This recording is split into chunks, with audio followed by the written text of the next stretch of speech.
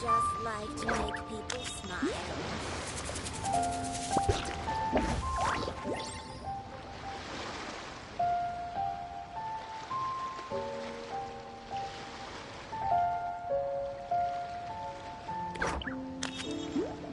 Try your luck betting on Jade?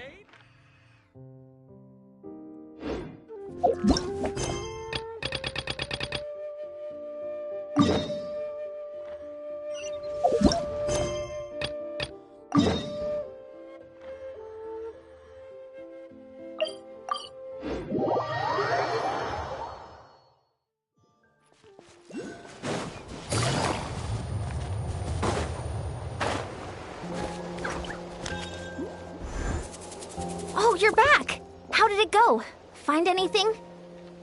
Nothing substantial, unfortunately. But we had the weirdest experience. So I take it that the war's still on?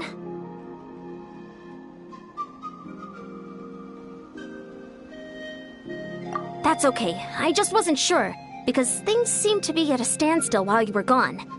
The Abyss Order hasn't attacked us, and since we don't know what they're planning, we haven't made a move either. In a word, it's a stalemate. The guards have been keeping watch around the clock, but for everyone else, you wouldn't even know we're at war. Huh. Really makes you wonder what the Abyss Order's thinking. I was wondering, Traveler, if you have the time, could you go and pay a visit to the guards?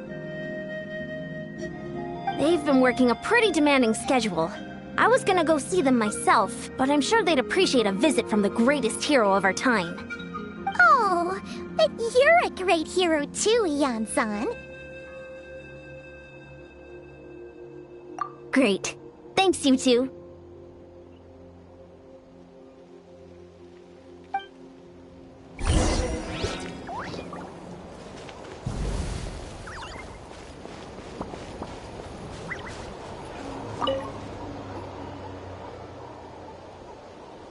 Wow! Tumaini, our hero. We've actually fought together before. You probably don't remember it, though. You do? Then it's truly an honor to serve alongside you once more. Thank you for standing guard this whole time. It's all good. Honestly, it's not been that much work. Haven't heard a peep from the enemy.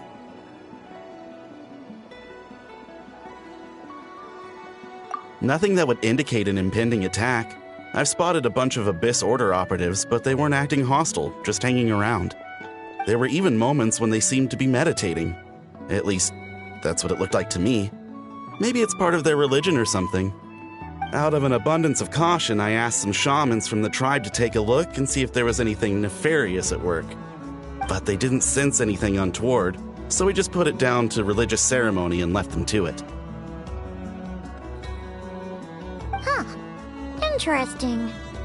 Oh well, the more time they spend meditating, the less time they spend trying to beat us to a pulp. Well, the shamans didn't raise any concerns, so how bad could it be? As far as I'm concerned, so long as they don't pose an active threat, they can do all the cult worship activities they want. Besides, as soon as everything's in place and we're ready for an all-out offensive, there'll be no match for us. Huh.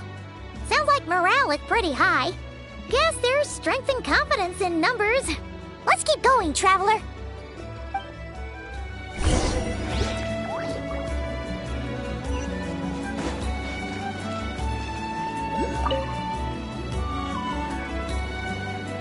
Huh? Is that Tumaini? What brings you here? Is this, like, a meet and greet? I wasn't... I'm so nervous. Hey, come on! You'd march to war without so much as blinking.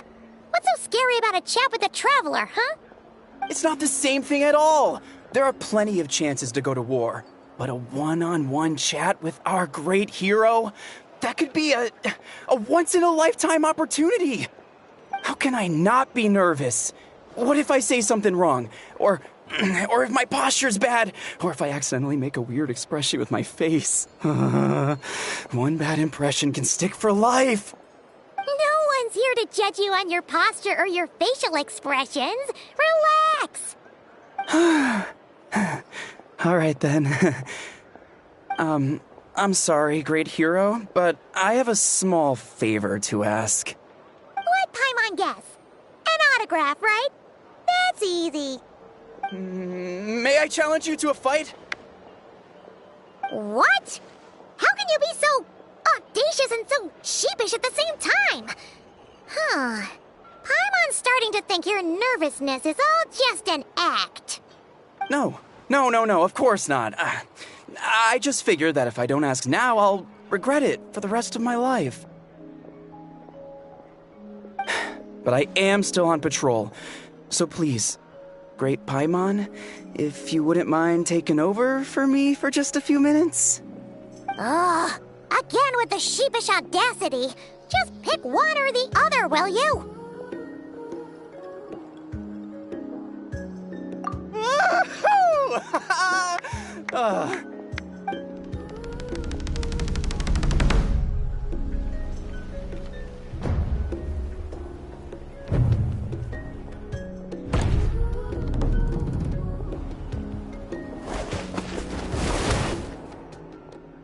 Obviously, I never expected to win, but until now, I didn't appreciate just how great the gulf was between us. I'll be bragging about the day I got to spar with Tumaini for the rest of my life. Today's really my lucky day. Ugh, Paimon can't keep up with you. Your tone has changed all over again. Now you've had a spar with the Traveler. What gives? Well, some people connect through conversation, but we warriors bond by sparring. And now that I've had a bout with the hero, we're no longer strangers. Nothing to be nervous about anymore. Okay. Well, to each their own. But Paimon's still gonna stick to conversation. Not at all. We haven't spotted any new enemy movements. As Paimon expected, nothing here either. Let's do another lap and get back to Yan-san.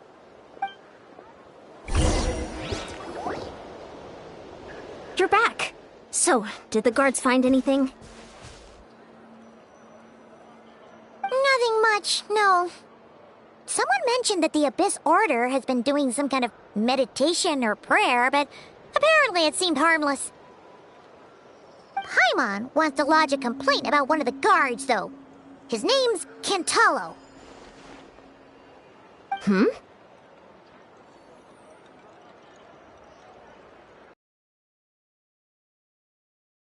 Traveler, you're back already? And no one thought to wake me up, huh? In fairness, you look pretty hungover. Can't imagine anyone wanting to wake you up in that state.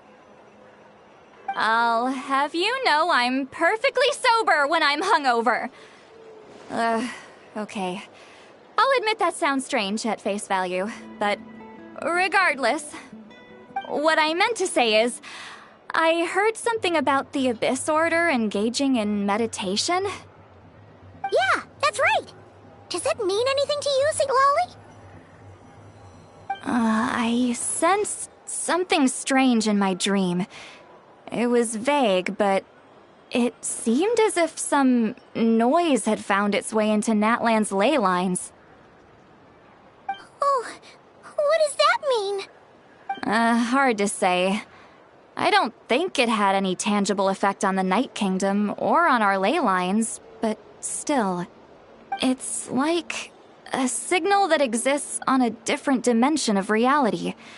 It might not interfere with ours or pose any detectable risk, but I just get the sense that something strange is going on. Oh, so even someone as familiar with the ley lines as you can't tell what's going on.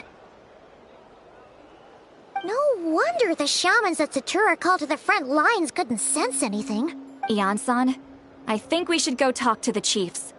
There's no point dragging this out. We need to take the initiative and drive the Abyss Order out of Natlan for good. If that's the Council of Granny Eatsley, I'm sure the chiefs will agree. But it will still take us some time to gather the required force. In war, adequate planning and preparation is the key to victory.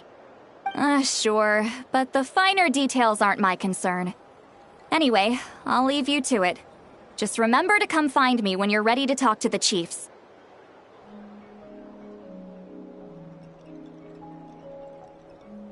Oh? Sure, what is it? Huh, you mean only select individuals can see them? Now that's a strange one. I guess they could be manifestations of a disturbed psyche? Or extreme negativity embodied in physical form? It could also be a simple case of dead monsters whose souls got stuck here somehow. Well, I say simple. Things quickly get confusing when you start looking into monster souls. For starters, trying to figure out which classification system to use is a real pain in the... Alright, we get it. Granny Eatsley's learning and wisdom knows no bounds. But could we just get the short answer? Hey, I was just thinking out loud. You really think I was just trying to flaunt my knowledge? Anyway, the short answer is... there are many potential explanations for the kind of phenomenon you describe. That said, it's not something I've ever encountered in all my years. Whew, wow. Okay. Well, if Granny Eatsley's never seen it, it might as well not exist, right? Hey, I'm not that old!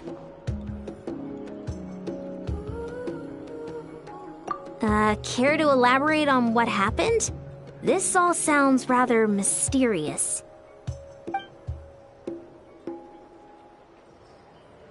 Really? You had to hold her hand to see the monsters? That sounds a little contrived. Huh? That's the part that bothers you? Maybe the point is more that it requires direct physical contact, whether that be hand-holding or otherwise. But that's neither here nor there.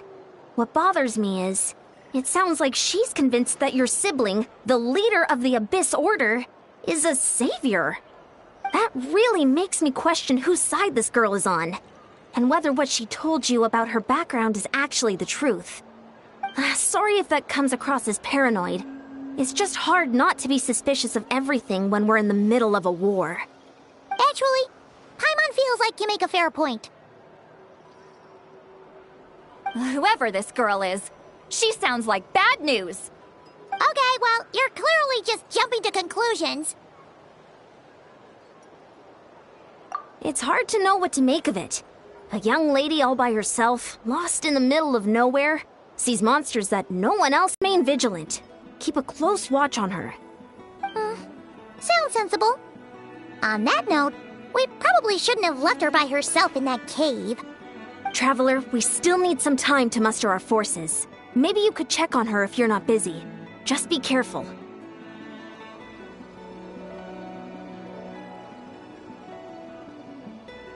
It's settled then. Let's go check on her.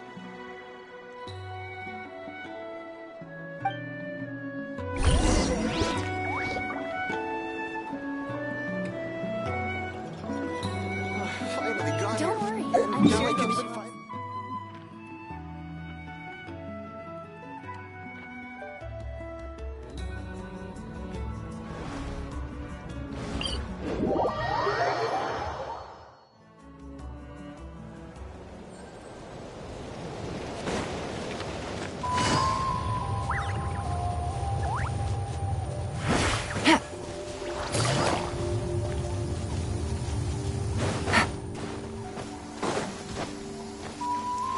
It's raining again? Oh, this isn't good. If the rain washes away the traces, it's gonna set us back a long way.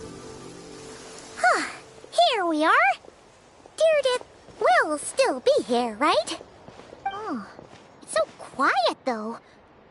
Uh-oh. What if Yansan was right?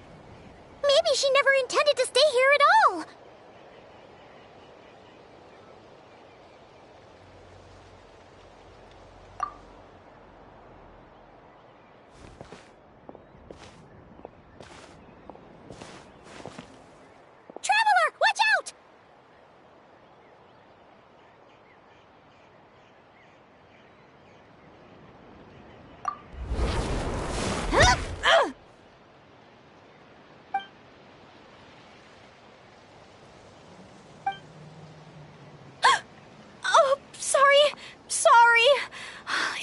was you!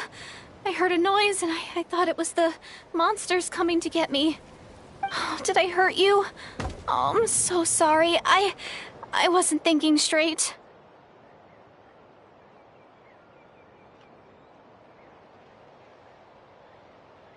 Phew.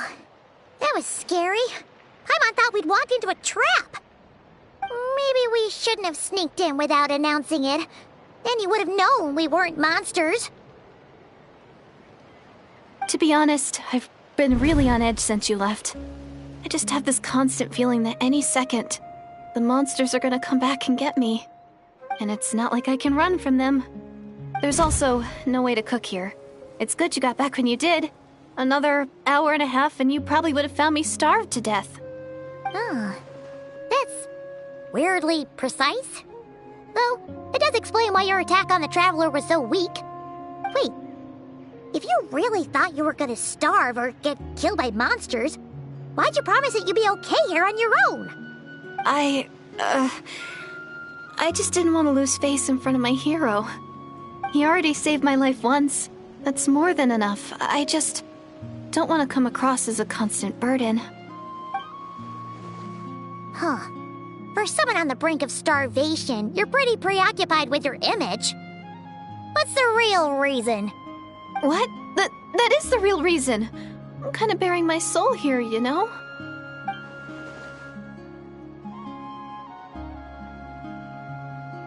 Anyway, so, could you make me some food now?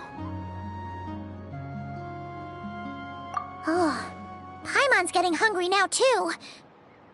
Go on, then. You can join us for dinner.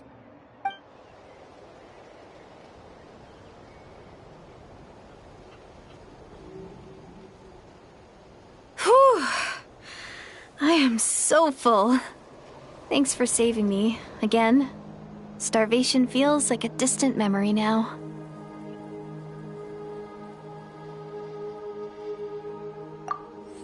Huh. You can really pack it away, Deirdith. Guess that explains how you had the energy to make it this far.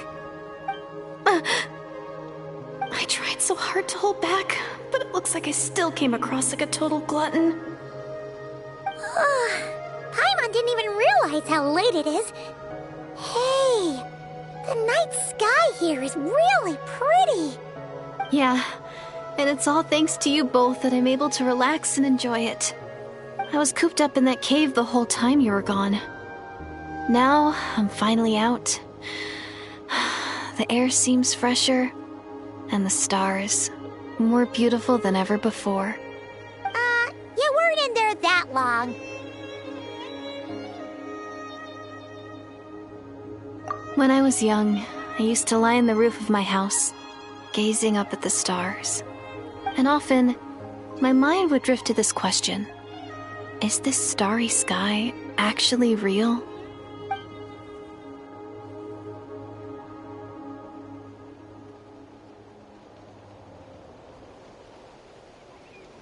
But my grandma would tell me, the answer to that question doesn't really matter. Think of all the people in our village who spend their entire lives here, she'd say. To them, that little village is their whole world. And so, if it's our destiny to live beneath this sky all our lives, then whatever may or may not lie beyond, this is our world.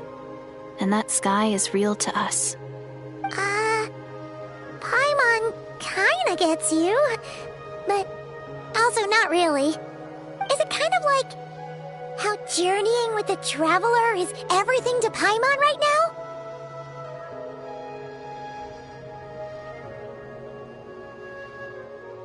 I really treasured my world for a really long time. The village was my everything. The houses, the scenery, stories I always loved to hear about the Savior. But I could never bring myself to agree with Grandma. Even if the village was my entire world, I still had to know what lay outside its borders. Yeah! Go you! So, I finally ventured out and set off on my journey to find the Savior. I'm going to make my world bigger, one step at a time. And I'm not going to stop until I've seen what's beyond the stars. Maybe then, I'll finally get an answer to the question I had as a child.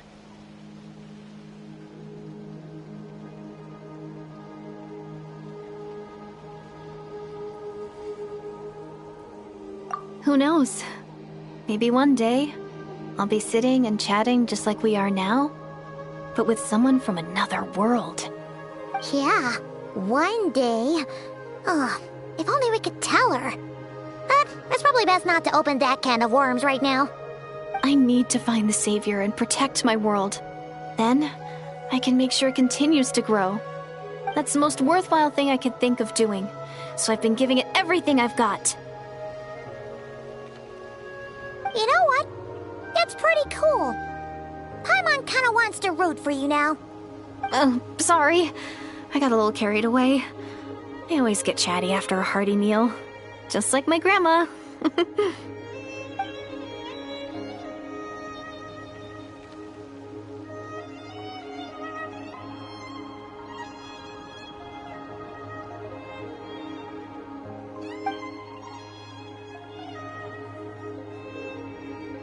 Hold on. Shh.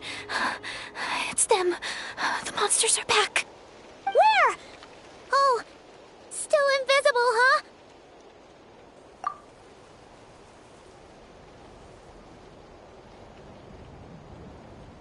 Can you see them now?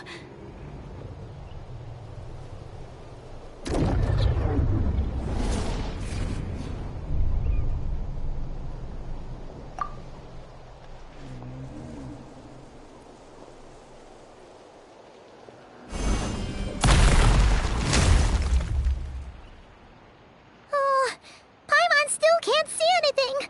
But please, be...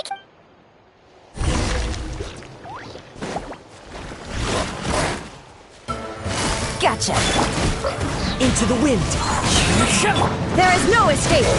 Clouds high, the birds call! The wind knows me. Things are about to get dicey.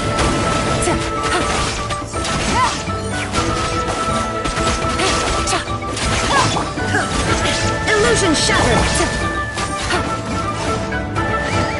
Quietly now. Busted.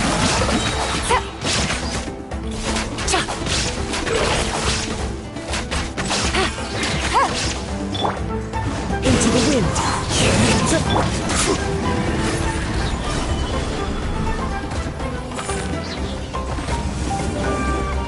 Order guide you.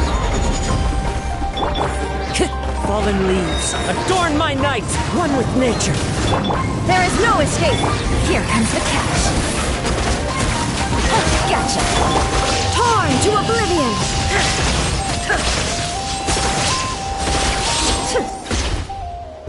Huh? Wow, that was fast. Did you get all of them? Oh, Paimon's slowly but surely getting used to the sight of you fighting thin air. You doing all right, Deirdith? Deirdith? Hey, it's okay. There's nothing to be scared of anymore. Oh, I'm fine. I just spaced out there for a moment. You... spaced out? That's a pretty bold move under the circumstances. I was just... the image of the Traveler fighting to protect me. I was trying to commit it to memory. Seems like the least I can do. All right. Whatever floats your boat. Anyway, there are no more monsters in the area, and it's getting late. Why don't you stay here tonight? Sounds reasonable to Paimon. What do you think, Traveler?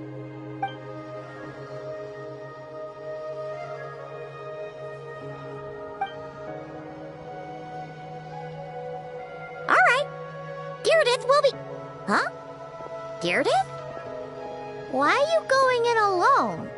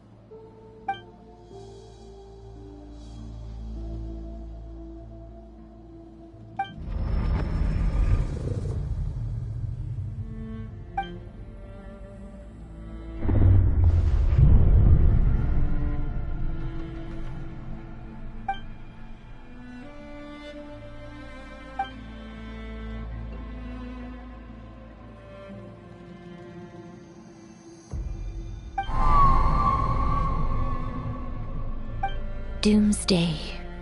A fitting name indeed.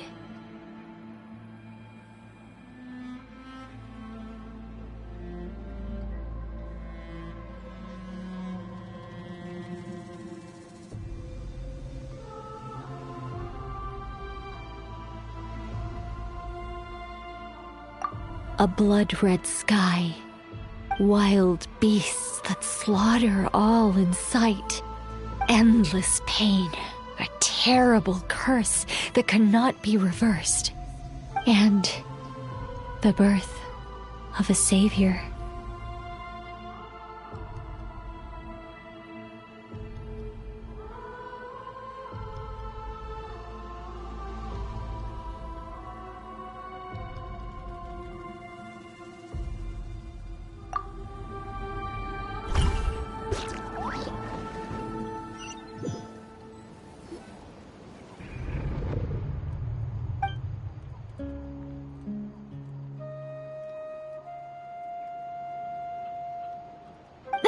You're awake! I'm sorry. I didn't mean to,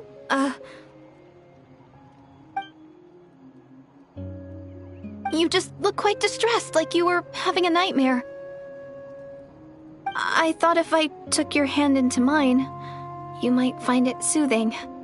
At least, that's what my family always did when I had nightmares.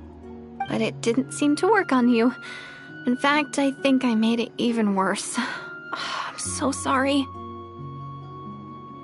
Oh, is that right? Huh.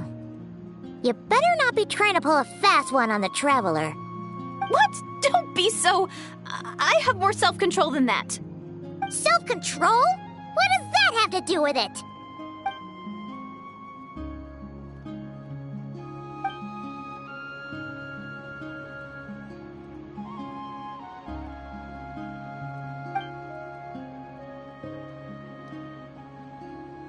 Ugh.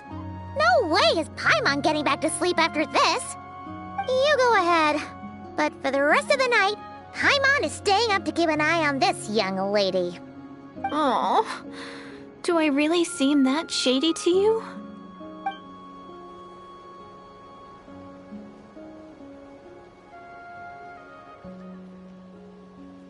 Well, Deirdith, there should be enough food for 3 days. Make sure you eat the perishable stuff first, so nothing goes to waste. You can't tell which stuff is perishable, right? Yeah, I can tell from the ingredients. Thank you so much for making all this for me. 3 days will definitely be enough time for my ankle to heal. Then I'll continue on my journey to find the Savior. All right, then we'll be off. Bye for now, Deirdith. See you? Wait! But if this is goodbye, how am I supposed to find you again? Oh, I mean, what if I find your sibling? How am I supposed to let you know? Ah, that's a good point. We share the same goal, but we're constantly on the road, so we've got no fixed address. How about this? When the time comes, you can just write a letter to Mawika. She'll be able to find us for sure. Mawika?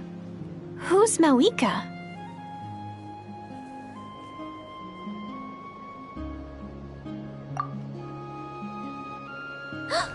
It's the Abyss Order! They're here! But it doesn't look like they're marching to war. More like they're... running away? Where? What are you talking about? A bunch of Abyss Order thugs! You don't see them? They're heading right this way! That's strange. I guess it's my turn to not be able to see the monsters.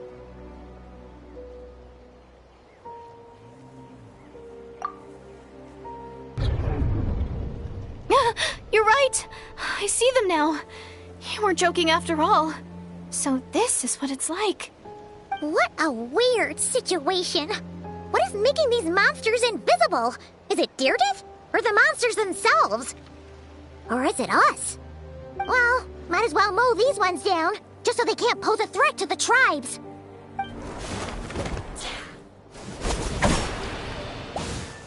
Woohoo! All done! Their morale seems super low. Guess they really were on the run, huh? So, there's no more of them, right? I still can't wrap my mind around this. Why couldn't I see them until you took my hand?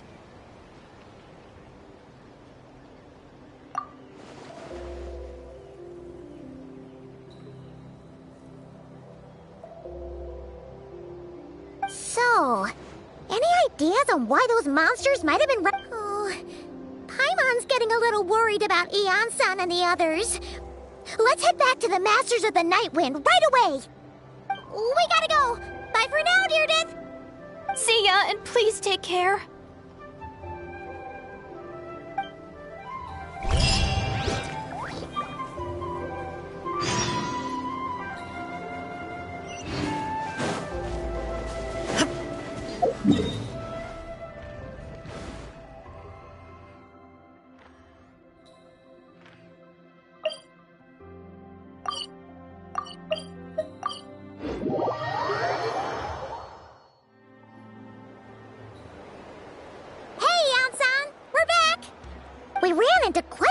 From the Abyss Order just now. Has something happened at the front? The front line has collapsed. Huh? But how? No, relax. Their front line has collapsed, not ours. Oh, feels like you could have phrased that more clearly at the start. But this is good news, right? Why'd you still look so serious? No, we're still mustering troops, nowhere near ready to go on the offensive. So at first, I was also confused about what exactly happened out there.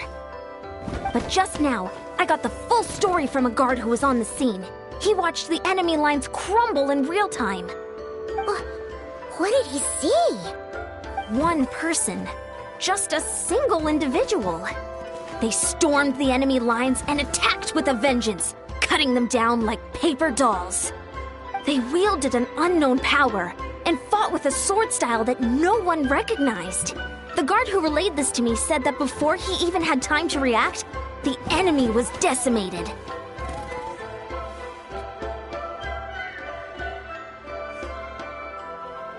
I'm only recounting what I heard, and I'm sure the guard in question must be exaggerating to some extent. But still, we have to identify this person. And assuming they're a neutral party, we'll need to figure out how to engage with them. Clearly they're a force to be reckoned with, so we don't want to come across as too weak or too hostile. It's quite a diplomatic conundrum.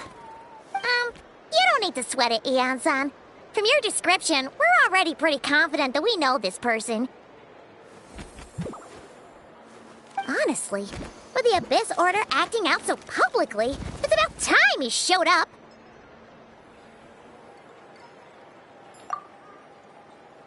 Dainsleif!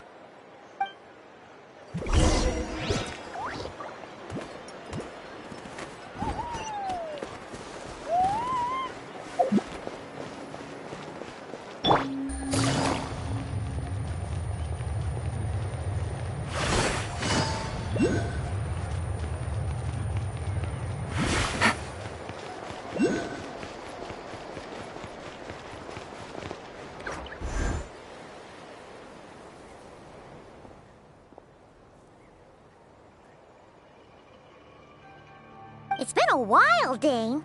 And yeah, after we heard what went down, we figured you'd shown up. You caused quite a stir, you know. Oh, this is a friend of ours from Natlan. Her name's Eon-san. She insisted on coming here to thank you in person. It is my honor, Mr. Dainsleif. Thank you for breaking the stalemate in our war against the Abyss Order. Natlan is fortunate to share a common enemy with such a mighty warrior as yourself.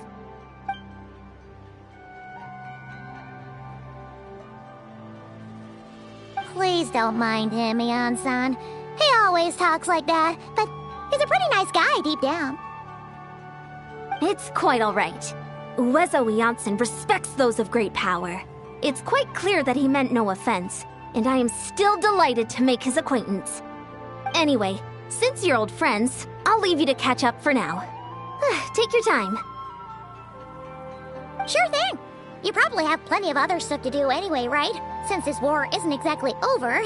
See you later, Ian-san!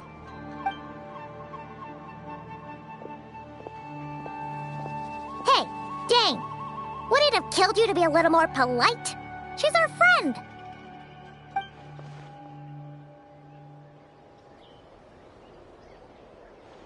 Ugh, so stubborn. But whatever. So anyway, Dane, do you have any new info about the Abyss Order for us? Any idea what they're trying to achieve with this war, for example?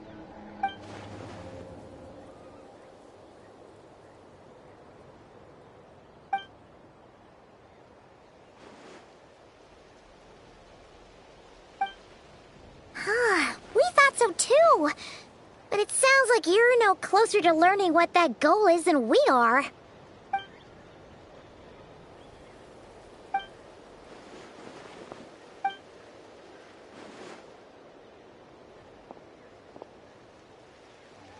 What do you think we should do?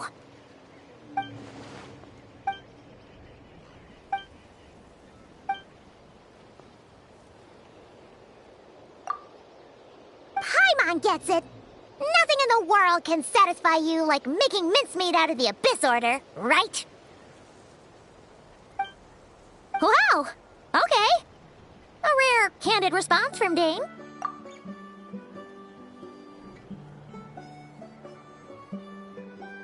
Well, actually, we found his sister's hibernation chamber key near the Collective of Plenty.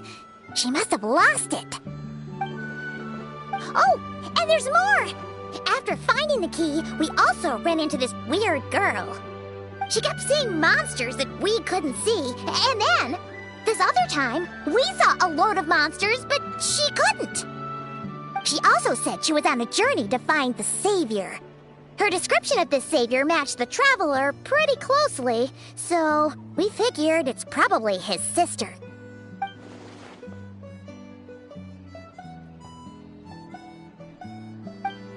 Yeah, that's right. Wait, wasn't his sister called the Princess, though? Where did this Savior thing come from?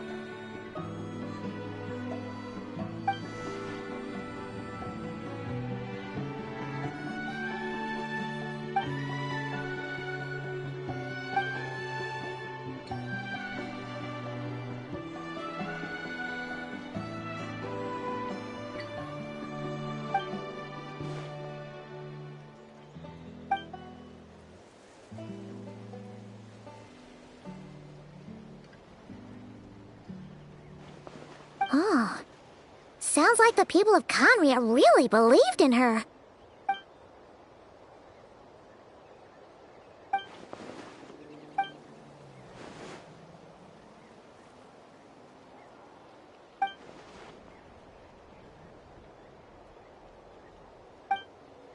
Ah, Paimon gets it now. So, a bit like Kaya, except she grew up somewhere more isolated? Still, that doesn't explain the invisible monster situation. Sure. Also, why don't you stay with us at the Masters of the Night Wind for tonight? You must be tired after all that fighting today.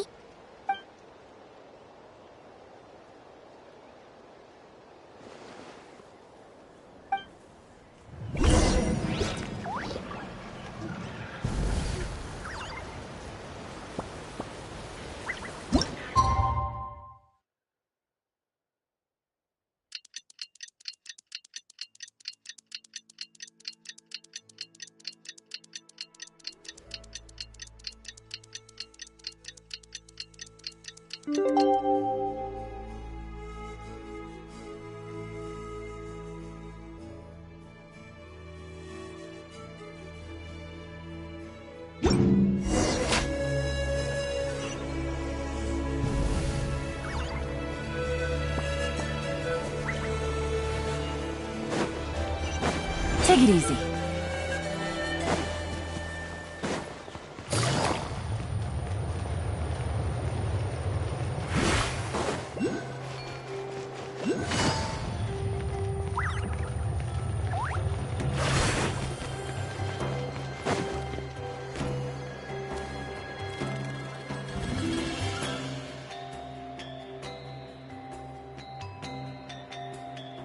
Is that Dane and Eon-san discussing strategy together?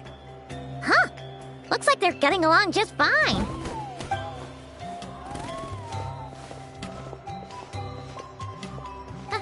Morning! What are you guys talking about? Ah, you're here. I have some good news to share with you. We just got word from the Scions of the Canopy. Their intelligence has reported that they've discovered the Abyss Order's headquarters in Natlan. After their front lines dissolved, the bulk of their forces fell back to that area.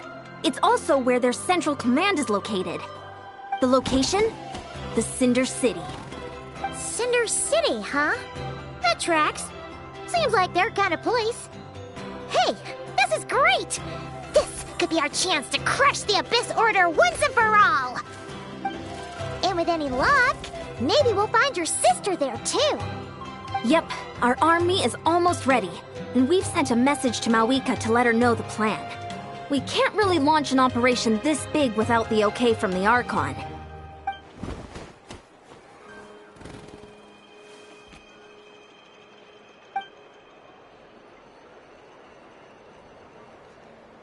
I've already explained my reasoning, Mr. Dainsleif. I understand your concern, but You're gonna go on your own? Come on, be sensible. Just wait a tiny bit longer, and you'll have a whole army going with you. It's all right. I support your decision, Mr. Dainsleif. Huh? Shouldn't you be talking sense into him? I admire his courage, and I believe he is strong enough to take on the Abyss Order on his own. And even if things don't go to plan, he just needs to bide his time until we arrive with reinforcements. Mr. Dainsleif, I wish you the very best of luck.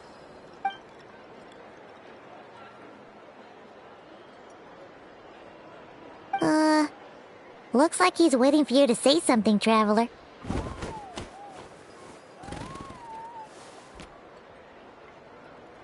Oh, for a second there, Paimon actually thought he was gonna brave it alone. And then he called his own bluff.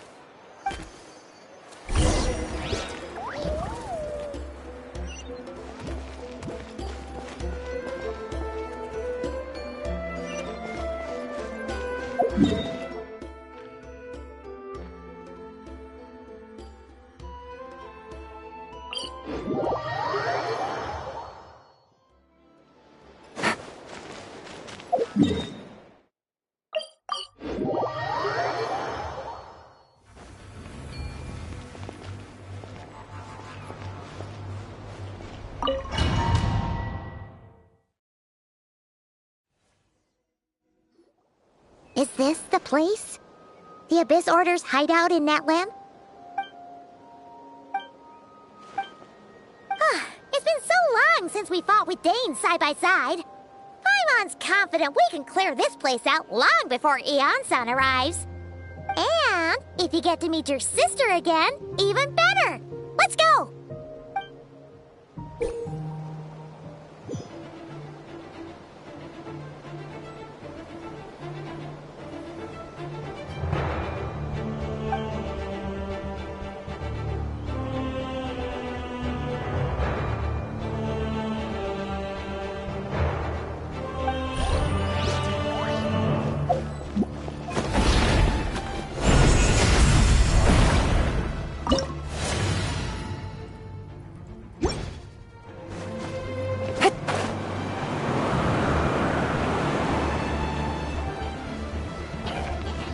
Illusion shattered!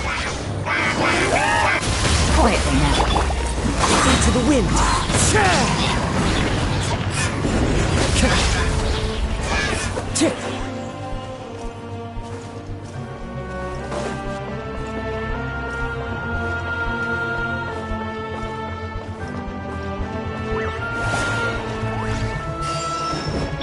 Shine down!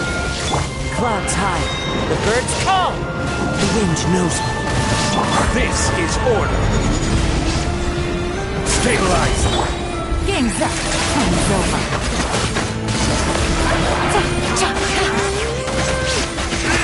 Order guide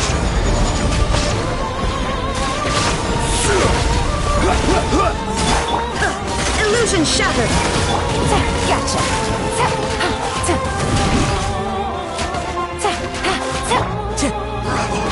nature. Gather! Here comes the cash. This is a very different battle from the one we fought with the Ansan.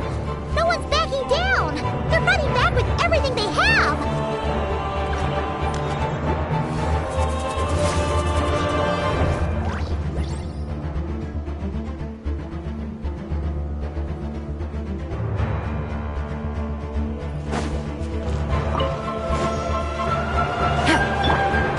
Behold! There is no escape. The abyss. One with wind and cloud.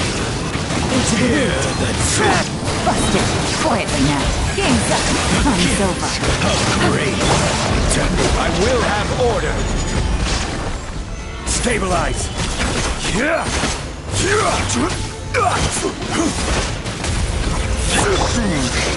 Shall endure.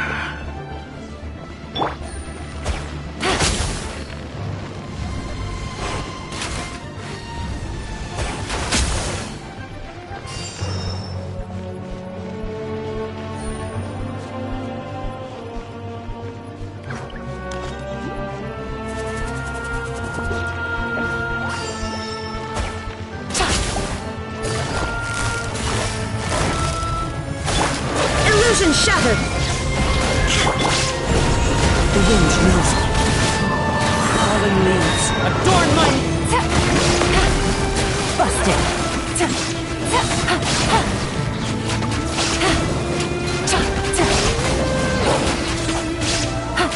Order guide you. Gather. Gotcha. Take it easy. There is no escape. Busted.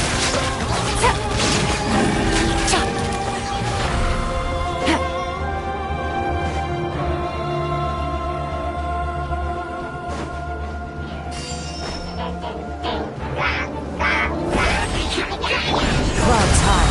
The birds call. One with nature. Days. A relentless spectre that haunts us. The abyss is all present. To flee is futile. To resist it, vain.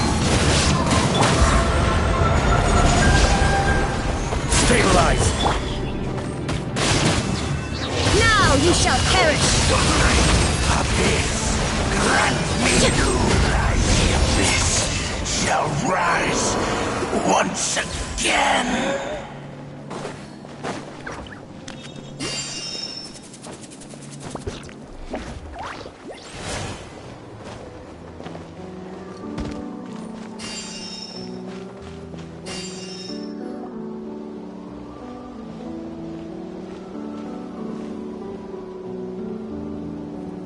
Twilight Sword Dainsleif. Is this really what you want?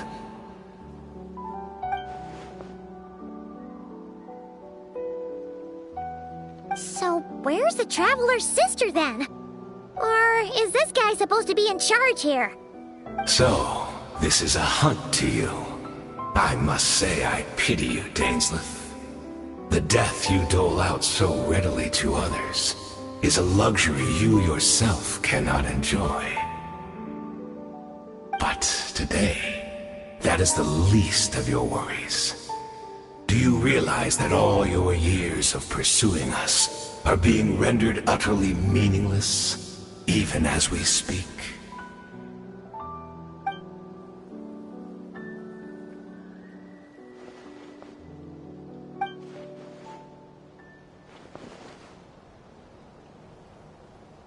Then allow me to be frank. As far as we are concerned, our princess has already won by other means. And I do not merely mean this battle. No. Her Highness has achieved something far greater. For today, the Abyss Order's greatest wish has finally been fulfilled.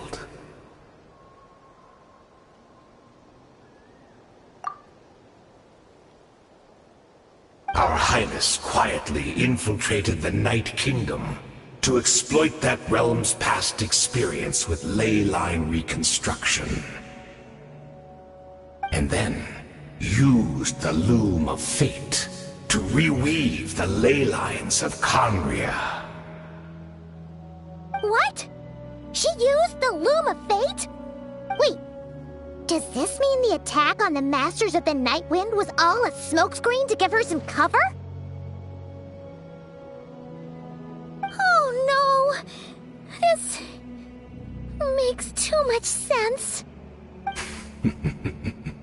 Correct. As of now, our homeland has been revived. And all of my comrades that you have slain, Dainsleif, they shall forget the struggles that have beset them these past 500 years, and begin their lives anew in a Conria restored to life.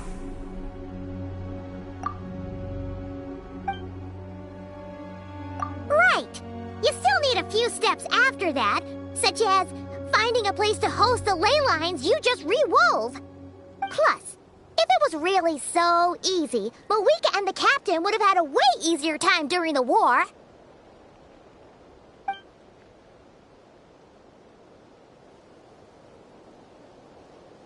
Oh, you poor fools. Clinging to delusions, even after the truth has been plainly revealed to you.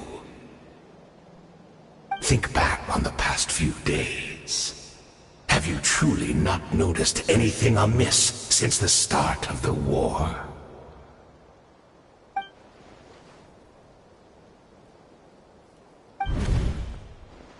I sensed something strange in my dream.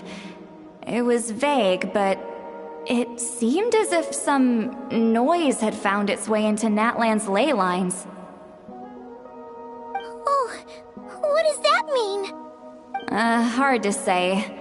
I don't think it had any tangible effect on the Night Kingdom or on our ley lines, but still. It's like a signal that exists on a different dimension of reality. It might not interfere with ours or pose any detectable risk, but I just get the sense that something strange is going on.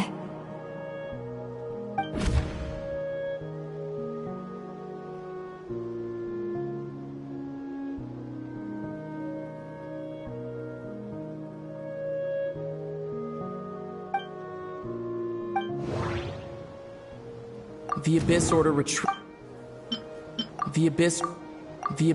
retreated. According to a guard station, I couldn't see the monsters that Diridith could see, and she couldn't see the ones I could. No, that... Wait.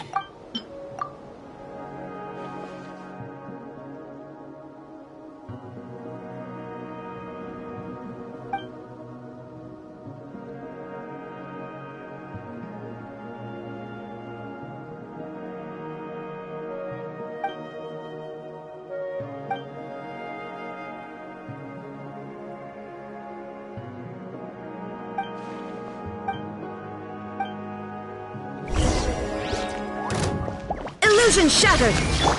Busted! Here comes the catch! Give in to the embrace of the abyss! And be baptized! Quietly now. Take it easy. There is no escape! Game's up. Time's up. Fallen leaves. Adorn my night! The wind knows me. Gotcha. Stabilize! Illusion shattered! Order guide you! Will not bring shame to the name of the abyss! One with nature. Here comes the catch. Gotcha. Clouds high. The birds call. Into the wind. Shine down.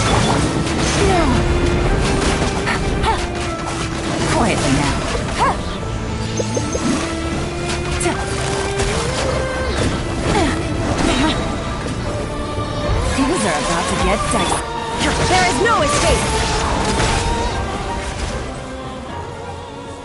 That should be all of them, right? So, we've destroyed the Abyss Order's headquarters in Natlan, but somehow, that didn't feel satisfying at all. Are you still thinking about what that guy said?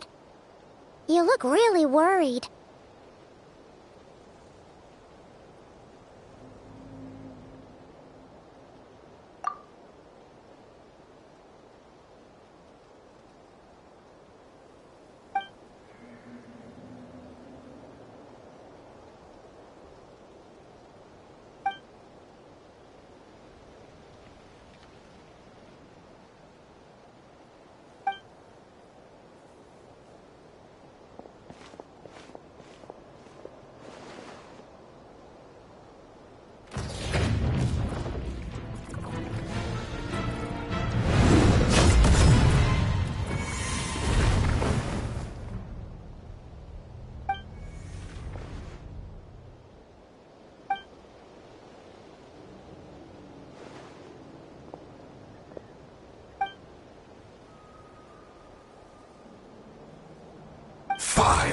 Years on, and you still refuse to address me as master.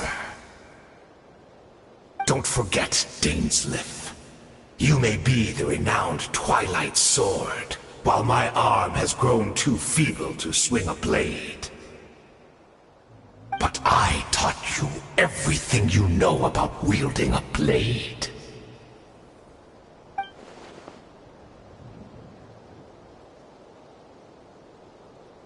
Be that as it may, under the circumstances, I see no further reason for us to fight. The curse of immortality means neither of us has a way to completely destroy the other.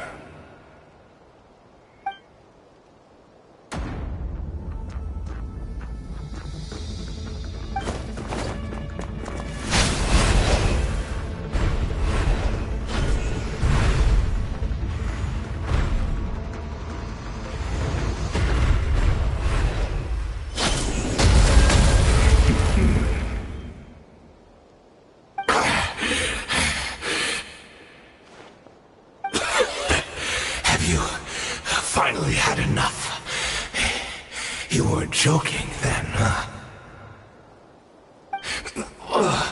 Never, in all my worst nightmares, have I experienced anything close to the pain of 100 deaths.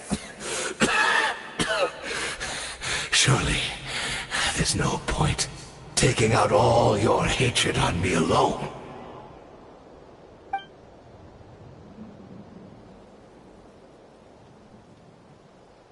All right, I believe you. Still, aren't you at least a little tired now? Why don't we sit down, perhaps? Chat a little, hmm?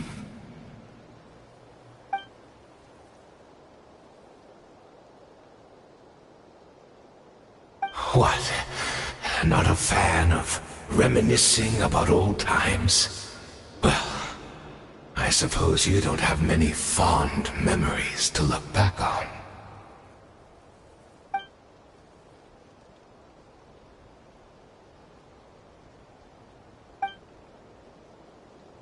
Indeed.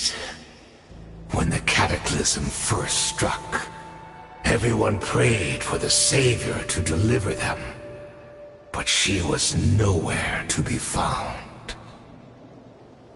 Yes, we knew that the great abyssal power within her had been divided up. Yet we still despaired at her choice to leave us. Still, I believe that everything she's doing now, including her regret over what happened, comes from a genuine place in her heart. And besides, who else can we place our faith in? We are proud Conrians, are we not? I mean, we can hardly turn to the gods.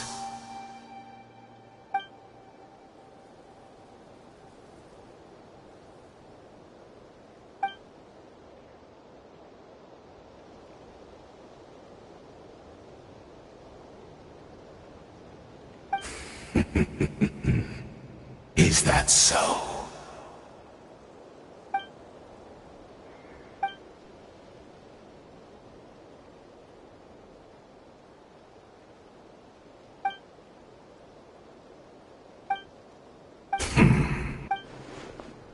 Oh, I'm sorry, Dainsleif. I would apologize to you for those actions, truly.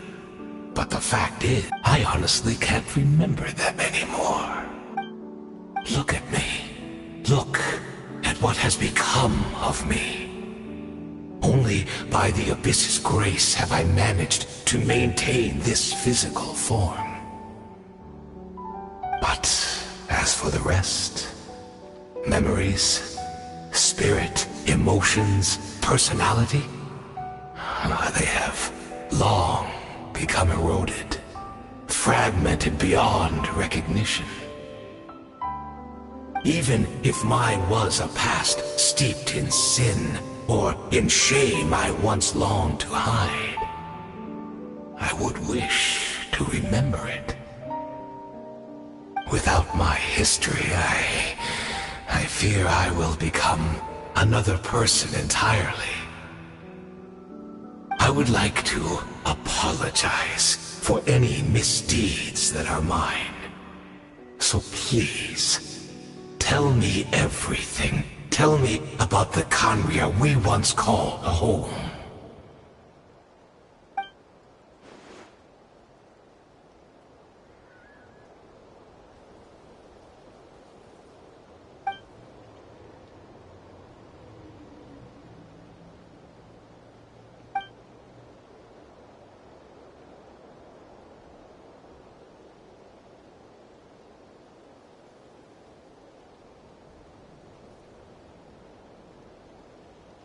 You seem to remember much. Could you tell me more about it? About our golden age?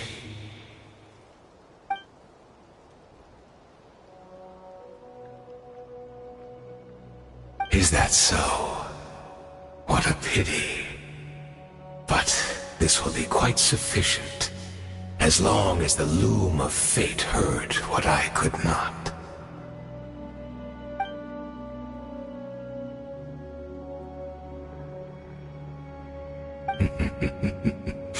I'm afraid I owe you yet another apology, Dainsleif. You were right. I lied to you earlier.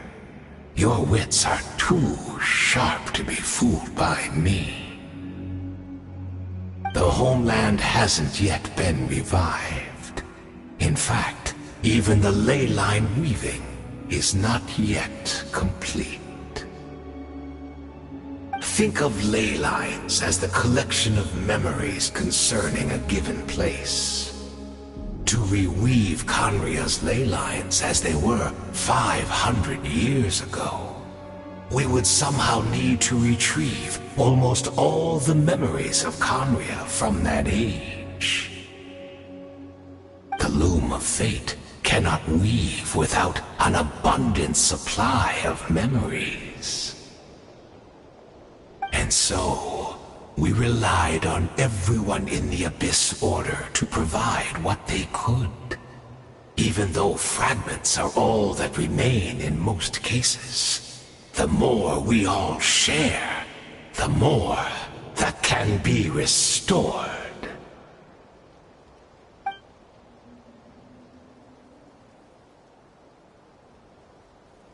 Indeed, we, a people in exile, stranded 500 years in the future, will weave our homeland anew and bring the nation of our dreams back into the real world. Ah, what a glorious undertaking! What a shame it had to take this long. After 500 years, most of our memories have faded, and a world woven from broken memories shall itself be broken.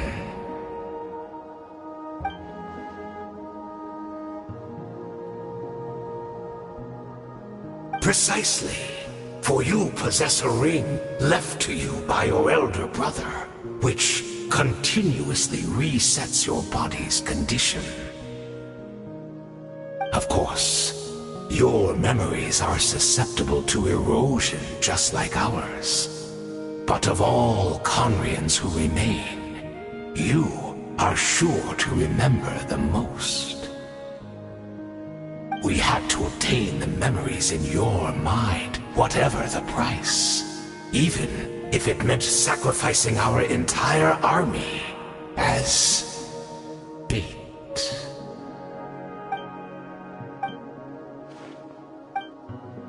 Perhaps, but that is the gamble our Highness has chosen to make.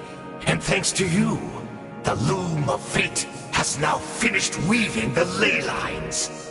New Conria is complete!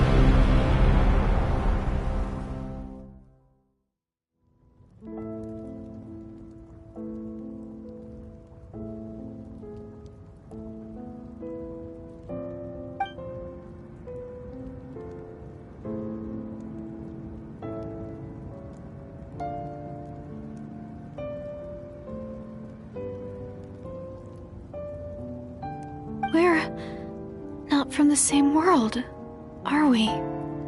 No. I come from your future. Wait, but that's great! That means the world isn't going to end. In that case, tell me, what happens to Conria? What happens to my homeland?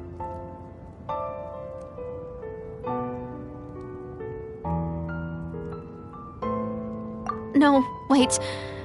Don't answer that. We can only fight for our future. If the future is unknown, I still believe the Savior can turn things around. I'll carry on looking for her, even if you're not there to protect me. Although, in a way, I've already found my Savior. It's you. You protected me, and I believe you can protect us all. You're the one who can change everything. It's just too bad that we're not from the same time or place.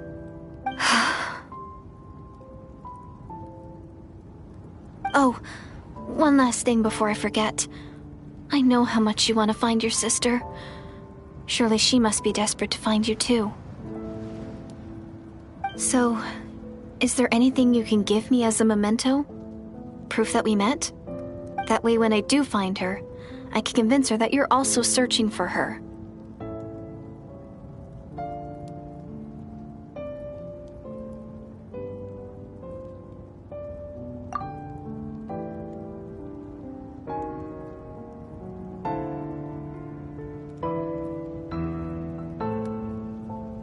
Huh?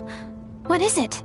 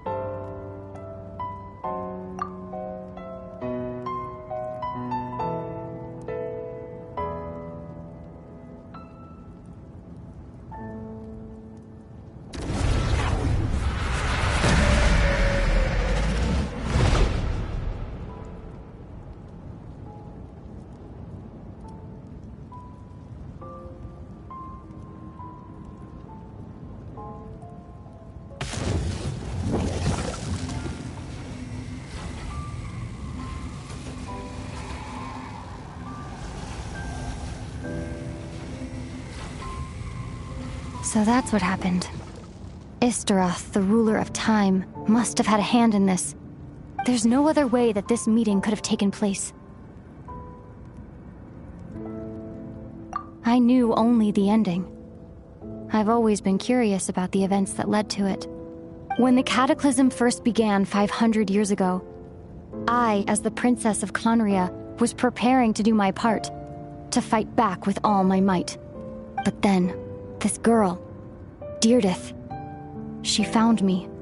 The irony was that even as she desperately begged me to save the world, she brought me news of you.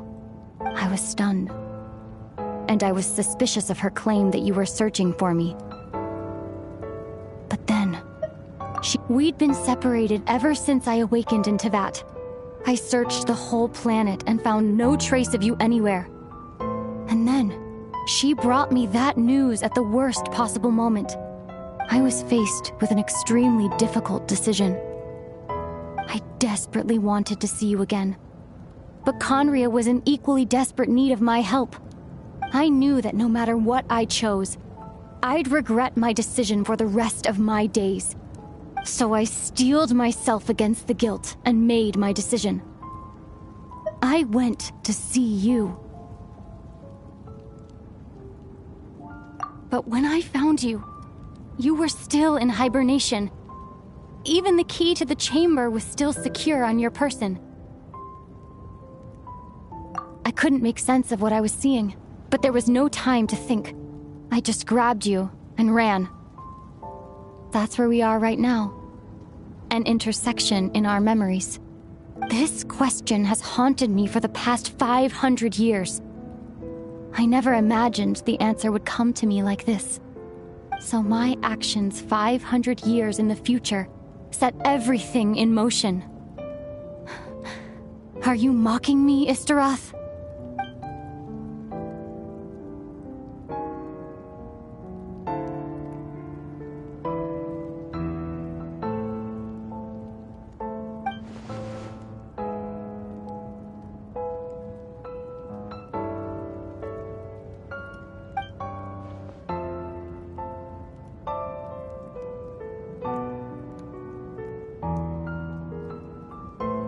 Not yet, but I've taken a very important step. Now, the ley lines of Conria are complete. I'd always thought that Tevat's ley lines were locked by the heavenly principles.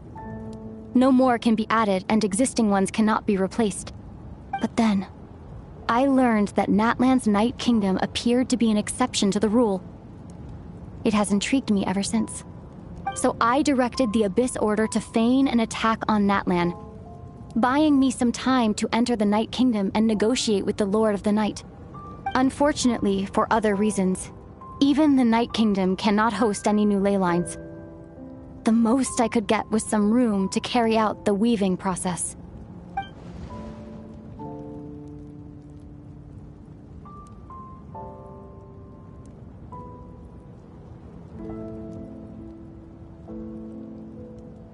Still, I received the Lord of the Night's permission and activated the Loom of Fate.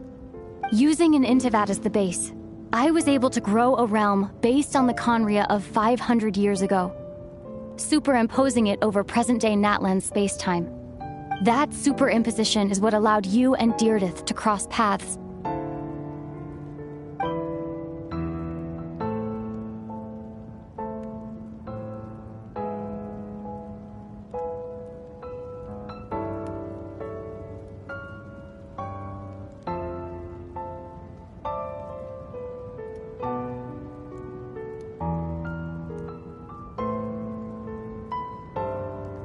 After that, the new Conria was enriched with memories of the old, drawn from the Abyss Order's members in their meditation sessions. With those memories as raw materials, and the superimposed realm as a template, the Loom of Fate finally finished its work. What I now hold in my hand is the Atlas of the New World.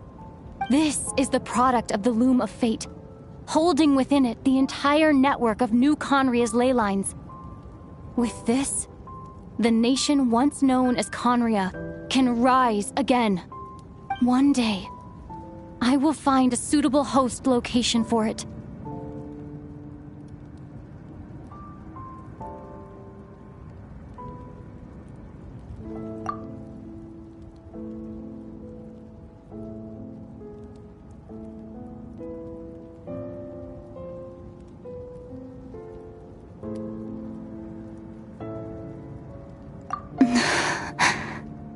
When I first arrived in Conria 500 years ago, my memory was completely blank.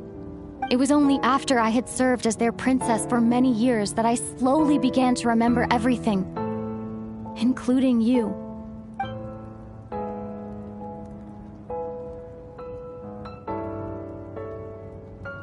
But recovering old memories didn't simply erase the part of my life I spent in Conria. I still see it as my second home. That is why my guilt weighs so heavily on me. But even so, that only constitutes part of my motive. More importantly, if I wish to speak with the heavenly principles as an equal, I will need the might of an entire world behind me.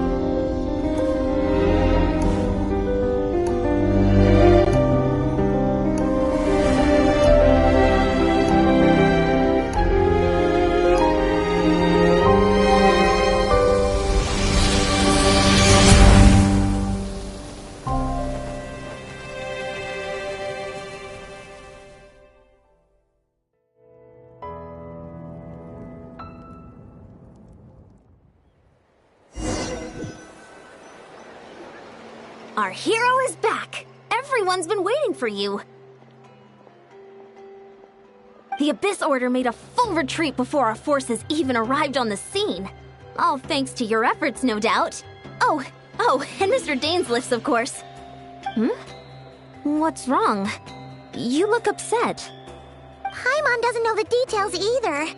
The Traveler just disappeared after taking Deirdre's hand. It was like they got sucked into another world. Paimon was looking all over for him, and then he suddenly reappeared, right back in the same spot, but looking a lot more glum.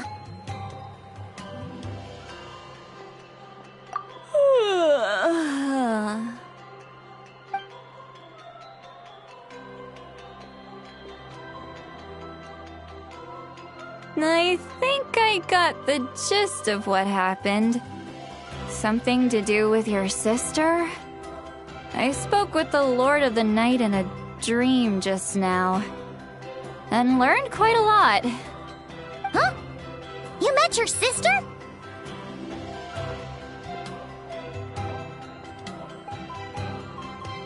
And you didn't...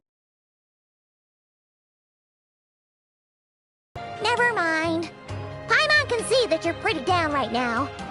But let's go over everything later, alright? What your sister accomplished? It all but defies comprehension. I was stunned when I heard about it too. But what surprised me the most was that the Lord of the Night actually chose to allow it.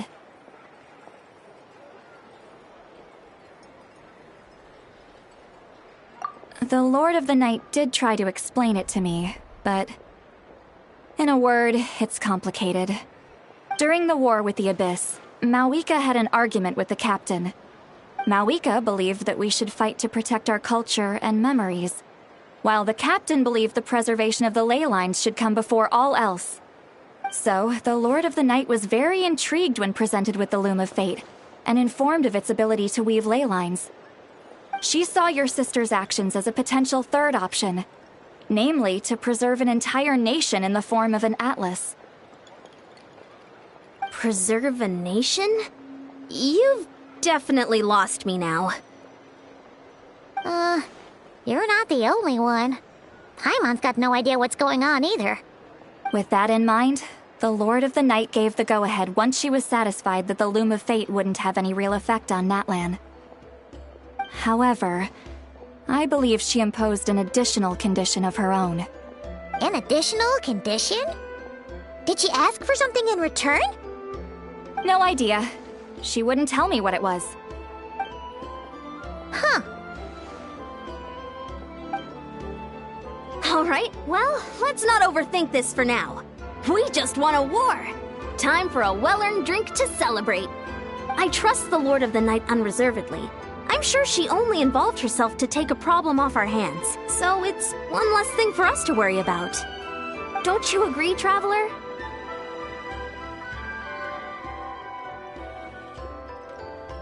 Come on, let's head back to the Collective of Plenty. Oh, Veressa should be there too. We'll treat you to a real feast.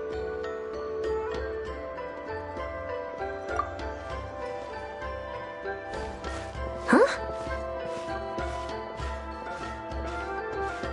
Ian-san, leave him be. This might be hard to understand for an extrovert like you, but some people need alone time to recharge every once in a while. Traveler?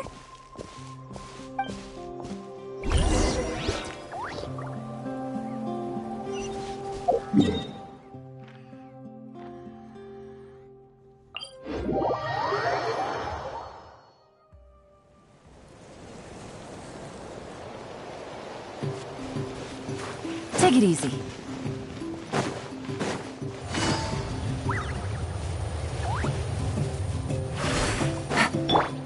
The wind knows me.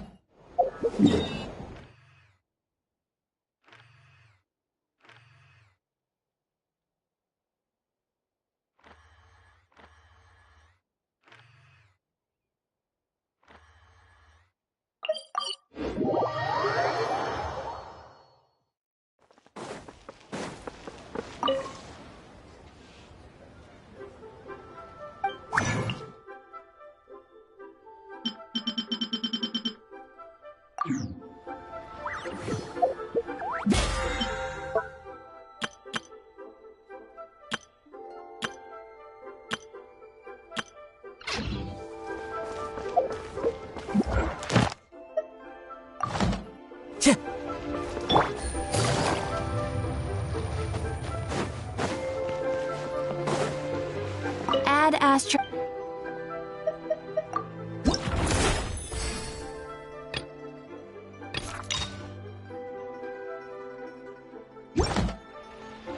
Add Astra. Thank you for Add Astra.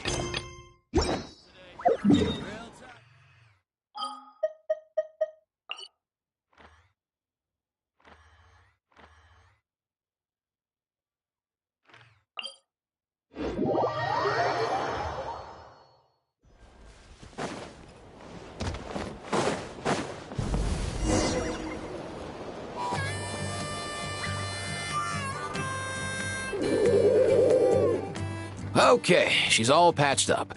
Where did you say you found her? How'd she get wounded so badly? Just on the beach not far from here.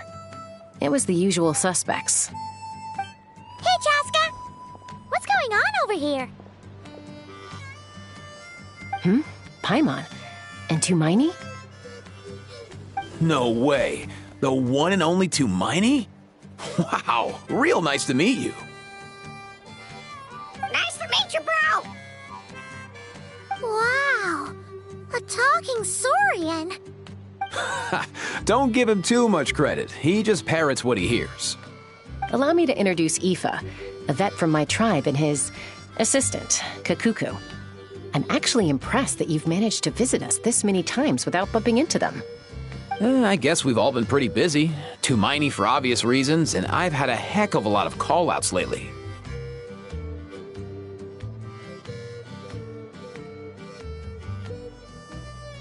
Yeah, thankfully Chaska got her to me in good time, so I think she'll pull through. She was attacked by secret source automatons. I was on patrol nearby, so luckily for her, I was able to get her to safety. The automatons weren't so lucky. Oh, them again, huh? What is it with those maniacal machines? I'm getting real tired of their antics. Real tired, bro! Real tired! Secret source automatons? That's strange. We've come across those before, but definitely not around these parts. Yeah, who knows what's gotten into them recently.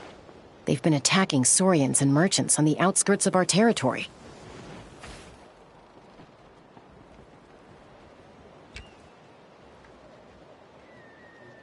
No need. You've already done plenty by getting the Abyss off our backs. Without them draining our resources, our warriors can handle these rust buckets no problem. Besides, like our ancestors used to say, one's own nest is one's own to protect. We can't go dumping all our problems onto you. Come on! What happened to birds of a feather? We're your friends! Plus, we'll be leaving for Notcry soon, so, you know, while we're still here... Huh, fair point. It's been a while since we got to fight together. One last hurrah then, for old time's sake? We could hit the beach. The automatons have been pretty active there lately. Awesome! Let's go! Let's go! If hunting down war machines is just sport to you, you guys really are built different. Still, guess I should tag along too, just on the off chance someone ends up getting carried away. No way, bro!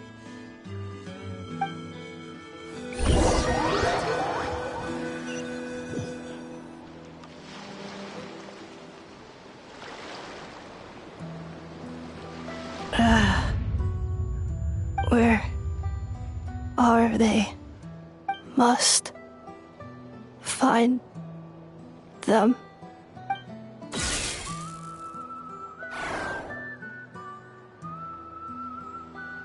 Traveler. Paimon. Then return home.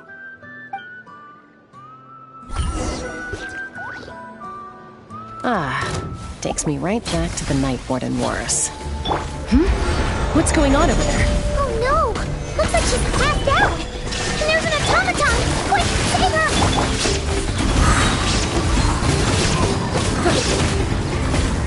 Time to go. Illusion shattered! Busted! Fallen leaves, adorn my night! Stay focused! This is the end!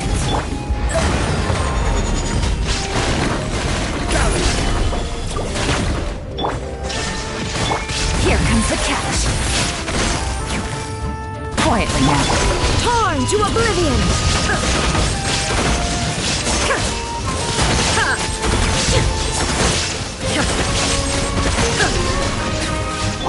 I will have order. Gotcha. Aoife, how's it looking? Is she badly hurt? Hard to say. You might want to see this for yourselves.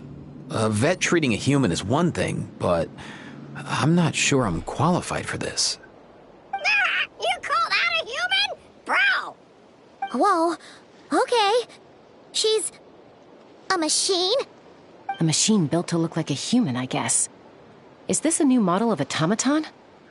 Return home. She spoke! Paimon. Traveler.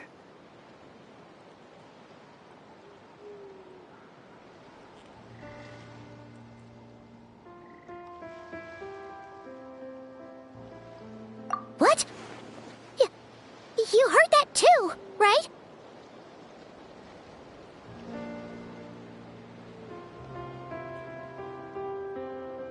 Oh, take a look at this. I found it on the ground next to her. See the picture on top? That's you guys, right? Really? Wait, a blonde person with a white balloon? That can't be right! You bet, bro! There's also a cipher disk on it. I guess it needs a code to unlock it. We have two gunslingers here. Can't we just blast it open? Yeah, I wouldn't risk it. I've seen the Scions of the Canopy use similar devices when they're sending confidential messages.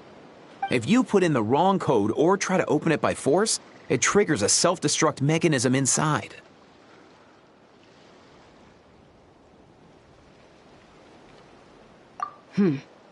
Sure looks that way.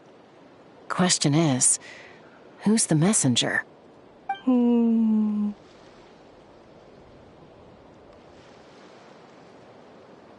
So, we gotta revive a high-tech humanoid and crack open a cryptex. I only know one person with that kind of expertise. Shall we? Sounds like a plan! Time to head to the Children of Echoes and find Shilonen! You bet, bro!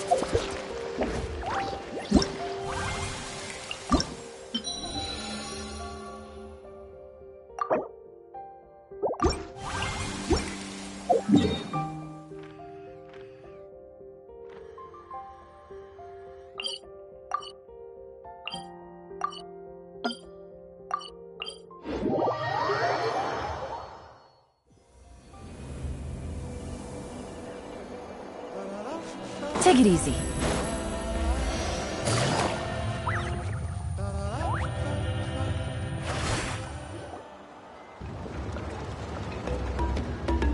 Do you know if Shilonen is... Oh, you're up. I figured you'd be taking a nap at this hour. Oh, yeah, perfect. First Moika, now Chaska. Did you come all this way just to make fun of me? Whoa, what a mess! You, looking for something? Well, I have those secret source automatons to thank for all this. Mawika wants me to come up with a solution. It's like she thinks I'm a miracle worker or something.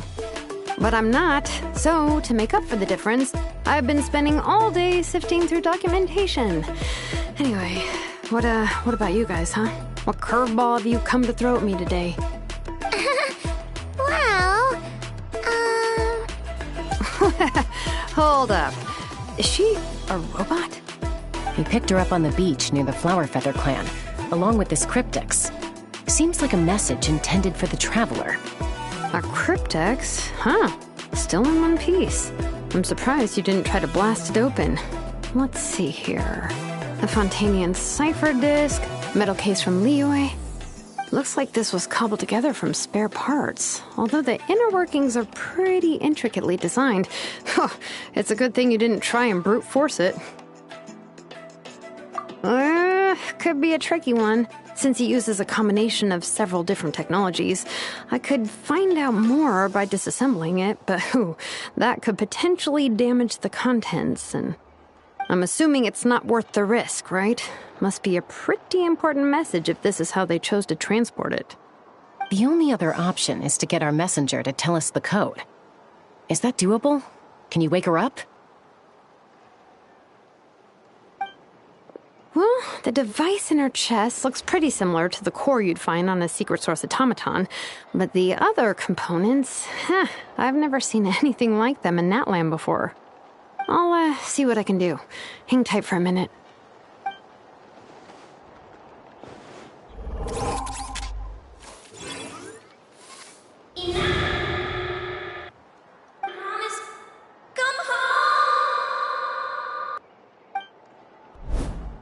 She woke up!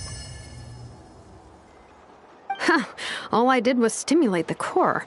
I did not expect that to work.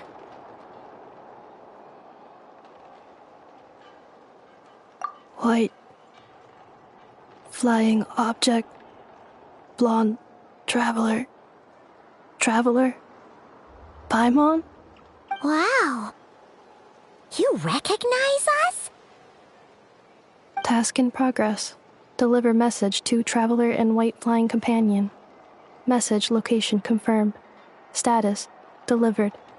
You're pretty smart for a robot. Can you tell us the code for the message? Code? Oh, maybe not so smart after all. A code? You know, like a number that you put in to unlock the message? Memory. Missing. What? Memory missing? Yeah, there's always a snag. Is there anything else you do remember, besides these two? Name. Memory missing. Oh, not again! Why would her memories be missing? Can robots even get amnesia? You said something about returning home earlier. Where's home for you? Any memories about that? Return home. Task in progress. Memory missing. Oh, so that's it then. Her memories are gone for good? Not necessarily. Judging by her reaction, it's possible that her memory integrity isn't compromised, just locked behind an isolation mechanism. Yeah, but what does that mean for us, though? In words we can understand. It means she hasn't lost her memories. They're in there somewhere, she just can't access them right now. Like, when you know something, but the harder you try to remember it, the more it gives you a headache. Is that what's going on? Finding near synonyms for headache. Cognition module. Pain. Correct.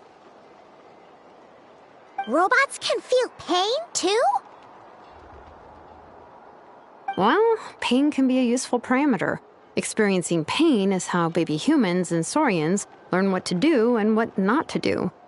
In a similar vein, I've heard that a lot of highly autonomous machines are designed with negative feedback mechanisms for behavioral regulation. Whoa, slow down. Could you simplify that for Paimon?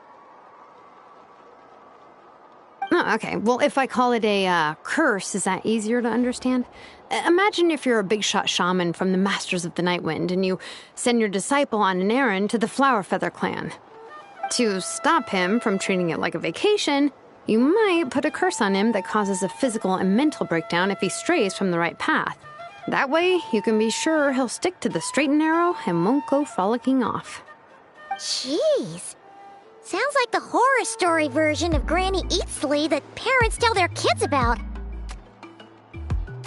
The point is, manufacturers often hardwire restrictions like this into autonomous machines to make sure they operate as intended. Yeah, but why would you curse a machine to lose their memories? What purpose could that possibly serve? In her case, all it's done is make it harder for her to complete her tasks. Task failed. Sincere apologies.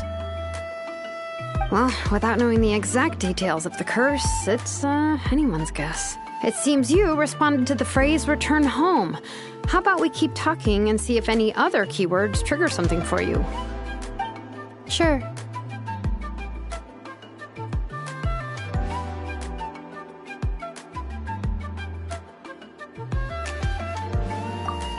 I'm alright. I have assessed the pain level as tolerable. I must complete my task. Hey, Traveler, have you ever seen a humanoid machine like this? Anywhere else you've been?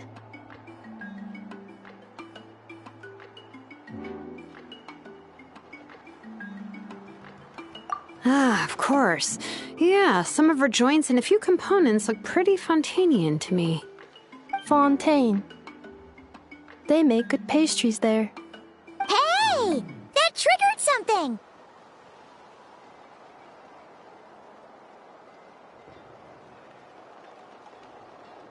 Hey! Never mind that. So, is Fontaine your home? No. Oh, okay. Well, that's one promising lead nipped in the bud. You mean her hairpiece? Oh, yeah, I think I know what you mean. What do they call them in Mondstadt again? Mondstadt. The maids there are very hardworking. That's it! A maid! Although, as far as Paimon's aware, the maids in Mondstadt are all fully human. A maid. Okay, that would explain a lot of the internal design choices. So, you're from Mondstadt then? No. How come she responds so much faster when the answer is no? Natlanese core, Fontanian joints, Mondstadt hairpiece. Maybe no single nation is her home. She's just like the Cryptex in that sense. A mishmash of parts from all over the world. In that case, where exactly is home to you? Is it where you were built? Where you live most of the time? Or a place you can always come back to? Home is just home, isn't it? Okay. Feels like this is getting us nowhere. Any other ideas, Shilonen? How do we get her memories back? If her cognition is impaired, maybe her body is the place to look. I found a lot of interesting things when I was examining her just now. Do you remember this little robot? Apparently, you were together when they found you on the beach.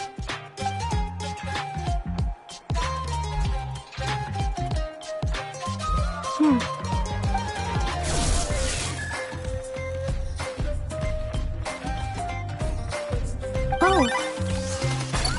Nice! So you remember how to switch it on. Now, could you try doing something similar to your right arm?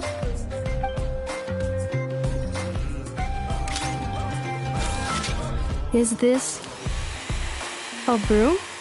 Wait! She really is a robo-maid? Wow, very good indeed.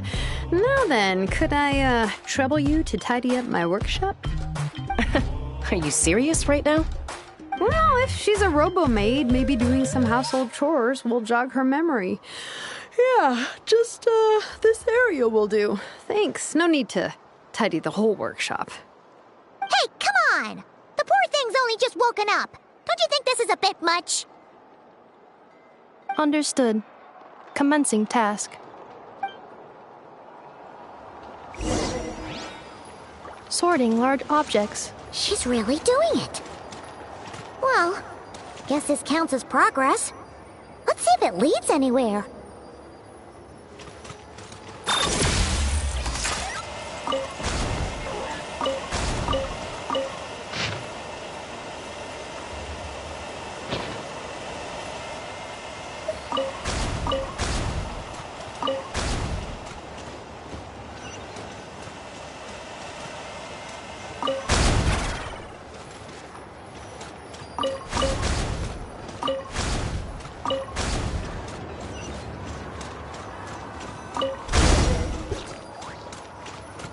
Cleaning floor.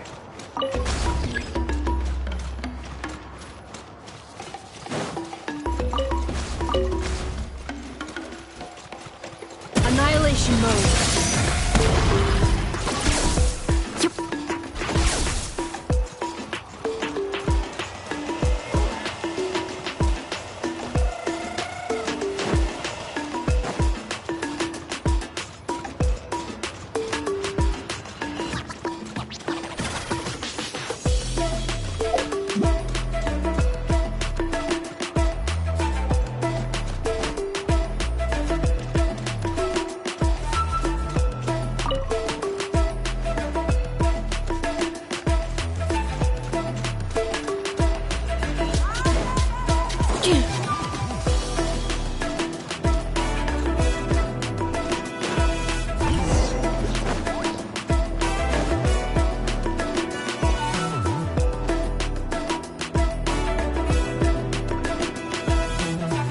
Shilonen is... Oh, you're up. I figured you'd be taking a nap at this hour. Oh, yeah, perfect. First Mawika, now Chaska. Did you come all this way just to make fun of me? Whoa, what a mess! You, looking for something? Well, I have those secret source automatons to thank for all this. Mawika wants me to come up with a solution. It's like she thinks I'm a miracle worker or something. But I'm not, so to make up for the difference, I've been spending all day sifting through documentation. Anyway, what about you guys, huh? What curveball have you come to throw at me today? Well, Hold up. Is she a robot? We picked her up on the beach near the Flower Feather clan, along with this cryptex. Seems like a message intended for the traveler. A cryptex? Huh. Still in one piece. I'm surprised you didn't try to blast it open. Let's see here. A Fontanian cipher disk, metal case from Liyue. Looks like this was cobbled together from spare parts, although the inner workings are pretty intricately designed. It's a good thing you didn't try and brute force it.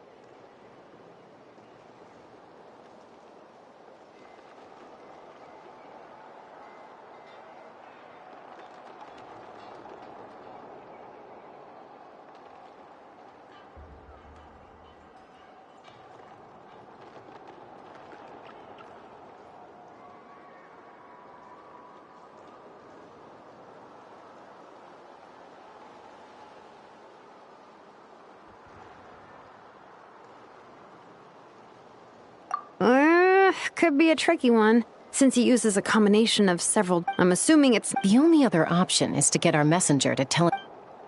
Well, the device in her chest looks. I'll see what I can do. Hang tight.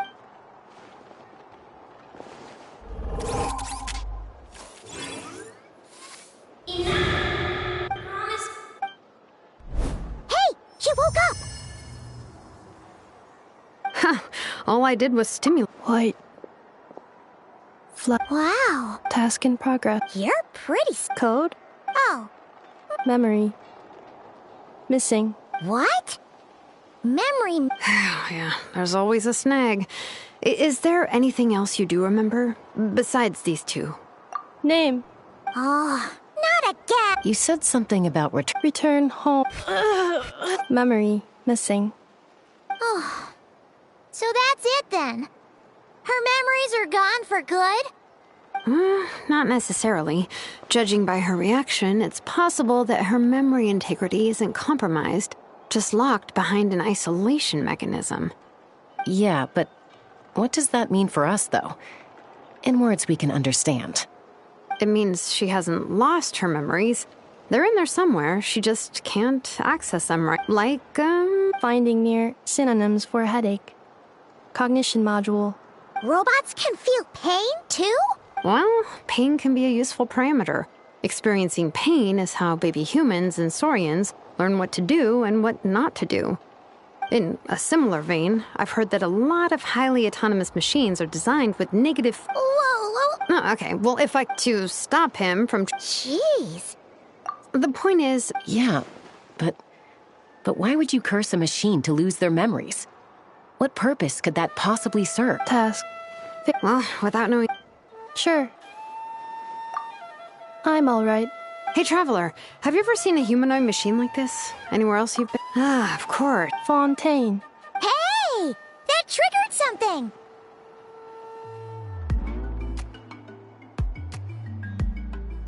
Hey! Never mind that. So, is Fontaine your home? No. Oh, okay. You mean her... Mondstadt. That's it! A maid. No. How come she responds? Natlan's cool. She's... In that case... Home is... If her cognition is impaired, maybe her body is a place to... Do you remember this little robot? Apparently, you were together when they found you on the beach.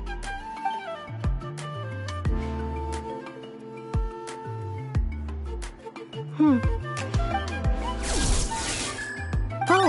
Nice.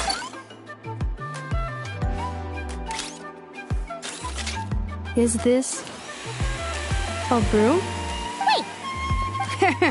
Wow, very good indeed. Well, if she's a robo-maid, maybe doing some household... Hey, come on! Understood. Commencing task. Sorting large objects. She's really doing it. Well, guess this counts as progress. Let's see if it leads anywhere.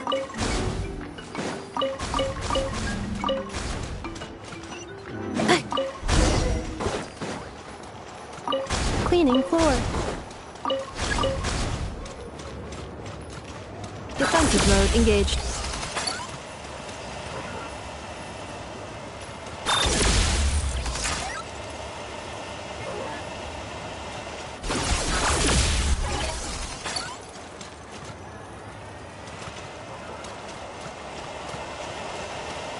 Cleanup sequence initiated.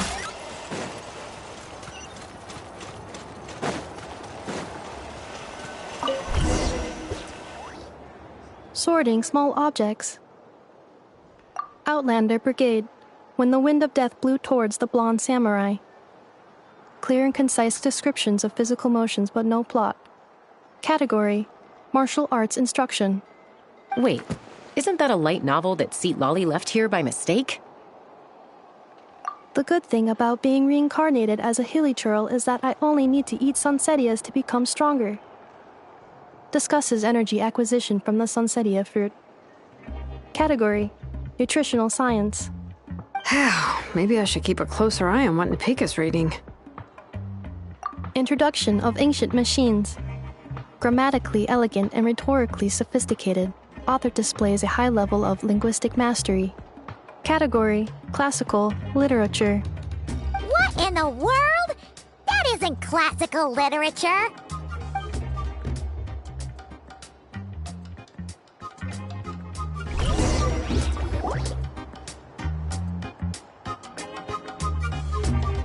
She's finally done. Huh? Is that a woven scroll down there? Oh, looks a little dirty. Could you clean it up? Understood. Cleaning woven scroll.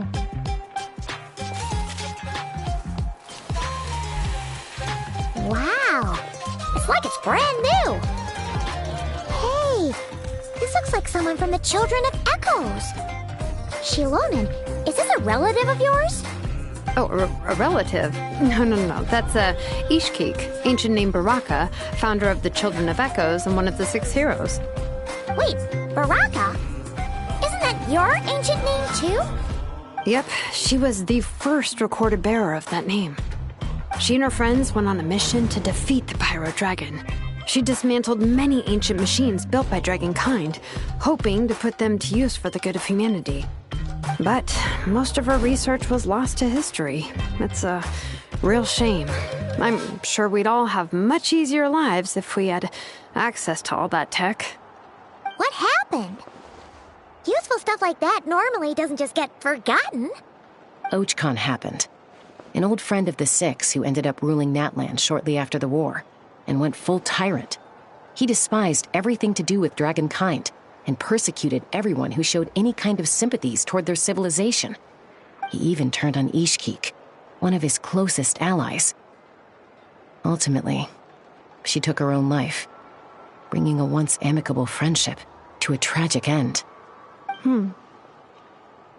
Ishkik burned her workshop to the ground to make sure Ochkon couldn't get her hands on it. That's the reason most of her research is lost to history.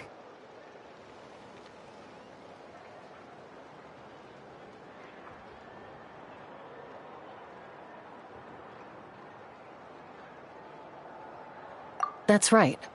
One of her friends managed to preserve a small amount of her work. The other person you see on that woven scroll, the same person I inherited the ancient name Vuka from. It was said that she was raised by a dragon mother, then went on to found the Flower Feather clan.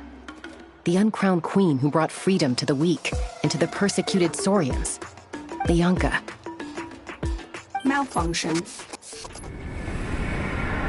This is not the way. This is not where you belong. Malfunction who betrayed us all. You dare seek a place to belong?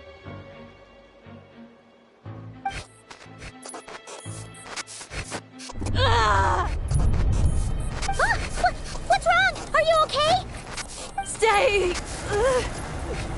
back!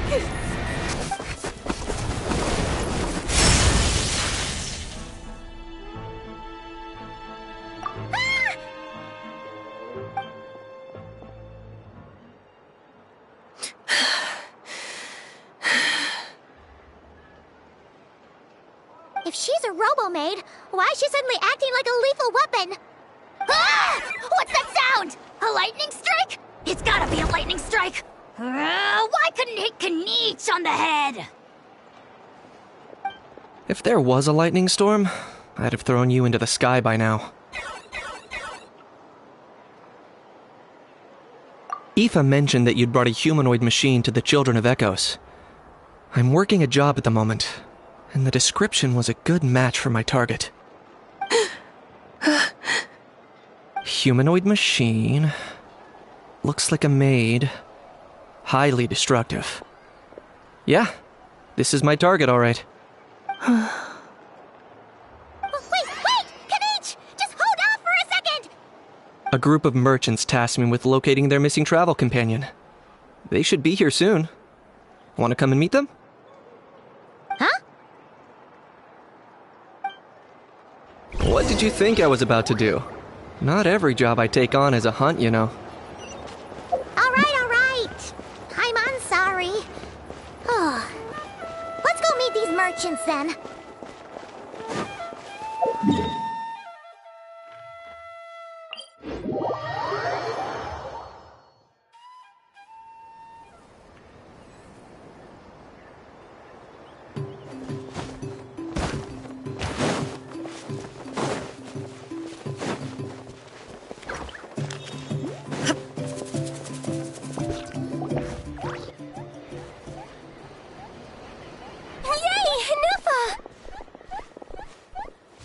In Nefa?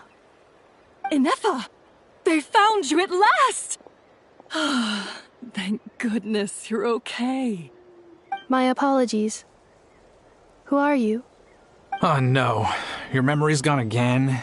Even your name this time? Again? Liyue, Fontaine, Sumeru. This is quite a diverse crew. So, are you her manufacturers or family? No way. None of us have that kind of skill. She's Aino's handiwork. Aino?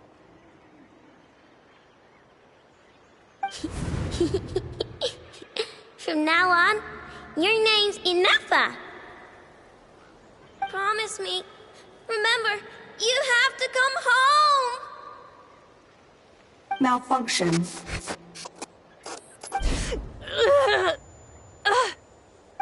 Inefa, are you okay? Looks like she's getting worse. Is this all our fault? Can you guys tell us what all this is about? Where are you from? And what's wrong with with Inefa? So sorry. I should have introduced myself. My name's Joachine, and I'm a merchant. This is my wife and daughter, and the rest are friends of the family. We're all from Nodcry. Not cry?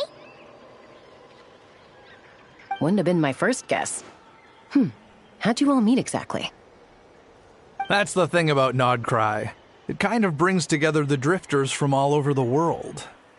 Yeah, we're all merchants who ended up finding our feet in Nasha Town. Nodcry. It was going okay until all the trouble started. Trouble? The Fatui. They came down from the north. They made some big moves in Nodcry lately. It's caused quite a bit of friction with the local religious groups. That's one way to put it. You know what I heard? They pulled the whole moon down. That, plus the incident with the moon statues? Surely the Frost Moon Scions aren't going to take all this lying down. Anyway, there us regular folks were, just trying to make a steady living while getting increasingly worried that it's gonna turn ugly. In the end, we figured heading back to our respective homes is probably the best thing for now. So we decided to make the journey together. And me? Your case is, a little different. But you did come here on the same boat as us.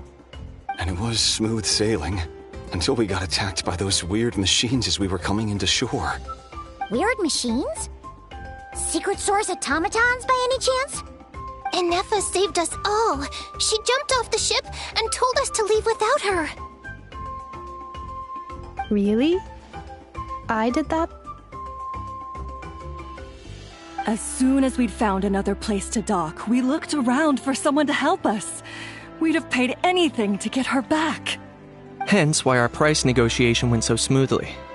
However, the Traveler and party were the ones who actually saved Inefa.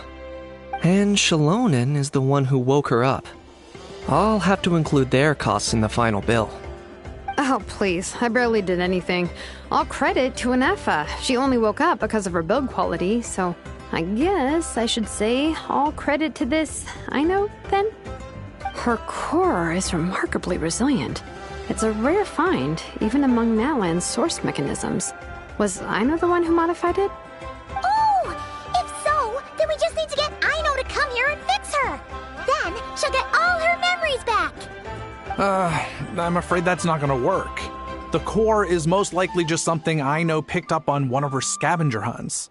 I doubt she did much beyond salvaging it. And as for the memory thing, Inefa's whole reason for joining us on our journey was to come to Natlan and look for her missing memories. Please, explain in more detail. All right. Although I've lost count of how many times we've been through this, and I'm only telling you what you originally told me. Although Aino built you, she never could figure out where your core came from or how it works. The only thing she was fairly sure of was that it's not from Nodcry. Things were fine at the start. You'd occasionally forget to pay for your groceries or add salt to a dish you were cooking. But that was as bad as it got.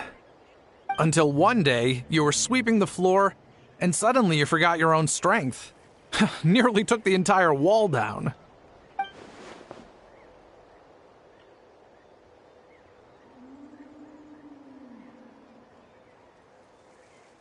The worst part of that was, Anefa had completely forgotten that Aino was on the other side of that wall.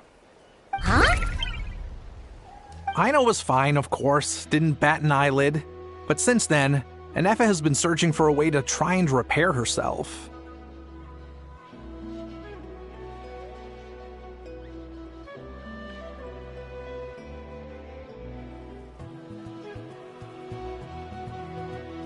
Anyway, a bunch of mechanical parts from Natlan showed up in Nodcry recently, and you noticed they bore some similarities to your core. Then you learned that a group of us were planning to return home, stopping off in Natlan on the way, so you tracked us down and joined the crew. Well, does any of that jog your memory? No. Didn't think so. Has her memory loss always been this serious? No. When we first set off, she'd have the occasional memory lapse, but it only lasted a moment. Didn't really affect anything. I seriously doubt Aino would have let her come on this trip if it had been that bad. But then, the closer we got to Natlan, the worse her symptoms got. She was already in a pretty bad state by the time she went to fend off those machine things. And now? I wonder if that battle just made things worse.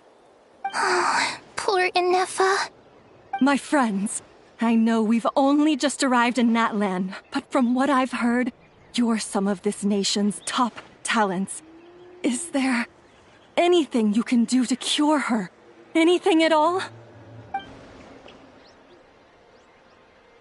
Perhaps coming to Natlan was a bad idea after all. Well, it's too early to say. And don't forget that before I was interrupted by you guys, I'd just started my deep dive into researching the secret source automatons. My job isn't done yet either. You wanted your travel companion back, safe and sound. I still have work to do. So, why don't you all stick around here in Natlan a little longer? Your ship got attacked, and since then, you've been scrambling to try and find your missing crew member. Sounds like you need some time to catch your breath. Yeah, I was just thinking, we could do with a breather. But where would we stay? How about the Flower Feather Clan? In my tribe, weary travelers are always welcome. Flower Feather Clan. In the meantime, we'll try to find whatever information we can about Anefa. After all, she has a message for our Tumaini. So this is as much our business as it is yours. Oh yeah! Paimon had practically forgotten all about that. You guys don't happen to know the code, do you? Oh, the code for the cryptex. Sorry, Anefa wouldn't tell us anything about that.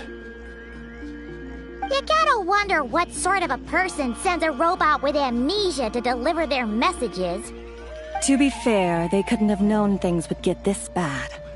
Also, Anefa told me she had a backup plan to make sure she wouldn't forget the code. A backup plan? Great! So, what is it? Backup plan. Memory missing.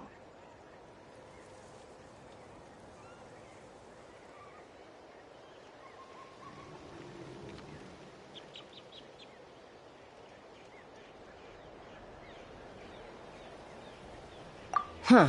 Well, as long as we get her memories back, that'll solve everything, right? Oh, yeah, okay, because it's that simple. Wait, you do realize I can't promise anything, don't you? I do. I also know that every time you say that, you end up getting the job done. I'm gonna get in touch with some other people who might be able to help us. Tumaini, Paimon. See you around. Bye, Kanich! Oh, and bye, a How. Actually, that's weird. Why is a How so quiet today?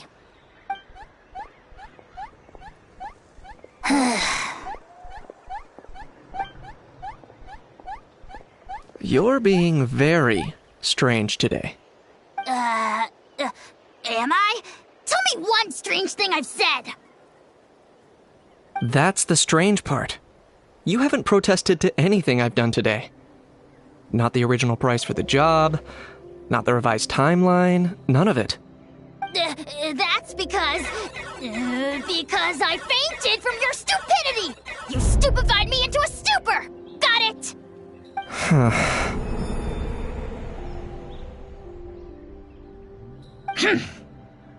Is something wrong with my memory? Or is that really who I think it is? Who cares? She isn't my problem.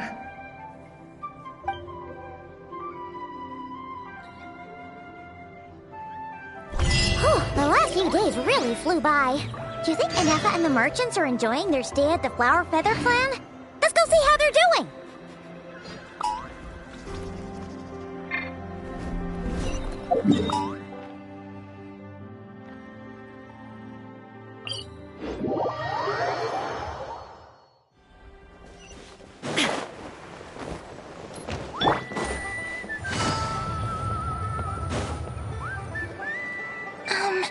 Do you think Inefa will like this gift we got her?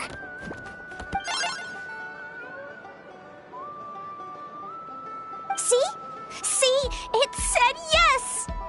Are you sure? Because when I asked it who's the better hero, Ishkik or Leonka, it gave the exact same answer.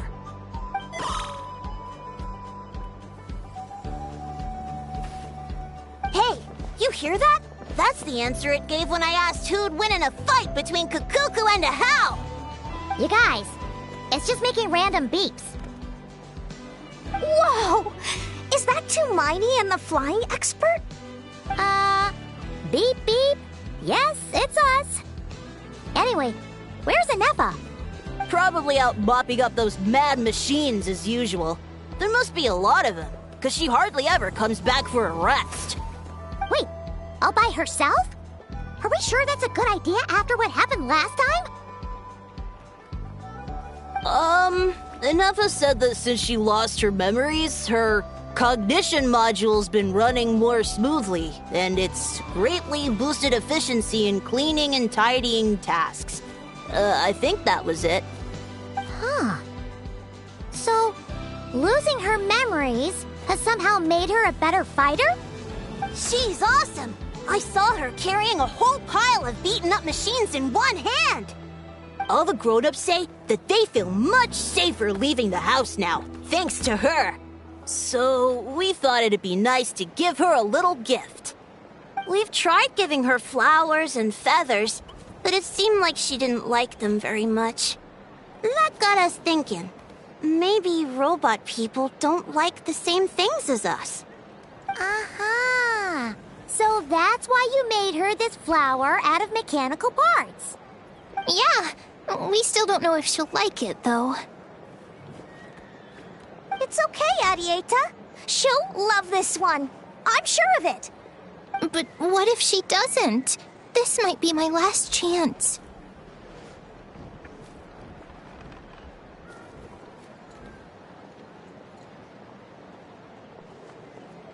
Well, now that all of my mom and dad's other friends from Nodcry have left to go home, it's just us left. And they said today, it's our turn to go home too. Already? Wasn't the plan to stick around until Inefa gets better? Dad says everyone back home is expecting us, and he doesn't want us to overstay our welcome here. He thought we should at least make sure Inefa wasn't getting any worse first, but now that it's been a few days, he says it's time we made a move. To be honest, I can kinda understand. He hasn't been home in so many years. Mom and I can tell that he misses Liyue a lot. Ah, no wonder. So, what about your mom then? Guessing she's not from Liyue. No, she's from Nodcry. She met my dad after he moved there. I was born there too. He's been there the whole time I was growing up, so he hasn't been home in at least 10 years.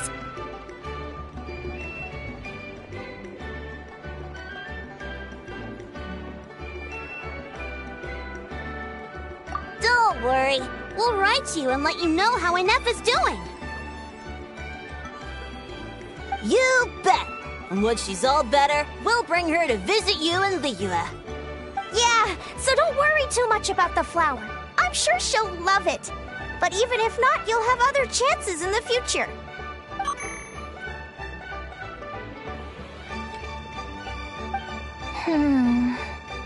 Although, I guess we still need to wait till she gets back. I wonder how much longer she'll be. Who knows? Seems like she takes longer and longer every time she goes out. Can't we go take it to her? No, wait. The grown-ups would never let us do that. Way too many of those mad machines out there. What am I gonna do? If she doesn't get back soon, I might run out of time. Oh, really? Thanks, Tumaini.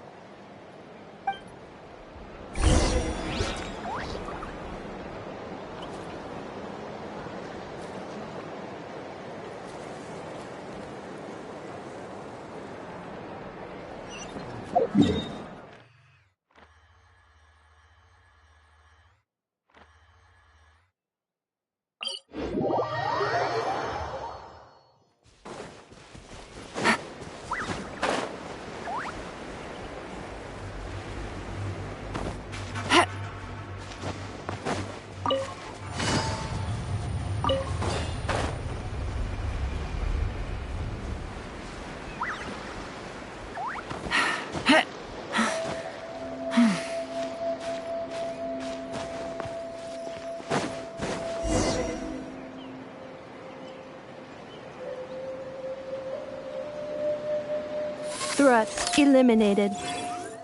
Scanning for next target. Inefa! Traveler, Paimon. Annihilation mode disengaged. Chat mode activated.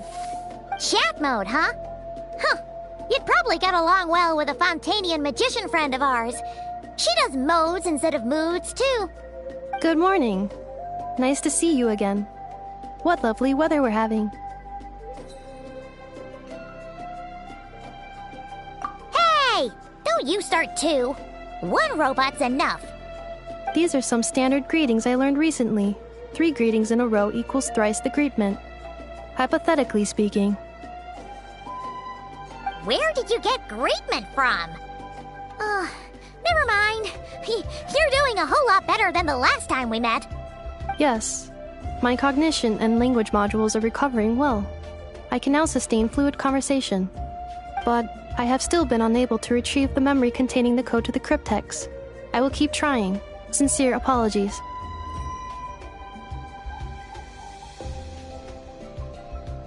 Yes, now that a convenient moment to change the topic has presented itself. What is that object in your hand? A new model of source mechanism?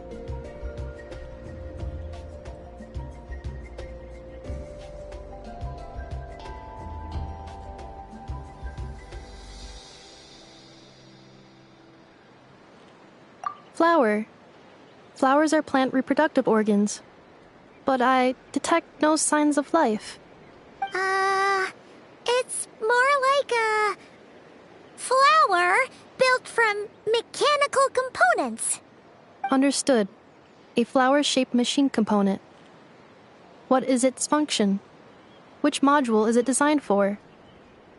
Is it compatible with my hardware? It doesn't have a function. It's just for looking at. You know, a cute little souvenir. Cute little souvenir.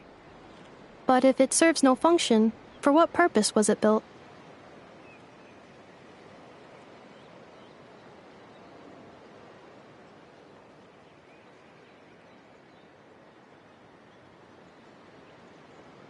A cryptex is for sending messages. Machines are for performing tasks.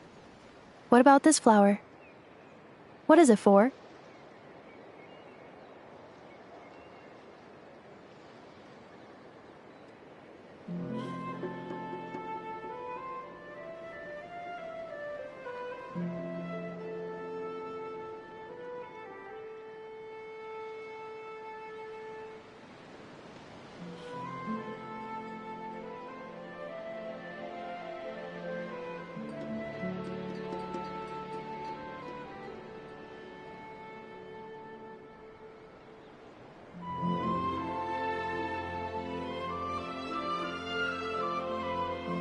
Gratitude? Yeah. If someone helps you out, you help them back. And if someone gives you a gift, you get them something in return. That's how we show gratitude to other people. The Flower Feather Clan took me in, so I'm neutralizing threats near their territory. Like that? Yes, exactly. You got it. So, it all makes sense now, right? But is this not tit for tat? I heard Mr. Kenichi use this term. No, that's completely different.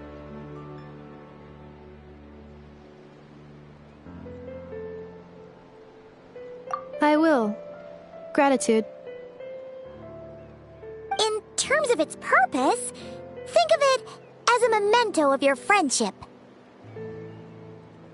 Memento?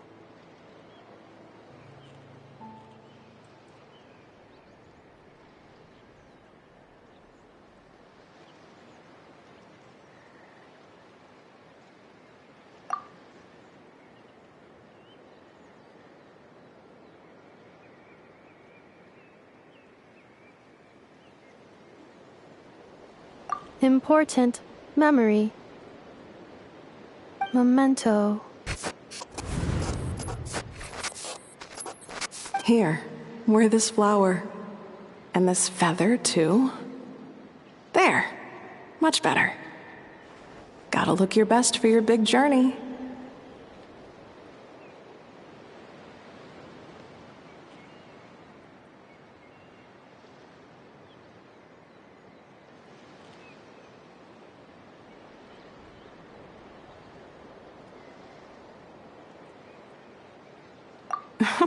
It's just a flower. It's not that heavy. Just think of it as a little souvenir from me. Something to take with you on the road. That's right, a souvenir. Sometimes when people have something important to remember, they'll pick an object to use as a reminder of that thing. Even if you end up forgetting everything, this flower will always keep blooming. It could take 1,000 times, maybe 2,000, but maybe one day, you'll see the flower bloom, and suddenly, you'll remember the reason for your journey.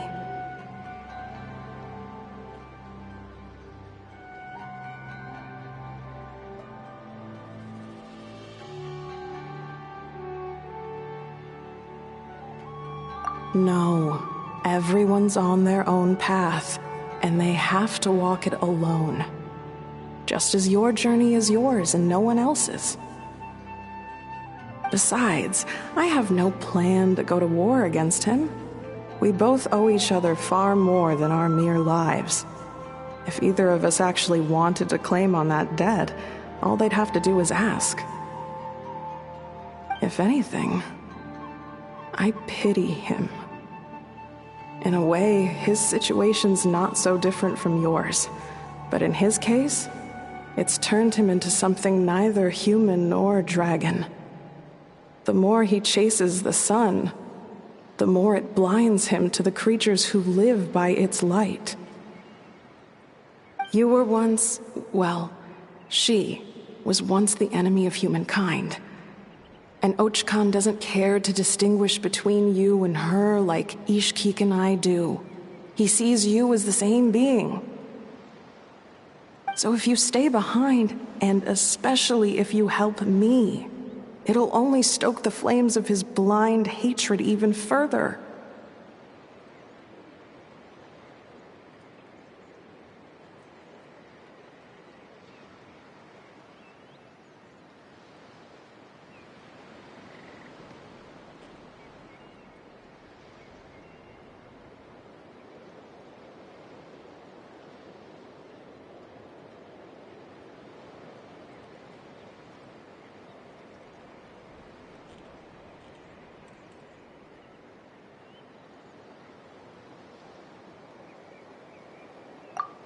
Come on, you have bigger things to worry about than me right now.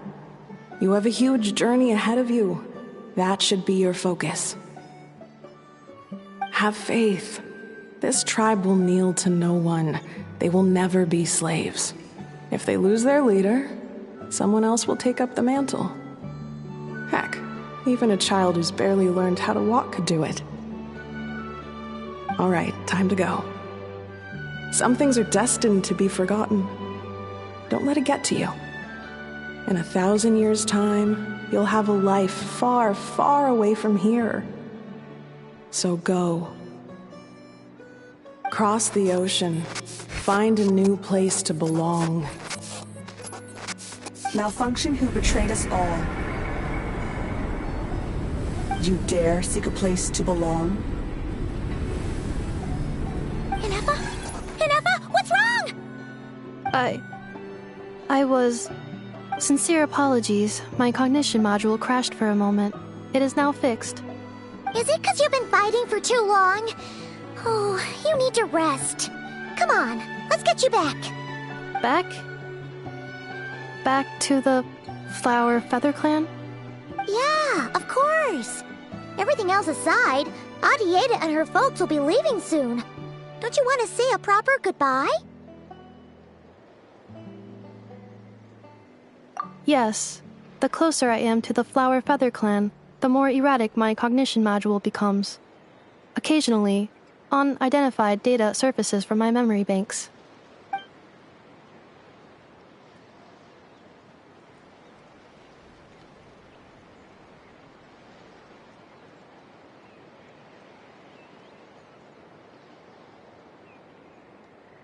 Memory data? So, what about that curse Shilonen mentioned? Does it not hurt to remember anymore? It does. Even now, it still hurts. I have merely switched off the corresponding facial expressions to avoid making other people uncomfortable.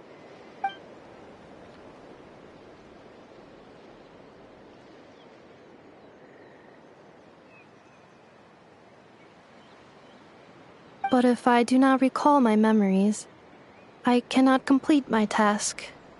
So, is this why you've been spending so much time out here? When memory data surfaces, there is a high probability that my cognition module will crash. This constitutes a safety risk.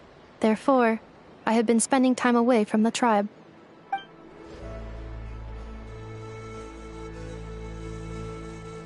Yeah, exactly! Whatever happens, we'll make sure things don't get out of hand.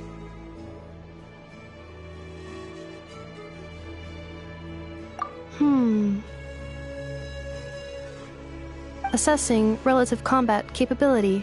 Paimon, approximately 1/5. 1/5? Of what? Traveler. Risk mitigated. Strategy accepted.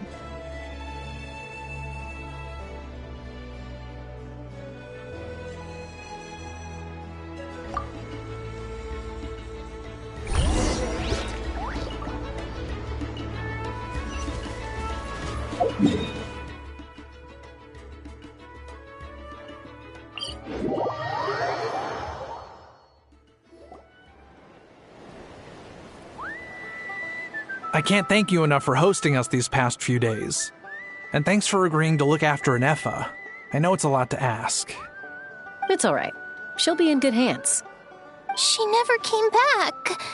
I guess I'll have to leave without saying goodbye. Hey now, you'll see her again. And we have so much to look forward to in Liyue. All those Shao lanterns lighting up the sky. You've always wanted to see that. Arieta, Amu, Joashin. I am back. Huh? Inefa? You brought her back? Thanks so much. Don't mention it. Also, gratitude for the flower.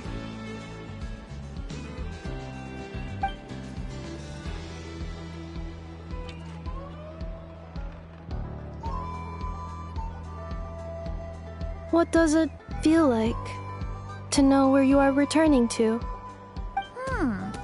That's a strange question. As soon as you're all better, you'll be returning to Not Cry. Oh, and we forgot to say, we're actually heading there ourselves soon. Maybe we can travel together. Not cry. Is that home? Huh? Cognition module unable to define home. All the memory data that has presented itself recently has been related to Natlan. But the merchants tell me that I have family waiting for me in Notcry. If I do recover my memories, which time period will they be from? And will the post-recovery me be the same me that I am now, or someone different? Phew. That's a deep question. What is it that you're afraid of? Are you worried the new you will be so different you don't even recognize her? Finding near synonyms for mind and conflict. Cognition module. Split. Yes. Once I have been split, will it change the way I define home? Huh. Now that's a tough question. A lot of people and a lot of Saurians spend their whole lives searching for an answer to that. But if you want my opinion, home is somewhere you can always return to, wherever that might be. No matter how far you fly, there will always be someone back there waiting for you. No matter how battered and bruised you get, you can always go back there to rest and recover. I guess you could say it's somewhere you belong. Wherever it is that your memories guide you back to, I'm sure it'll be somewhere you feel safe, somewhere you feel you belong. Of course, everyone's situation is different, and I don't know how applicable my experience is in your case, but consider it a reference point, I guess? Okay. Recorded under reference data. And at the end of the day, I mean, who says you can't have more than one home? There's no law against it.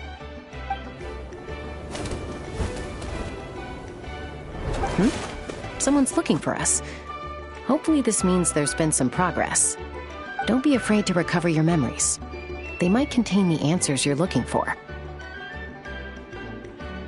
Got it. Recover your memories. Malfunction. Have you forgotten why you cast them away to begin with?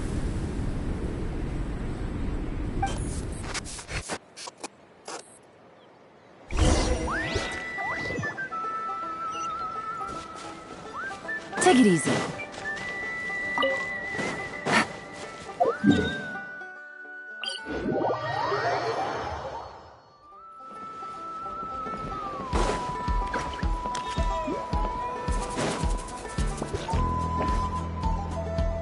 Oh, it's the Lolly.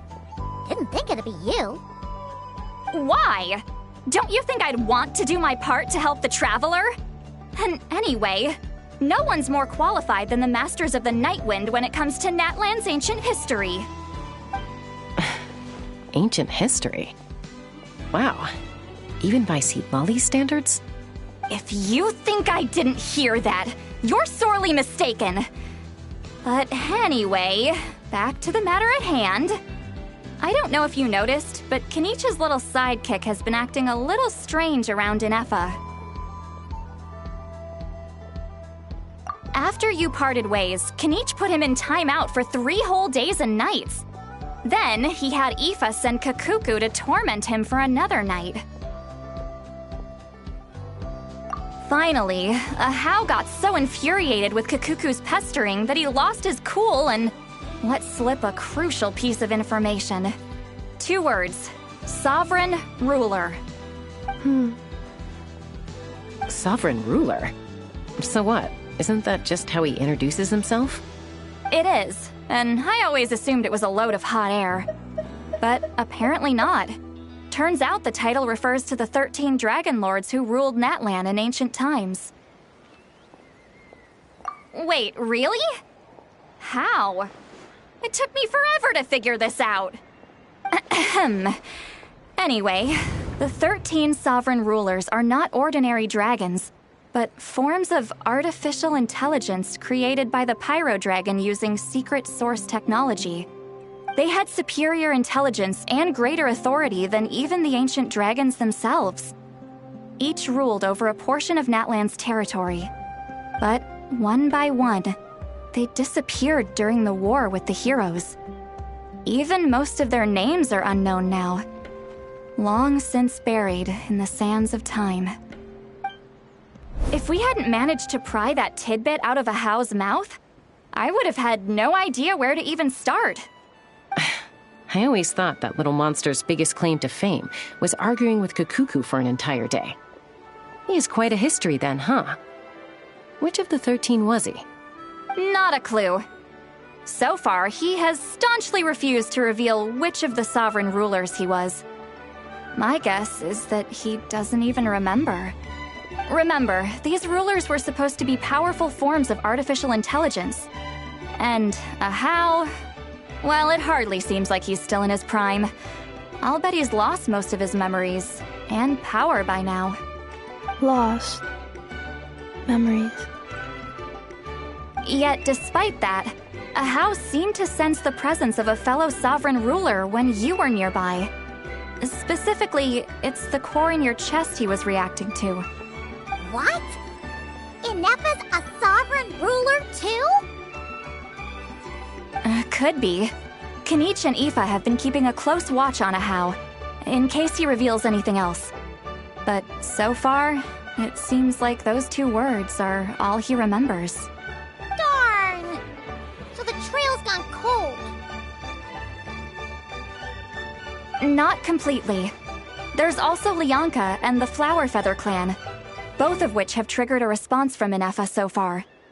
And as it happens, out of the sovereign rulers that I was able to dig up information on, there was one who had a very close relationship with Lianka. Her name was the Priestess of Floral Candles and Skyborn Feathers, otherwise known as the 8th Lord. She ruled over what is now the Flower Feather clan's territory. The records claim that she didn't die in the war with humanity, but was executed by her own kind. Her crime being betrayal of dragonkind by secretly raising a human. Lianka. Huh? Shasta, did you know this? Some of it. Our tribe's origin story has Lianka being raised by a dragon. And of the 6 heroes, she had the closest relationship with dragonkind. After raising her, her surrogate mother then encouraged her to leave the nest and seek her own path. She traveled far and wide, settling disputes between humans and Saurians. She didn't pick sides based on past grievances between humanity and dragonkind. She stood up for the weak, protecting them from those more powerful who sought to exploit them. Gradually, a community of like-minded people and Saurians gathered around her, united by their desire for freedom and equality. And that was how the Flower Feather clan began. But that's as much as the legends say. They never mentioned her dragon mother's name, or what became of her in the end.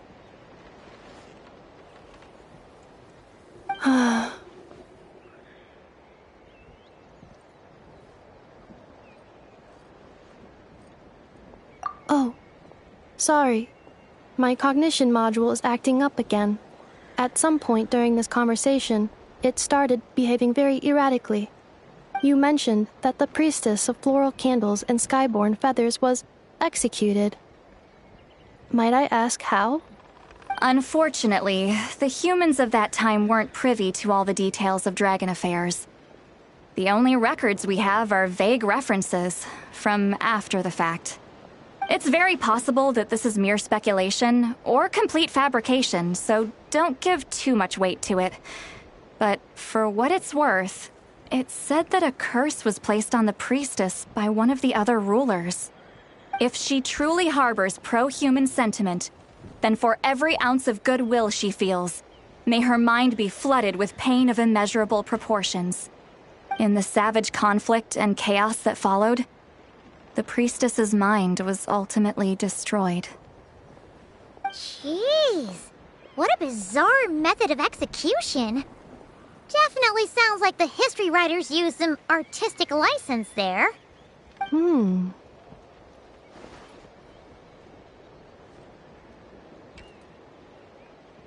I'm fine.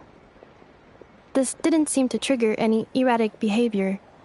So, do you think that my origins have something to do with this sovereign ruler? Interesting. Well, it's hard to say what, if any, direct connection you have to the Eighth Lord. But since the name Lianka seems to ring a bell for you, why don't you look into it yourself? I brought some woven scrolls with me that might be useful. Have a look if you're interested. Here, take them.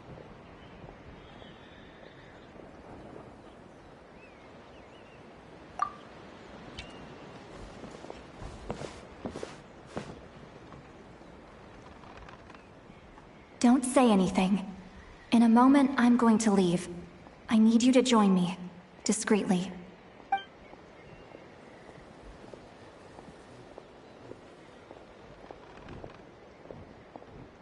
It's just a little spell based on our prior experience. I'll explain everything shortly when you catch up with me. Well, I need to get going now. If I find out anything more, I'll keep you updated.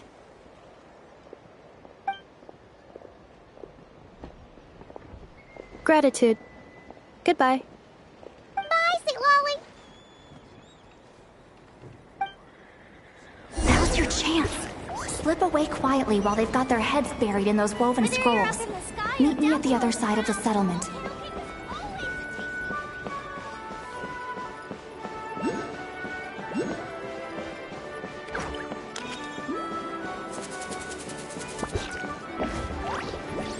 Take it easy.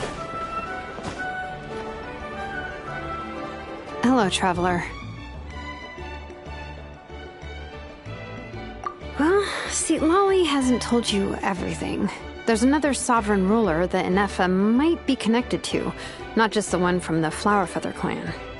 All trace of this other sovereign ruler was lost after the war. The records claim that in their final battle, they fought against Ishkik and Lianka.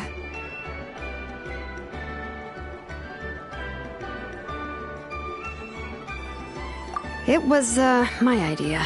I suggested we bring up the Dragon Mother first and see how Inefa responds. And, well, Seat Lolly has debriefed me on how it went. Apparently, she barely reacted, despite a very strong reaction to the name Lianka. And to me, that says we need to tread very carefully when probing her about the 11th Lord. She's the one who went missing after the war.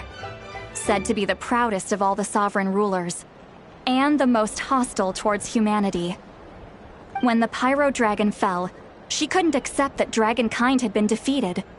She sank into despair and insanity.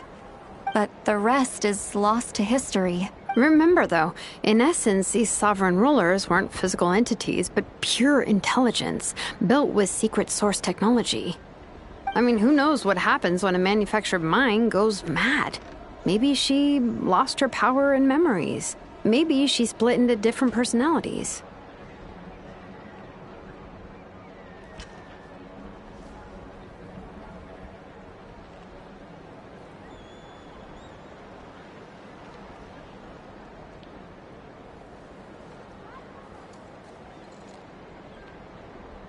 The point is, if Inefa really does originate from the 11th Lord, then we need to... What? Have her taken out? Because of some baseless speculation? How would that be any different from what they did to Lianka's mother? Chaska, what brings you here? Anyone with a brain could see you were up to something back there. Unless it's a Paimon brain. Or a robot brain. Okay, you got us. Actually, we never intended to cut you out of this. It's just that see, Lolly's spell only works on the Traveler. But Chaska, I'm telling you, we have legitimate concerns here. This is not baseless speculation. Ever since Inefa set sail for Natlan, the secret source automatons have been getting increasingly aggressive. It's as if they're drawn to each other. Inefa could well be the 11th Lord herself.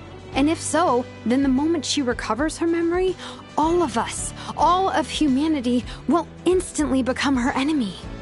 I've been keeping an eye on movements at the Flowerfeather clan. Whatever she was in the past, and whoever she becomes in the future, I trust who she is today. Even if the past and future Inefa are a completely different person from who she is now?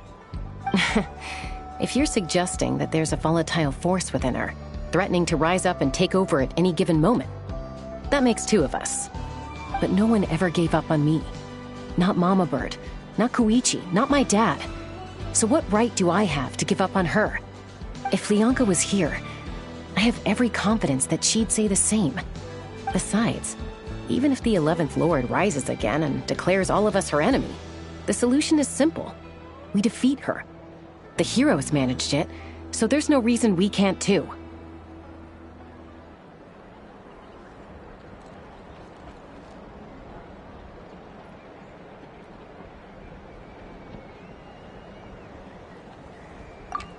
Fine, fine. I had a feeling this might be your reaction. Look, I get it. You're only acting like the villain here to make us realize how serious the situation is. You know how I know that? Because when I was a kid, they brought me to you for treatment, and you didn't give up on me either. Yeah, well, playing the villain is a force of habit for old Granny by this point. Just know you've been warned, all right? Watch out for any new developments and make sure you know where she is at all times.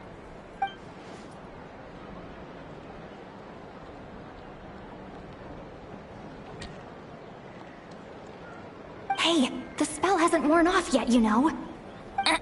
Anyway, now that we're all caught up, you should get back on Inefa watch, and we should get back to investigating. Help! Someone! Oh, Chaska? What are you all doing here? And when did Shilonen show up? Paimon, you were supposed to stay with Inefa. Oh, right, Inefa. Something weird happened. She got halfway through those woven scrolls and then flew off all of a sudden. Paimon tried to stop her, but she wouldn't come back. Did something trigger a new memory? This doesn't make any sense. She barely responded when we were chatting. What could it be? No idea. But it must be something important, because she sure looked like she was in a hurry. Also, she said, Annihilation mode activated. Okay, Chaska, you're our eye in the sky. Find out where she's gone. We'll inform everyone else. Tell them to be on high alert. Roger that.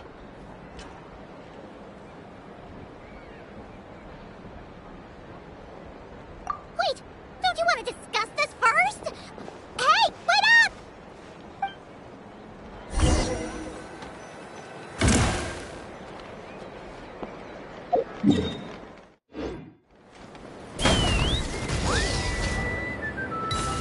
Giddy up!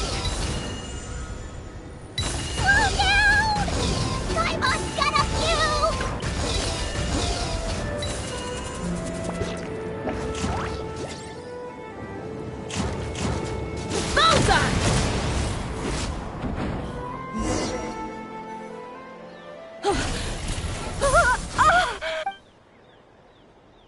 Target acquired.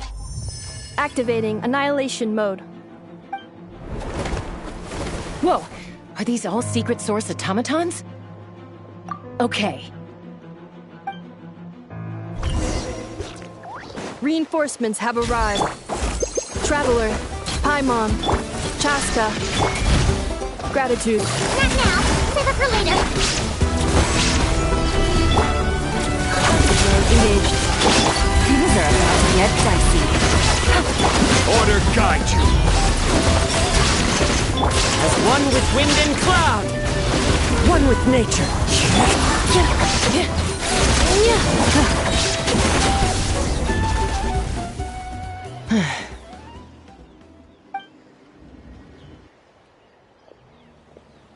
Threat eliminated. Annihilation mode disengaged. Boss, what do we do now? We've tried the same thing several times now, and it isn't working.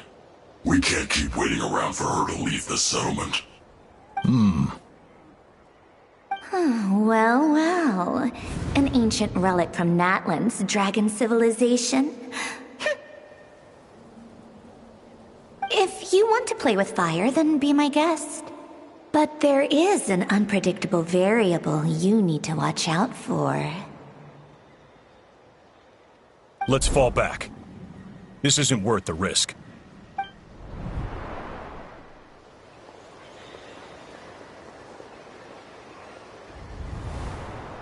Hamu, Hadieta, are you okay?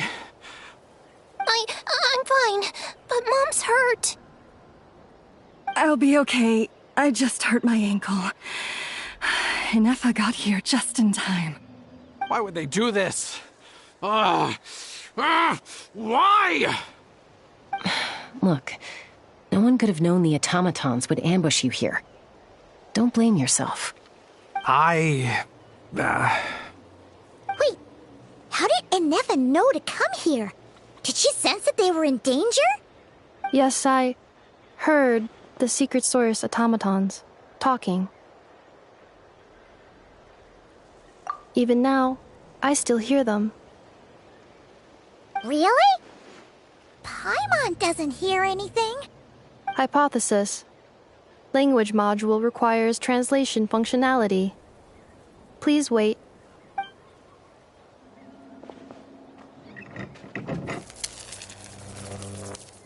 Finished. Please try again.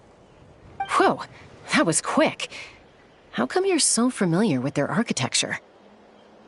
I have seen them many times before. At least I think so. More random memory data, I guess. Reconnecting. Wow! It's actually talking! Hey, what do you think you're playing at? Why did you attack us? We're under the Fatui's control. They made us attack you.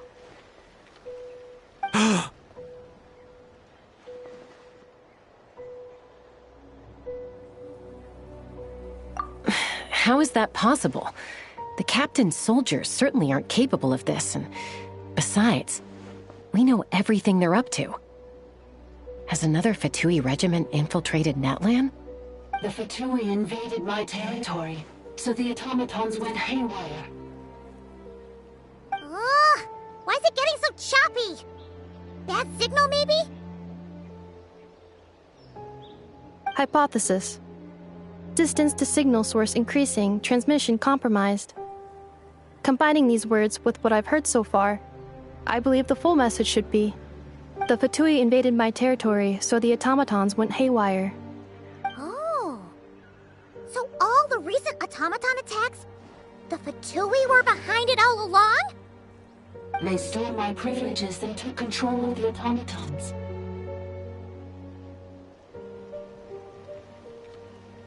They stole my privileges and took control of the automatons.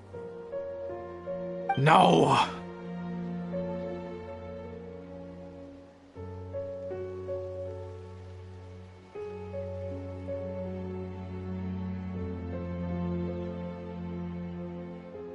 Mirror of the Dawning Morn detected nearby. Now sending request for Mirror of the Dawning Morn to restore my privileges. Mirror of the Dawning Morn detected nearby. Now sending request for Mirror of the Dawning Morn to restore my privileges. Mirror of the Dawning Morn? Who or what is that? Hypothesis.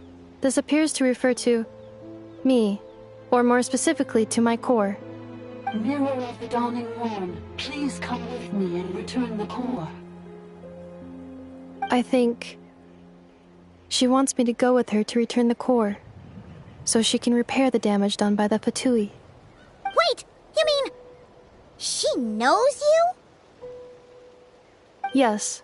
Before the translation began, she referred to me by a different name, 11th Lord.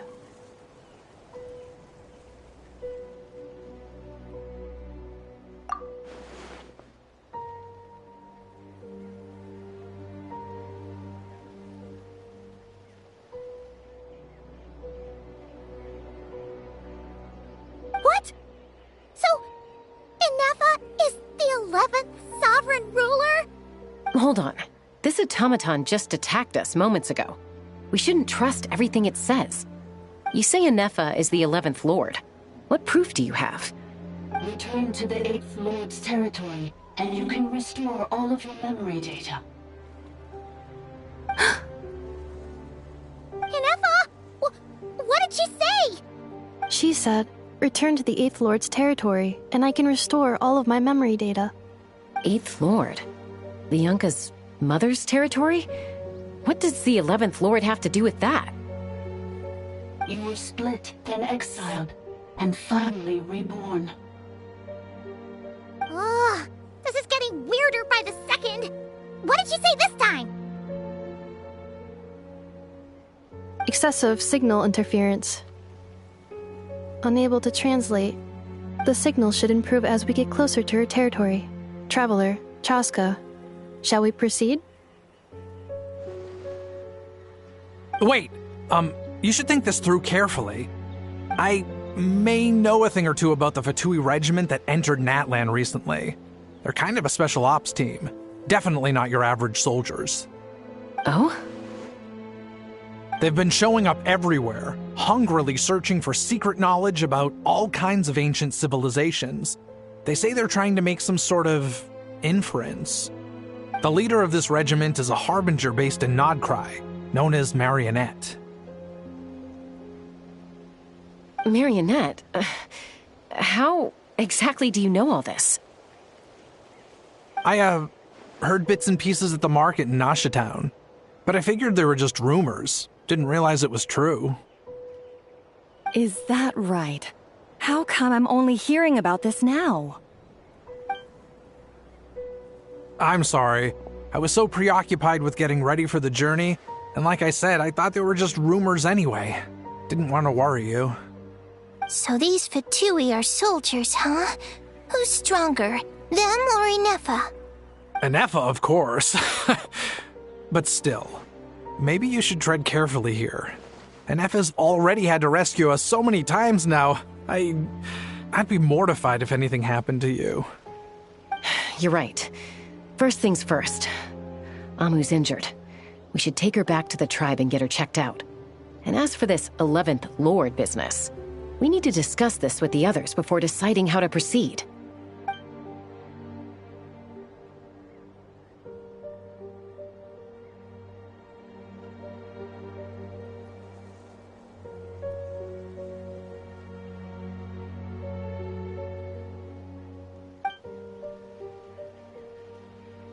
Look, I know the news about the 8th Lord and Marionette is very concerning. But we should probably come up with a plan before checking things out. Understood. Destination canceled.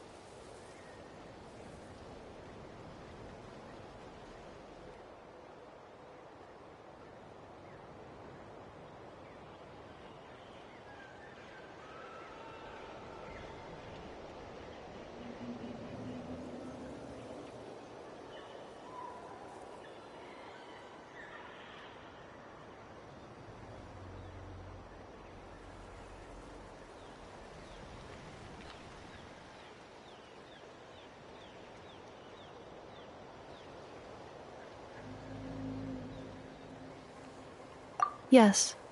New destination, Flower Feather Clan. Traveler, Anefa, could you check that the coast is clear? I'm gonna patch up Amu, then head out. Understood. Commencing task. Arieta, I need you to go keep Mom company while the doctor takes a look at her. Dad has some things to take care of, so I'll be staying out here a while longer. You're not coming back with us. Why not? Dad's gotta pack up the luggage and make sure all our goods are safe. Don't forget, they're our ticket to a great new life in Liyue. Don't worry, Dad will be back very soon. I'm sorry, girls. I promise it's going to be okay. I'll get help as quickly as I can. If anything happens, save yourselves first. Huh? Why'd it stop moving? Has it malfunctioned on us? Leroy, merchant.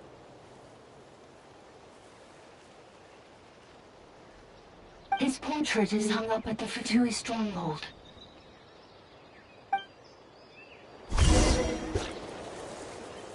You're saying Zhuo might be a Fatui spy? And he's staying behind as their eyes on the ground. But should we really leave Anefa here too? Not that I don't trust her, it's just... Are you sure you'll be okay keeping an eye on her by yourself?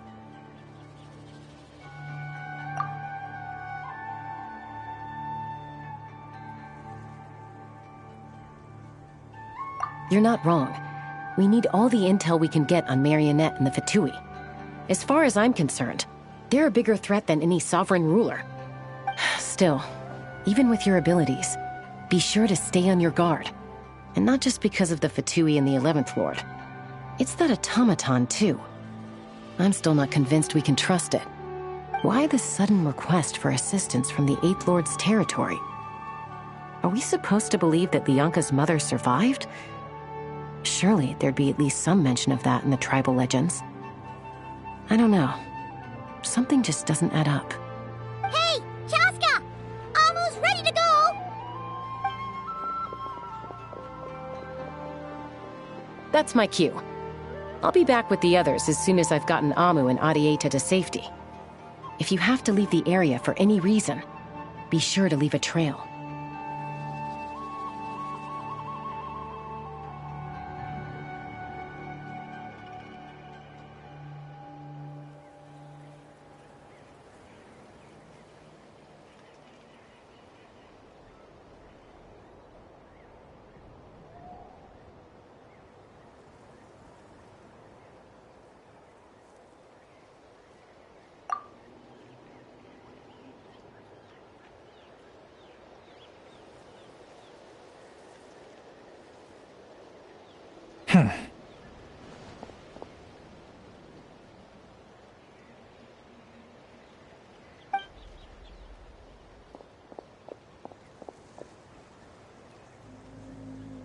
He's on the move. Huh. So much for keeping the goods safe. Do we think he's going to meet someone? Should we tail him? He won't know he's being followed. This could be our chance to get our hands on some really useful intel. Either about the sovereign rulers or this marionette person. Shall we follow him?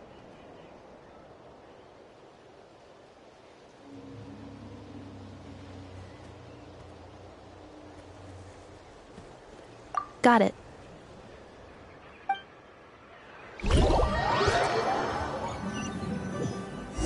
Stealth mode activated. Would it not be even stealthier to just not say that out loud?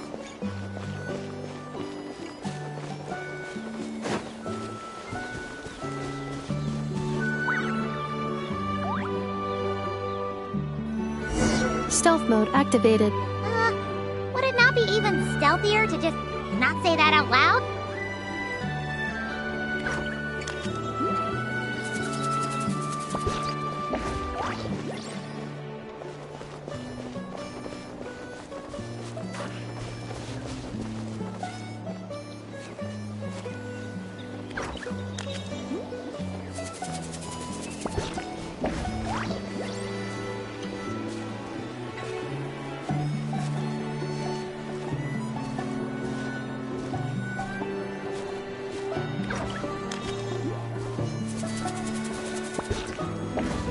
Now,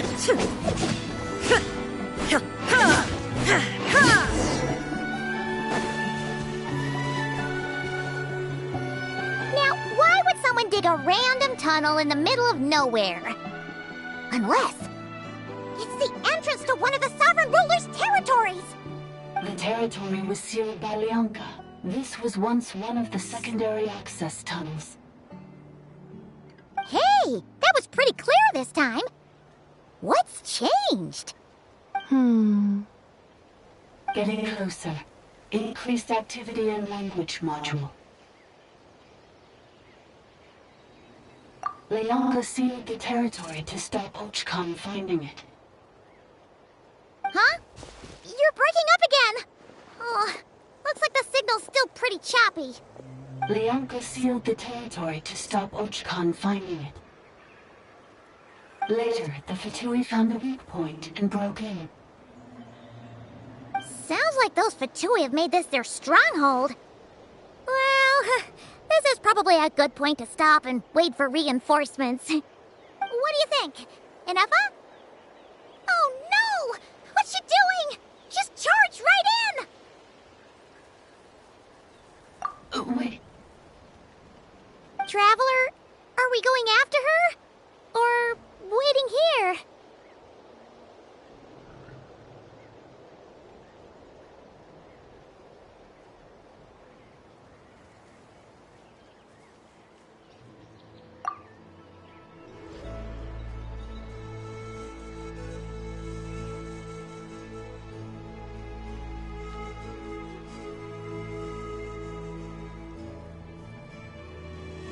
All right then.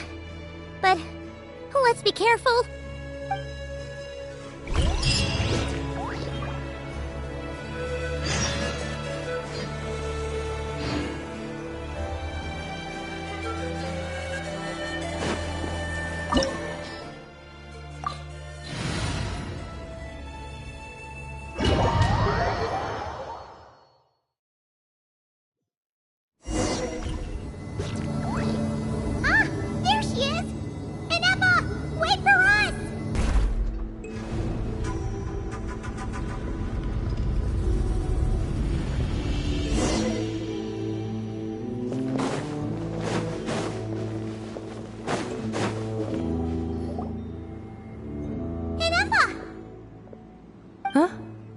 Where is this? Are we inside the territory? Yeah. Did you black out or something? You just took off.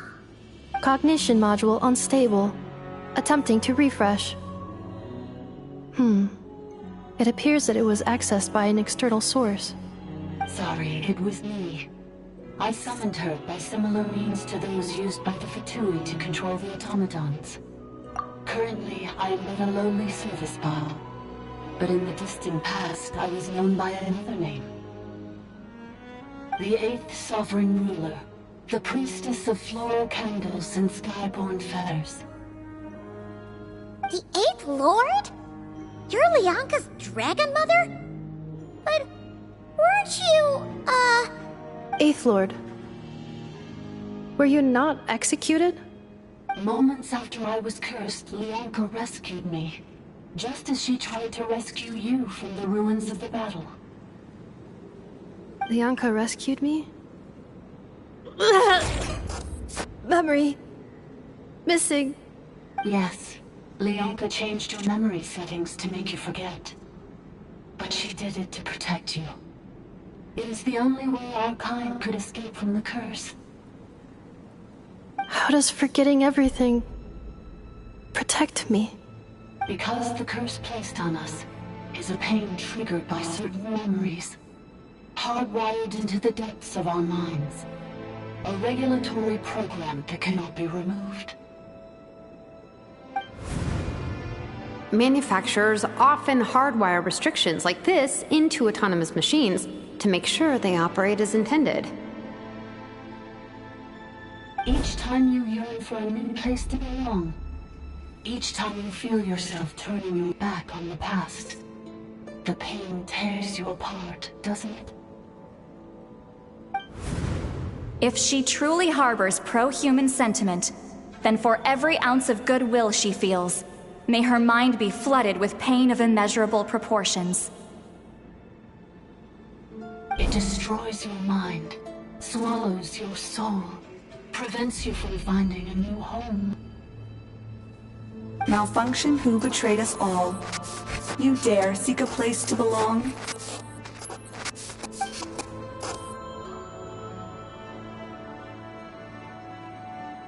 That's why forgetting everything grants temporary relief from the pain.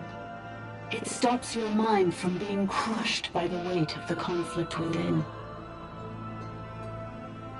But since you were rebooted, you began storing new memories and started finding the desire to belong emerge once more. Things were fine at the start. You'd occasionally forget to pay for your groceries or add salt to a dish you were cooking. But that was as bad as it got. From now on, your name's Inafa. So too has the exile's curse resurfaced, forcing you to forget all over again. This is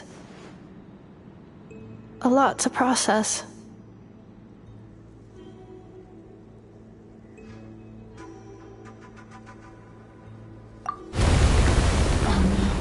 Automated defense system activated.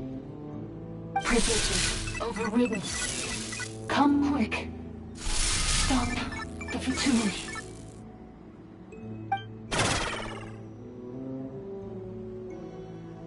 Hey! At least finish what you were saying! It's gone silent. It must want us to go further in, right? Well, looks like there's no going back now anyway. This is just a secondary access tunnel. If we make it to the center, there should be other routes out of the territory. Please come with me. It is my fault that you're trapped here. I must ensure your safe return. Oh, don't look at it like that. We gotta make sure you get back safely too. Yes, I too must return.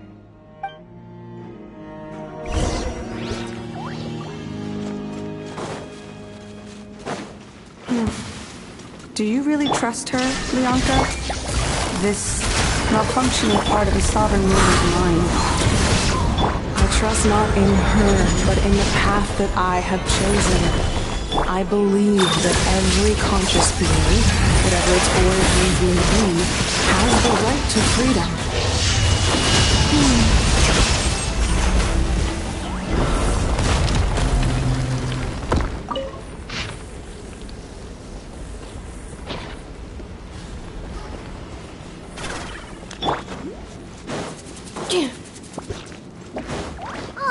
Another barrier!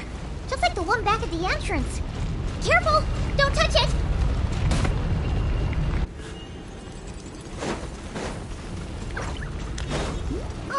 Another barrier! Just like the one back at the entrance. Careful! Don't touch it!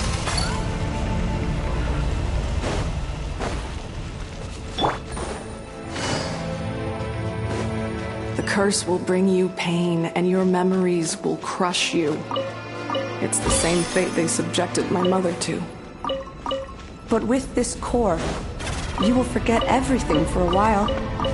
Any memories that evoke a desire to belong, and all your pain along with it, they'll be...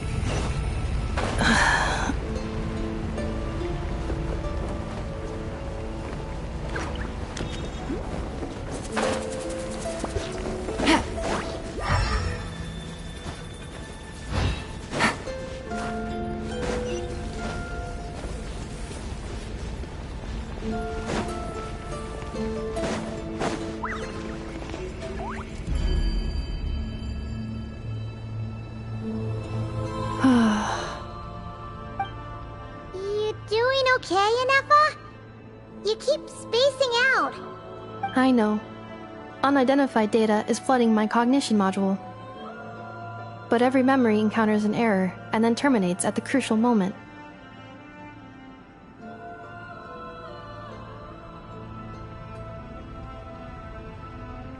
Unnecessary. Being physically motionless will not cause this erratic behavior to cease. And if we explore this place further, perhaps I'll find a way to fully repair myself. Additionally, some of these memories may yield useful data for our exploration. Searching for access method. Over there! We can use the access module to proceed to the central zone.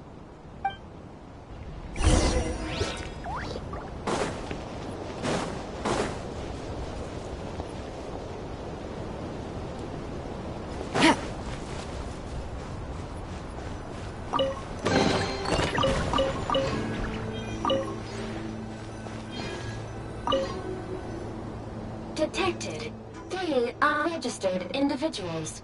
1 registered individual. Ah! Is that the 8th Lord talking? So, you can take control of different machines, huh? No, this is just an ordinary service bot responsible for access management. At least, I think it is.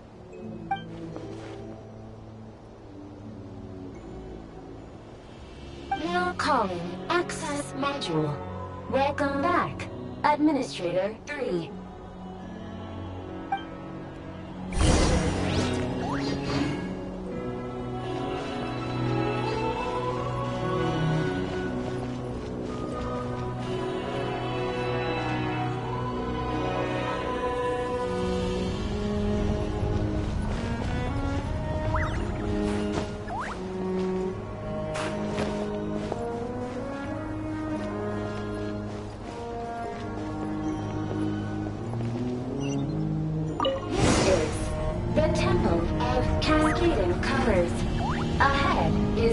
Research facility built by Administrator 1.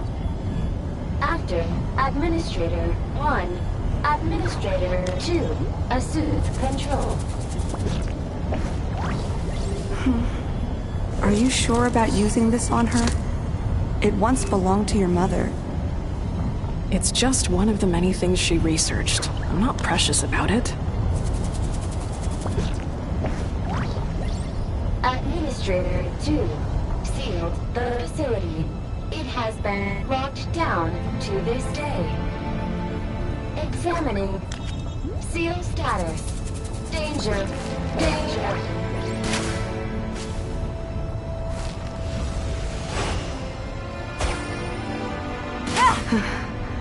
Things are looking really bad for the Children of Echoes.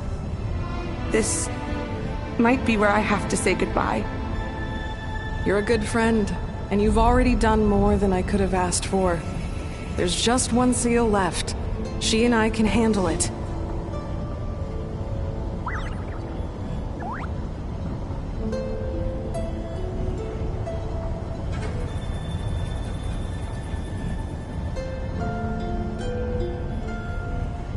Now arriving at the central zone. Goodbye, Administrator.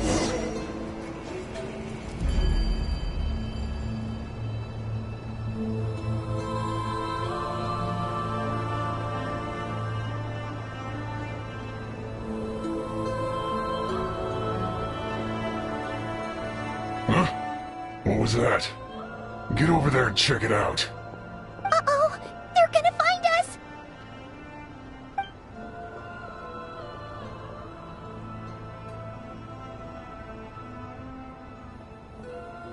Please come with me.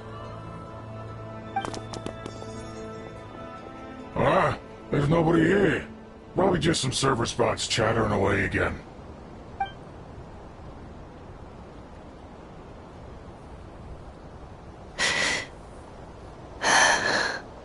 Phew! That was too close. We hit just in time. How did you know where to go, Ineva? I think I've been this way before. Let's head through here. It'll take us to the other side of the square.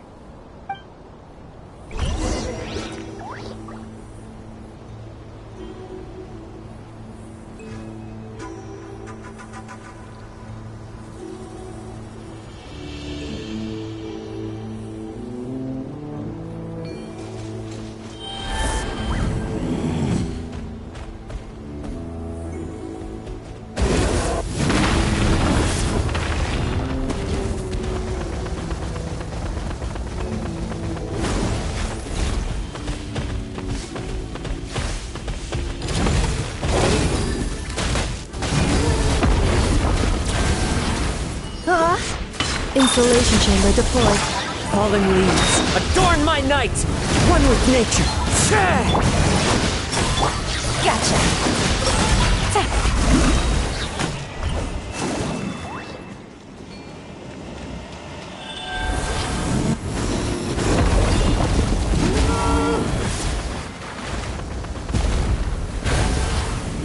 This passage is only used for drainage and maintenance access, so it's not registered on the system.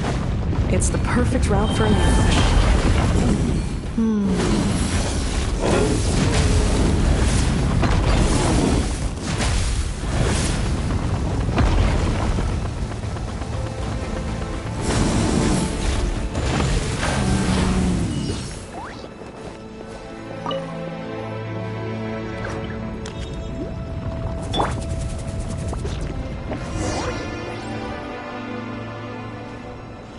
Wait, I hear voices up ahead. Stealth mode activated. Hey, this is not what we agreed. This is supposed to be over. My job is done. I did everything you asked. Leaked the clues about the ruins, brought her to Natlan, and your response is to attack me and my family? What the? Does this mean they planted those Natlanese mechanical parts in Nodcry just for you to find? So they could lure you here? It's a possibility. It was just a little hiccup, that's all. These source mechanisms can be tricky to control. The last time you reported in, you mentioned she was mopping up machines near the Flower Feather clan, remember?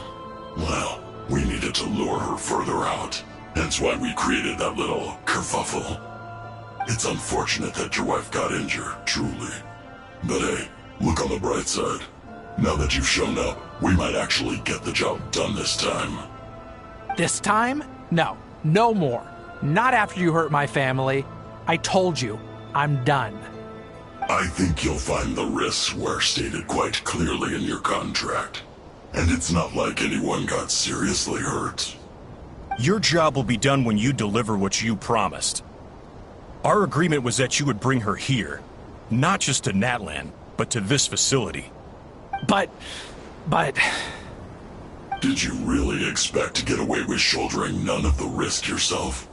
We're writing off your debt to the Northland Bank, and letting you get back to your old life in Liyue. That's a lot to ask for nothing in return. I've been your inside man in Nasha Town for over 10 years now. Is that not enough for you people?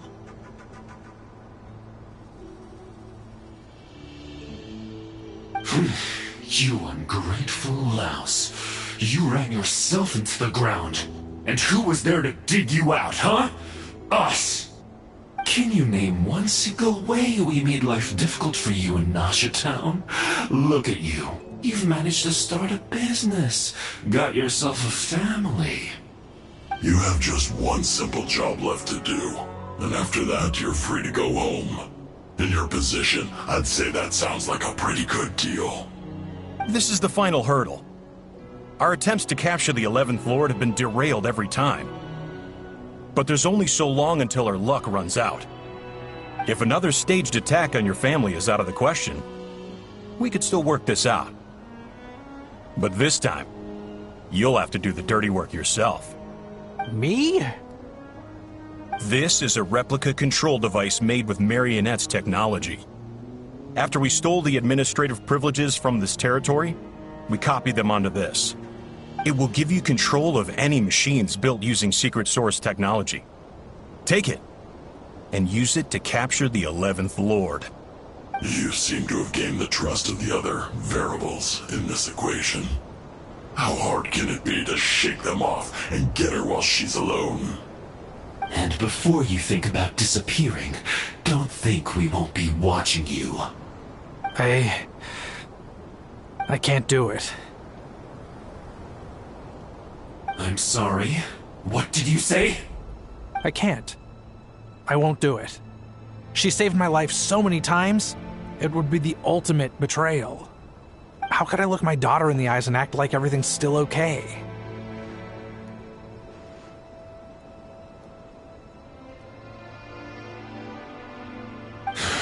So you're gunning for the world's best father now, are you? A guy like you. You're fooling no one. This is our mistake. We let you have it too easy in Nasha Town. And now, you've forgotten the most important detail in your contract. The termination clause. I think it's time we parted ways. Huh? Huh. Enefa, Traveler.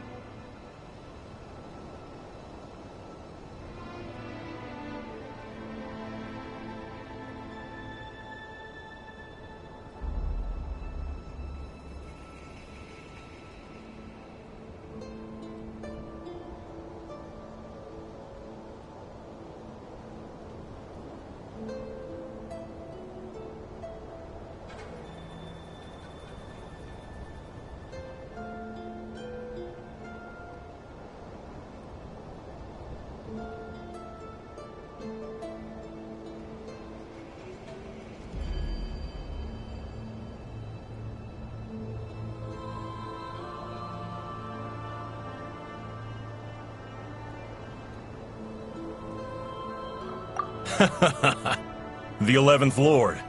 And the variable. We were hoping you might show up. Wait, the controller! Without that, you... You thought we'd hand over the genuine article to you?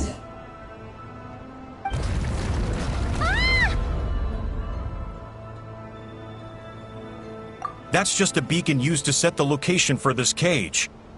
We've been monitoring your movements ever since you entered these ruins. Congratulations, Joshin. Your job is finally done. With you here, it was far easier to infer their location.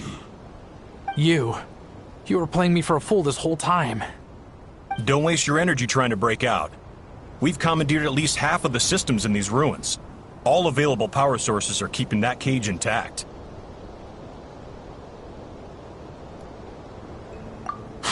No one needs to get hurt today. We aren't looking for a fight. Especially not with Natlan's Tumaini. All we want is for your friend here, the former sovereign ruler, to lead us further inside. Further inside? But we seem to have reached the center already. There is nowhere else to go. So it appears. But there's far more of this territory than meets the eye. The dragons possessed vast knowledge, and we've barely scratched the surface. That's where the sovereign ruler comes in. If our supposition is accurate, she has in her possession a secret key that gives access to the core. I will cooperate. Let the traveler Paimon and Dwashin go. You never know! These are bad people! Don't trust them! You are only here because of me. Besides, this is what I want. I need to see the rest of this territory and find out who I am. Finally, a voice of reason. Gotta hand it to the dragons and their advanced artificial intelligence. But unfortunately, there's no way we can agree to those terms. How do we know you won't just attack us the moment we let you out? Yeah, so settle down and get ready to go hungry for the next 3 days. Even you, robot, you'll need charging eventually. Before I go, they may have left a trail on their way here. Send someone out to cover our tracks. The last thing we need is reinforcements showing up. This is all my fault. Arieta. Amu.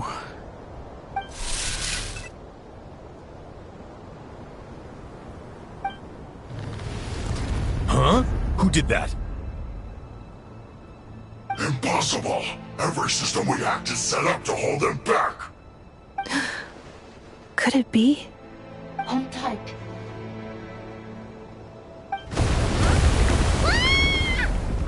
That must lead to the core! It was beneath our feet this whole time? Take this barrier down!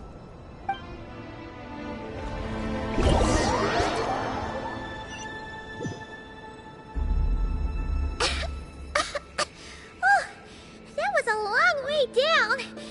Traveler? Inefa? Are you okay? No damage to report. But... I think I broke a leg. Hey, you! Thanks for the rescue, but could you have been a little more careful? Oh, and we're back to beep beep again? Well, isn't that convenient? That is because I no longer need to communicate via that machine. Down here, I can talk to you directly. When the Fatui put all their resources into keeping you trapped, it gave me a brief window to seize my privileges back. In my haste, I was not able to prioritize your safety. Don't worry about me. I'll just rest up here. After everything I've done, I have no right to hold you back. But the Fatui may follow us down here. We will be ready for them.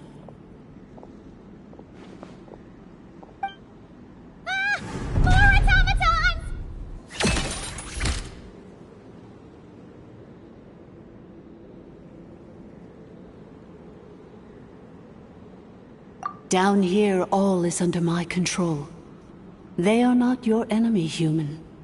They will take you somewhere safe to hide. Inefa. Traveler. Good luck. 11th Lord, do you now recall the path you once chose? Not yet. Although... I think this is where I was born. But why? This is your territory. No, 11th Lord. You were not born here. Rather, this is where you were reborn. Human, you once asked who placed the curse on the 11th Lord. The answer is... herself. Myself? After a long and bitter war, our kind was defeated. You survived, but you are now stranded, with nowhere to belong. Gone was the pride you once had as a member of Dragonkind. Gone was the territory once under your dominion.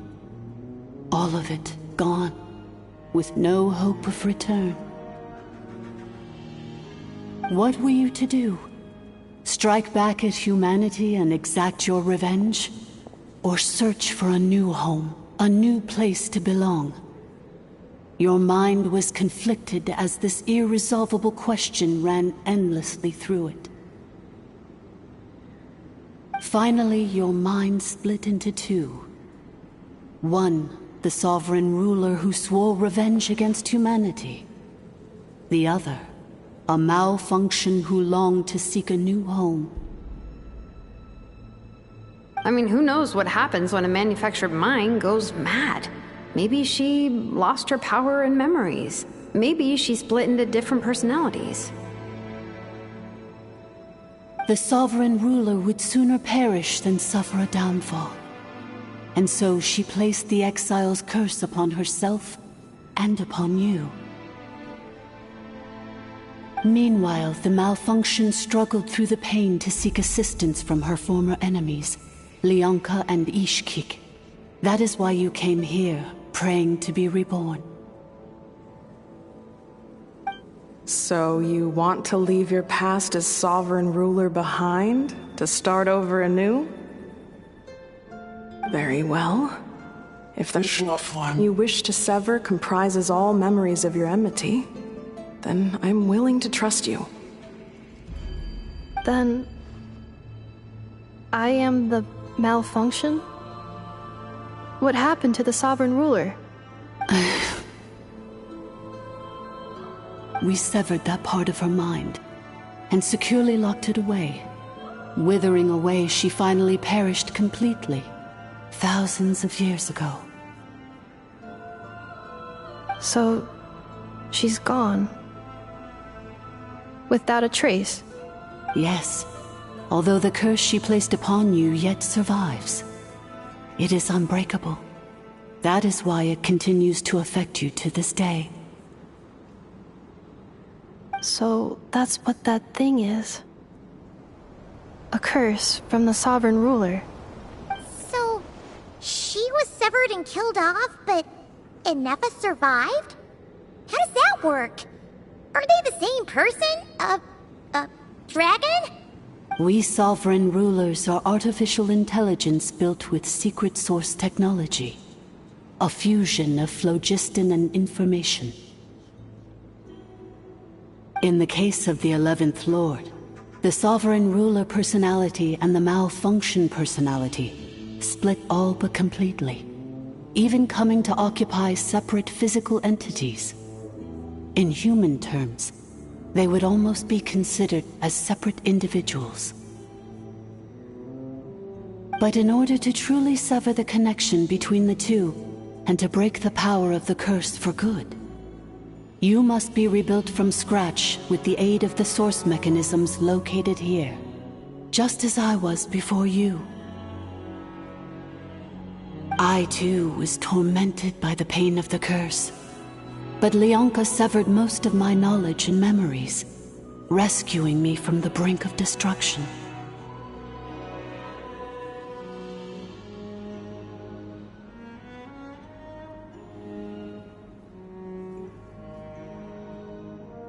It is because her heart is incomplete.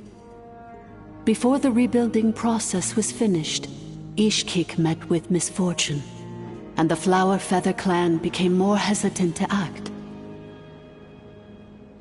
Leonka sealed these ruins to prevent their discovery by Ochkan, and sent you out of Natlan for your own safety. That is why you are still plagued by memory loss. But I continued to work tirelessly, preparing everything you would need, waiting for the day that Ochkanatlan would fall, and you would return. Wow! That's a long time. How long ago was Ochkan around again? Hold on! Paimon knows this. For the last 2,000 years. You've been waiting here for me?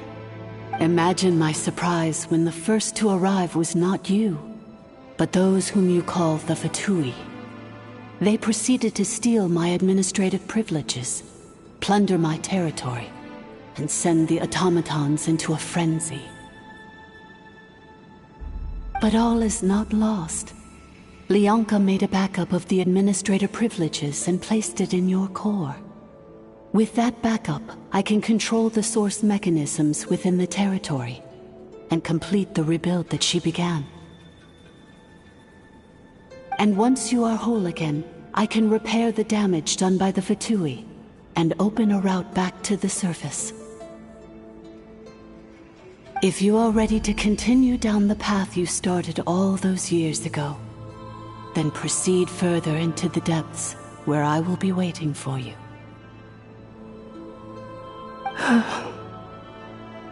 Whew, that was a lot to take in.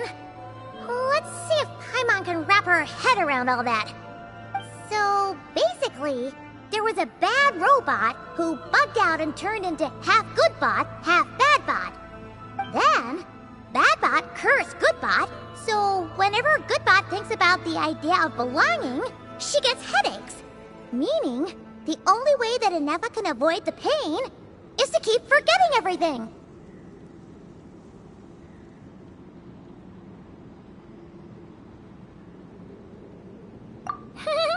Thanks! Paimon's getting better at this kind of thing. Wait, you did mean that as a compliment, right? Curse. Malfunction. Belonging. It fits my hypothesis, and it seems to explain all my erratic behavior and cognition. In that case, shall we keep going like she asked us to? I believe we should. The Fatui still have control of the upper levels. Their access must be revoked before you can exit the territory. Besides that, I want to know what happens when I'm made whole.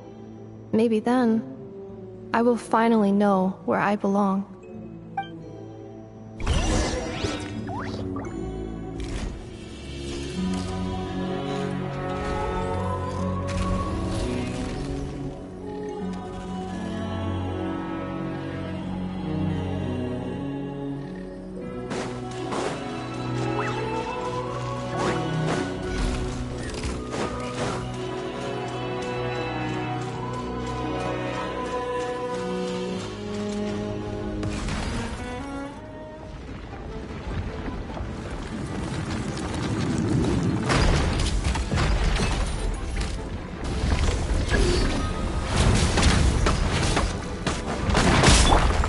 Down!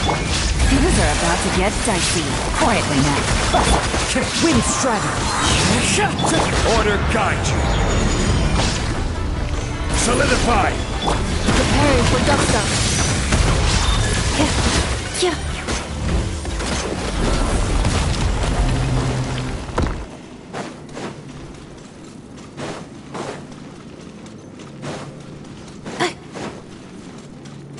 Accelerating.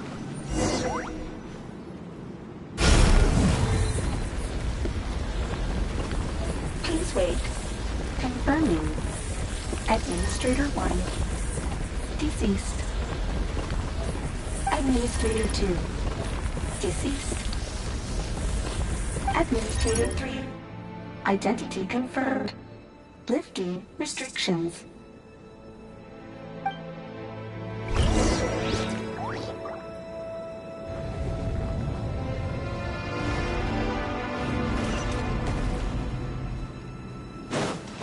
Defensive mode engaged. Accelerating.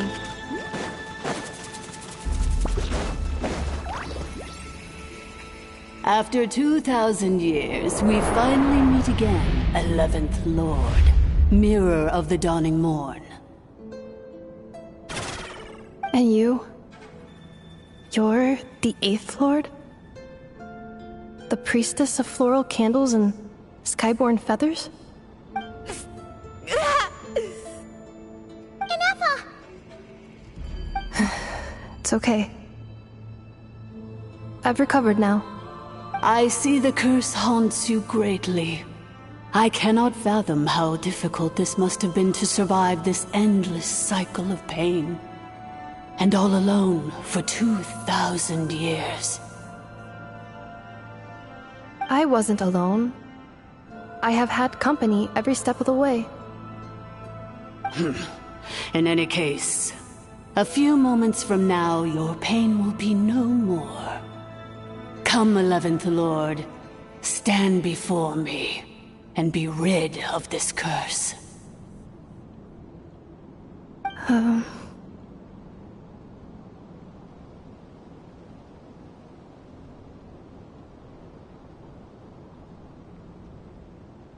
Here I am, so close to my destination, yet my thoughts are only becoming more cluttered. I am the way I am because the 11th Lord encountered a memory data conflict and split into two. If I regain all of my memories, will I not encounter the same conflict again? Promise me. Remember, you have to come home! It is. But if my memories turn me back into a bad robot, do whatever it takes to stop me. If that is the case, I cannot be allowed to make it back home.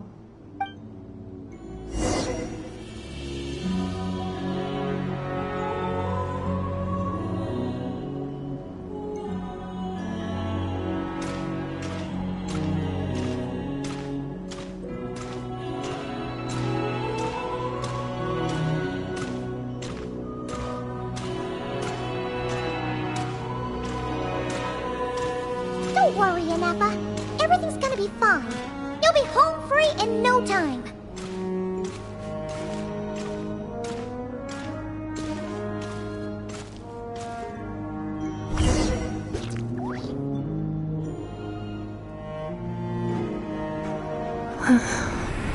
Over there. That is the curse? Yes. For the most part, it has been strangely calm ever since I entered this place.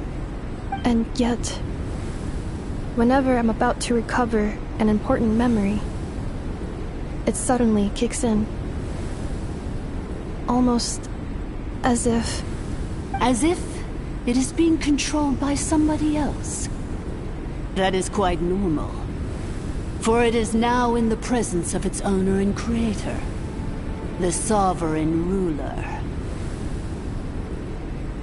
The sovereign ruler? My other self?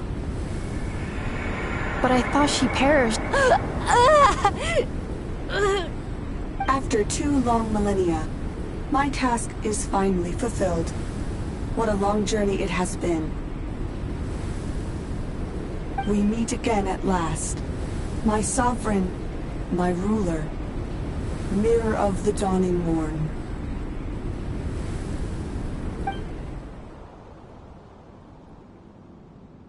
Do you think Inefa's okay? Why isn't she moving? Here we are, comrades. The core of the ruins. Ah! It's the Fatui! They caught up with us! We gotta do something! But Inefa's still... Unnecessary.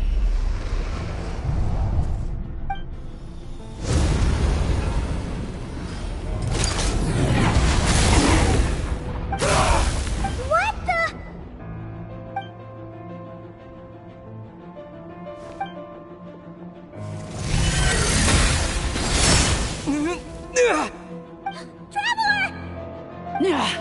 Missed by a hair's breadth. But now you are wounded, and this time you will not escape.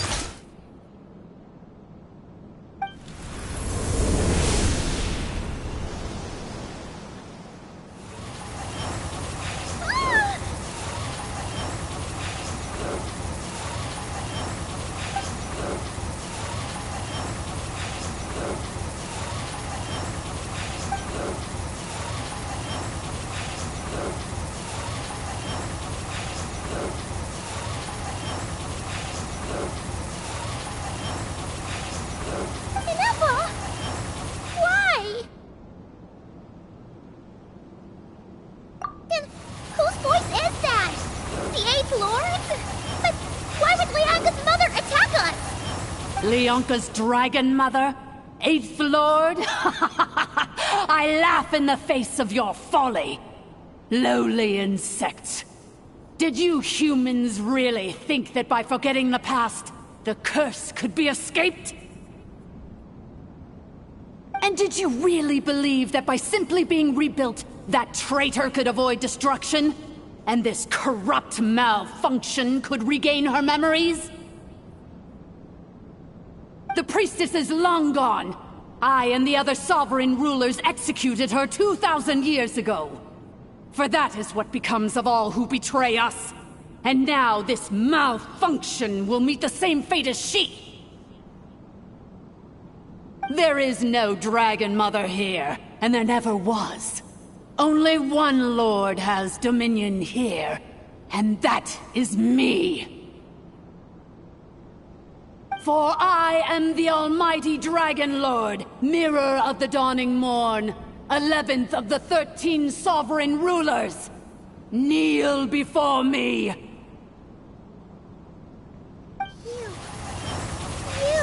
tricked us!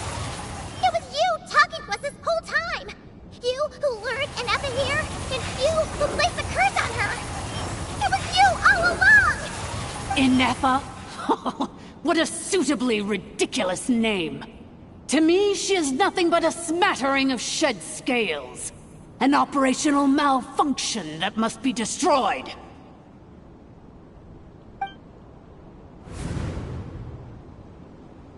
So you want to leave your past as sovereign ruler behind? To start over anew?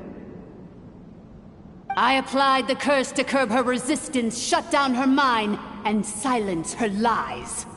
Now all that remains is to borrow your privileges and see that she is severed for good. Very well. If the malfunction you wish to sever comprises all memories of your enmity, then I'm willing to trust you. No living thing is born evil. That's not what I believe. The only ones who do evil are those shackled by hatred, those who were never given the opportunity to do good in the first place. Good and evil? Foolish categories that fail to distinguish between kin and foe. But she is the rotten spawn of the Eighth Lord. Her folly becomes her. I ought to crush this human scum beneath my feet. But without access to the treacherous Eighth Lord's facilities, there is no way to sever you. I must feign civility for now. But in time, I shall have my revenge. Once this process is complete, and she realizes that she has destroyed the good instead of the evil, my claws will tear her heart from her chest.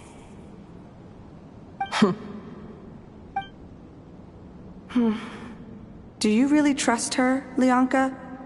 This malfunctioning part of a sovereign ruler's mind.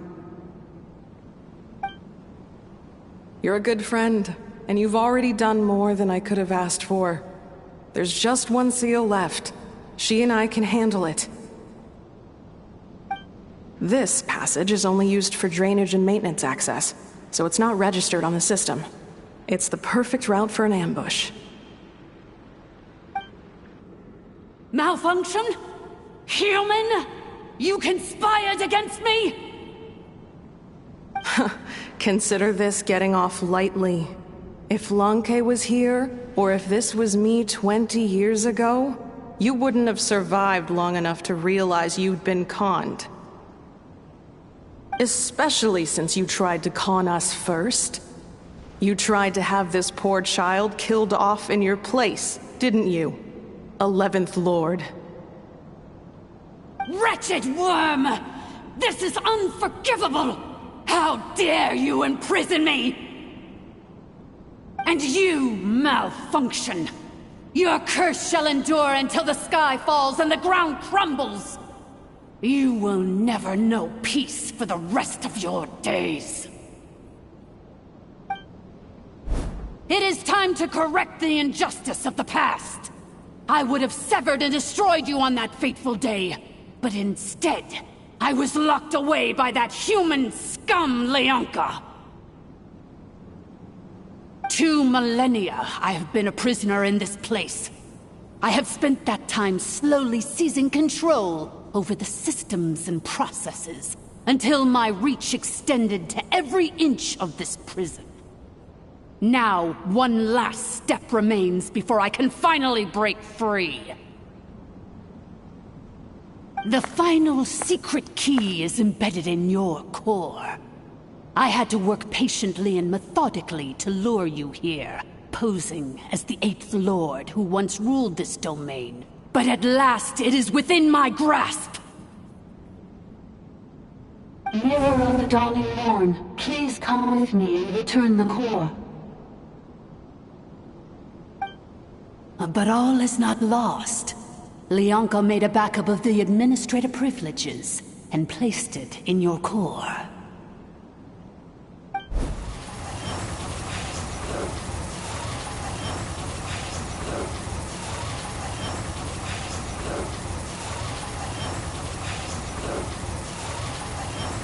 Which memory did that human scum embed the key in?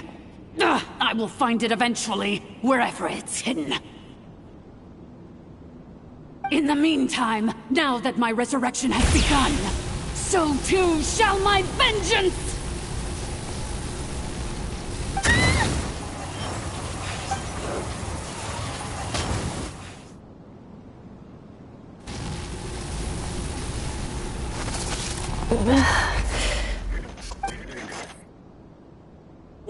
Wretched malfunction!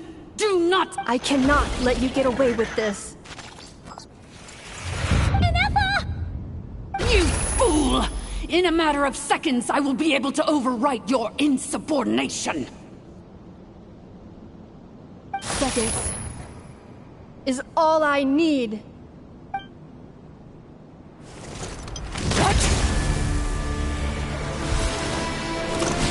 My core!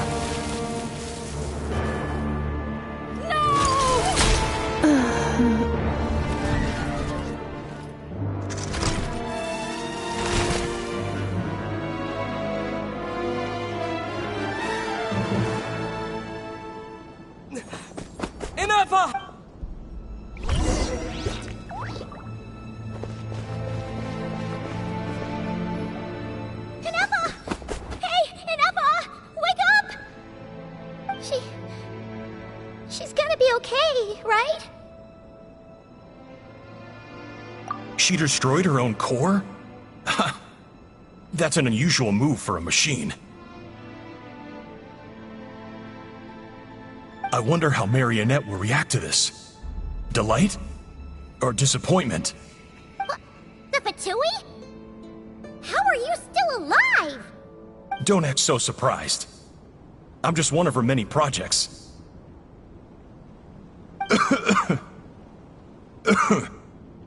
As reconnaissance missions go, this outcome is a little underwhelming. I don't think I'll be getting any commendations if this is how my report ends. So let me reignite your flame one last time. Sovereign Ruler, Mirror of the Dawning Morn, show us one final glimpse of your glory. The glory of the ancient dragon's technology.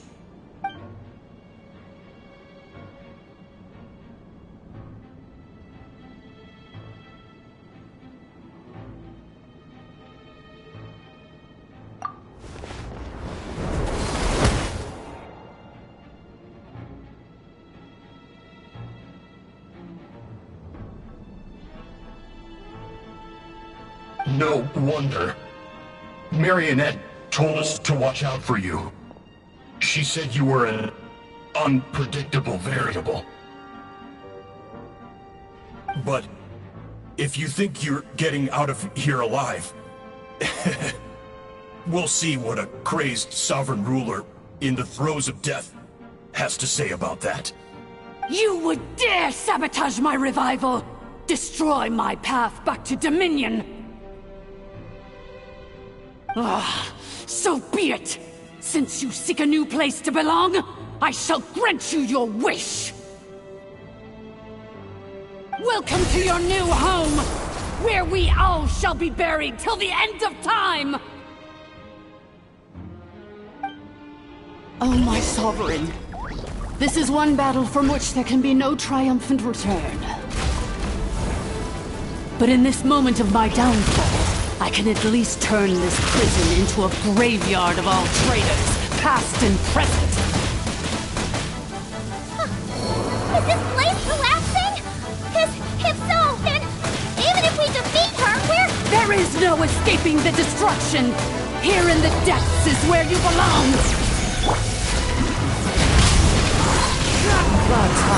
The birds come! Stabilize!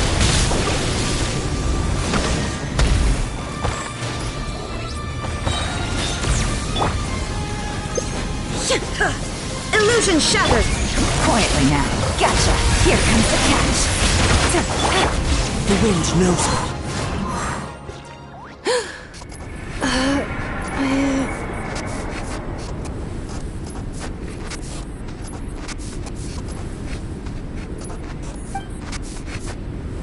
After 2,000 years in exile, searching and forgetting, we are back where we began. Our path was always going to end in our demise. This shall be the final resting place of the last sovereign ruler. I am no sovereign ruler. I must return. People are waiting for me. Illogical. You are not authorized to prevent your self-destruction.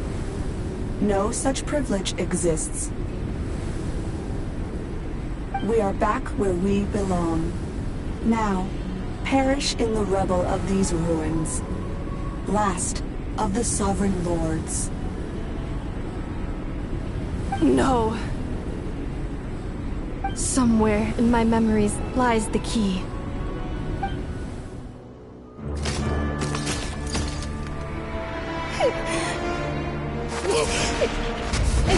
Maybe no single nation is our home. Where exactly is home to you? Searching your memories? The curse is still active. This will only hasten your demise. We're all from Nodcry. Cross the ocean. Find a new place to belong.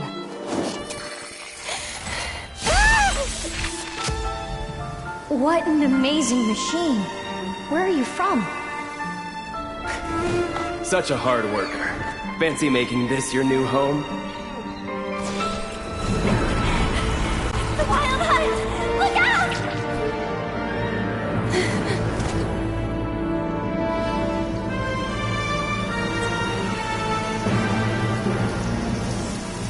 Impossible. Where is this data from?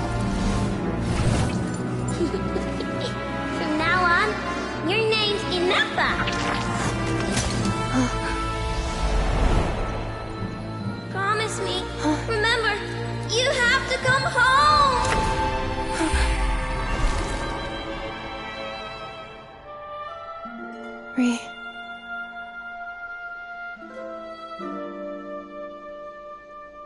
Return. Data. Overload. Capacity exceeded. As long as this gem's around, the heart that Ishkik built you should keep beating away. It may take centuries, even millennia. But one day, may your new memories transcend your pain and rage to conquer the curse that shackles you. What kind of gem is it? Nothing special, really.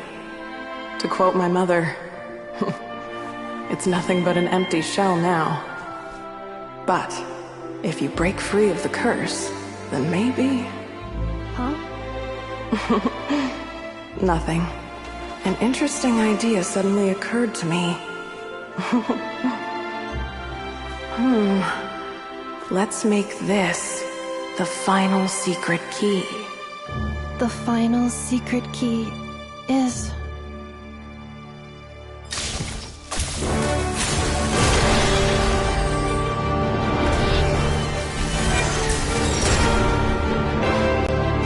Impossible!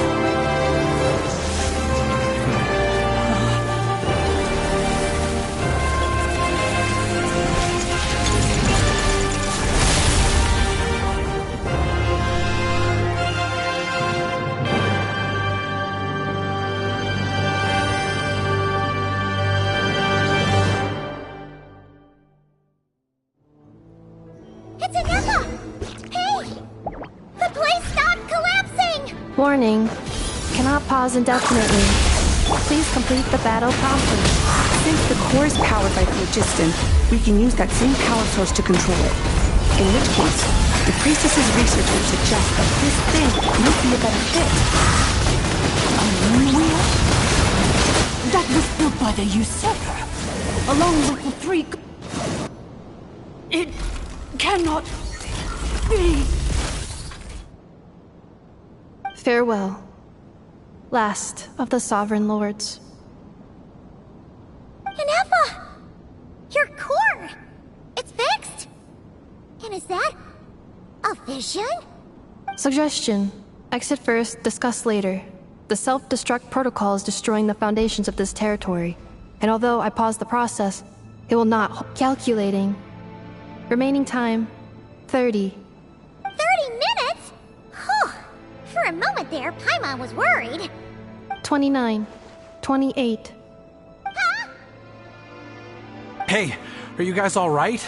The automaton suddenly stopped moving. Then there was that earthquake, and now the place seems to have sprung a leak. Estimated time to Foundation cave-in, 20 seconds. Huh? Huh? A place to belong. I too once yearned for it.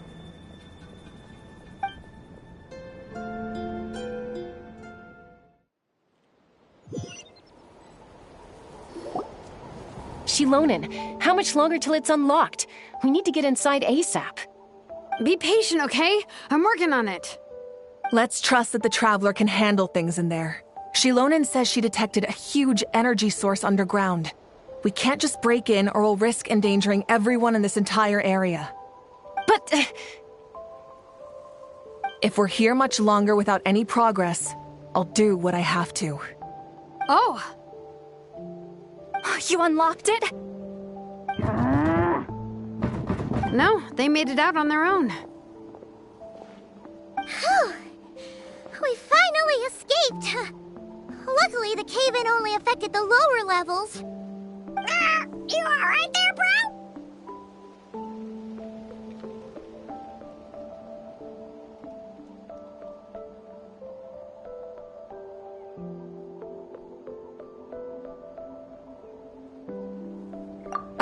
Another triumphant return for R2 Miney.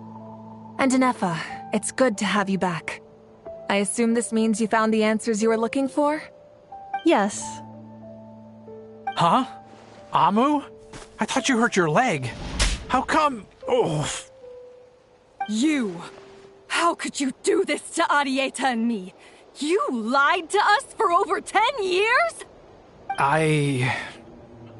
Before anything else, I suggest we let this gentleman and Anefa tell us the whole story.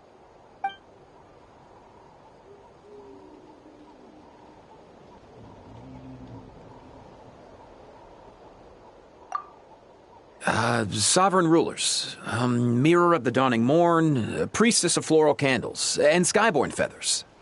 Seems like a house forgotten quite a lot. So you began life in Natlan, then spent 2,000 years adrift in Nodcry? In an endless cycle of losing your memories and trying to find them. But it sounds like it took all 2,000 years worth of memories to successfully overload the processing power of the curse. None of us had any certainty that the plan would succeed in the far future.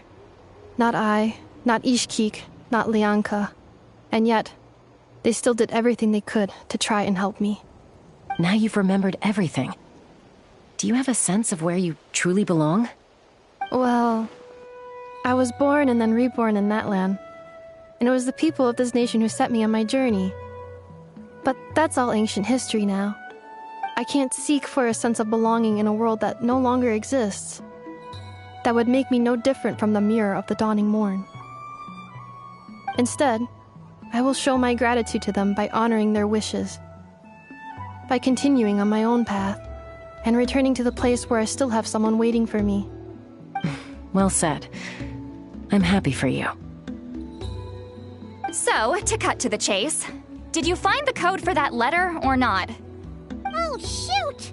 Forgot all about that! Sincere apologies. A lot of memory data surfaced in a short time frame. I am still processing it. I left the cryptex back at the Flower Feather Clan to make sure that I wouldn't lose it out in the wild. Please come back with me, and we can inspect it. I'm so sorry that I kept this hidden from you all this time. Now I can't go back to Liyue or Nodcry. The Northland Bank isn't gonna let me walk away from this, nor is the Nodcry Aprishniki. You should take Arieta and go. Oh, should I now? You think I'm the one that's gonna let you walk away, do you? Idiot! You're coming back with me right now, and you're going to apologize to our daughter. Looks like you all need some time to calm down after everything you've been through. If you're worried the Fatui are still looking for you, why not camp out at the Flower Feather Clan for now? We welcome everyone, from old friends to old enemies turned new friends. Don't worry about a thing. You've got a whole future to figure things out. Go and find where you belong.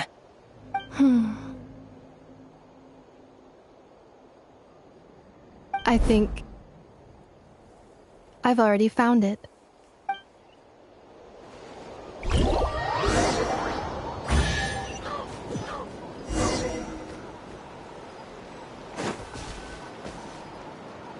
Here it is. The cryptex. So then, what's the code? Or what about that backup plan that Arieta mentioned? Please see the casing that holds the combination code discs. The sender had me etch the code onto the casing so that I would not forget it. But I still forgot it. Wait, hold on. 1, 2, 3, 4, 5, 6? Seriously? It's been hiding in plain sight all this time? Yes, the sender said, the most secure code is one that you can write down and no one would think it's a code. Who is this person? The sender said, surprises are best saved to the end. Okay, now your memory's getting a little too good.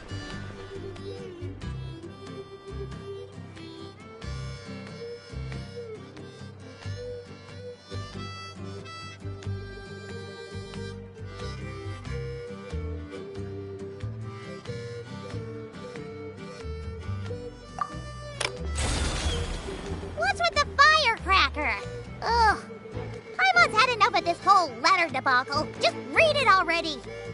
Dear Honorary Knight, I've heard a lot about you. Jean's always singing your praises.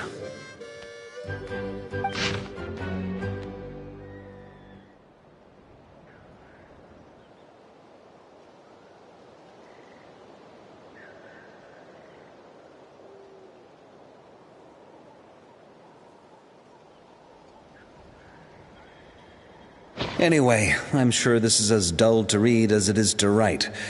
Let's talk more over a glass of wine sometime. See you and not cry.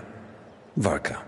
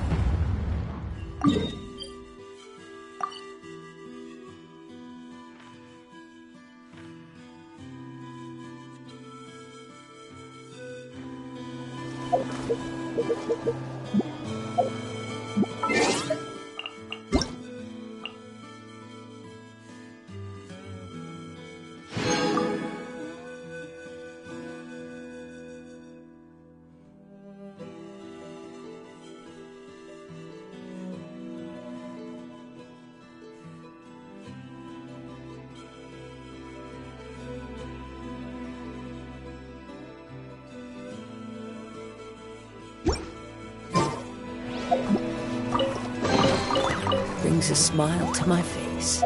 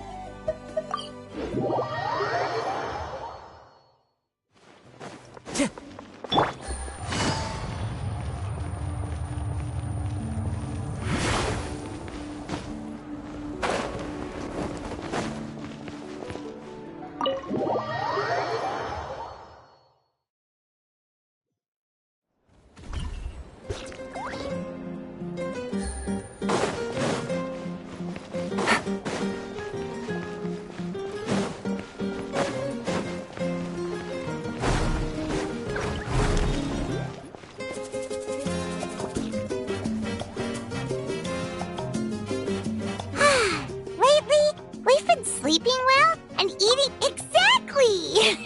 Look, Paimon's tummy is so stuffed. It's all round and plump now. And now it's time for some rest.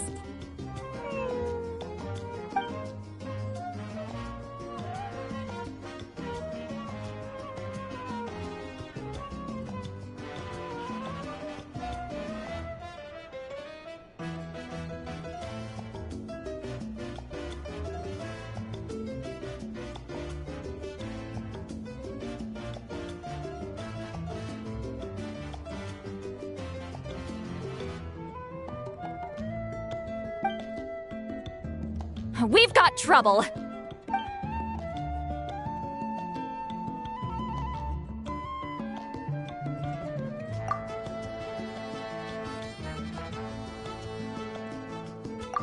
Cut that out, it's serious. What are you doing sleeping this late? Who are you, me? Come see us in the speaker's chamber once you've cleaned yourselves up. We're waiting for you here.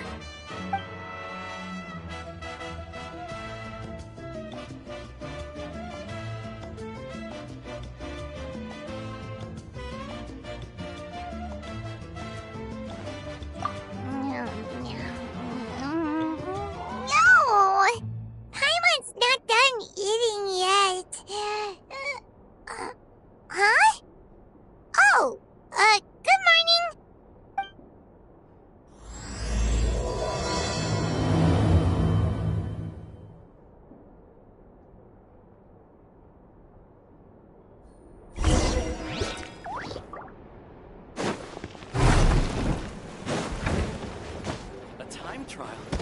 worth a shot.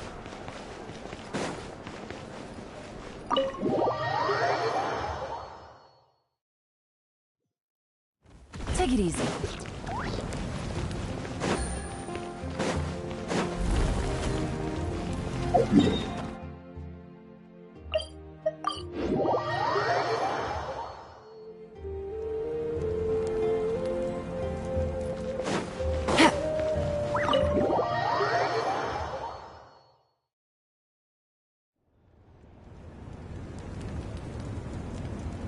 I wonder if they've eaten. Or if they've even gotten up. Maybe I should buy some snacks? Oh, don't tell me something came up on their way here. Relax. I'm sure they're fine. Ah, there they are. See? Just like I said. Moika, see Lolly! We came running as soon as we got your message! Thank you for coming all this way. Here, have some water and catch your breath first.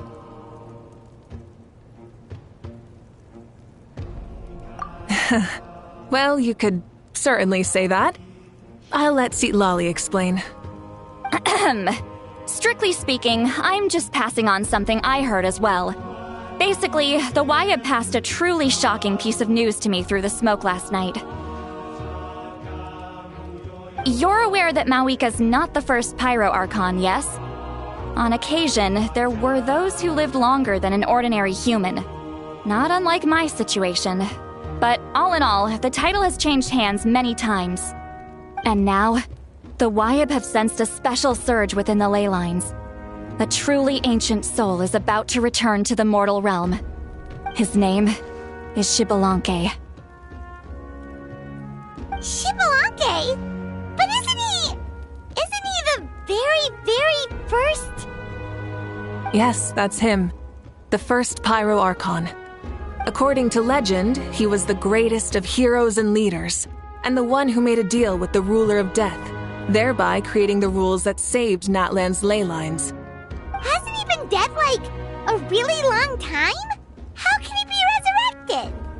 Even in Natlan, it's impossible for someone as ancient as him to ever return. Still, nothing's off the table when Xbalanque is concerned. Hence why this really is something major.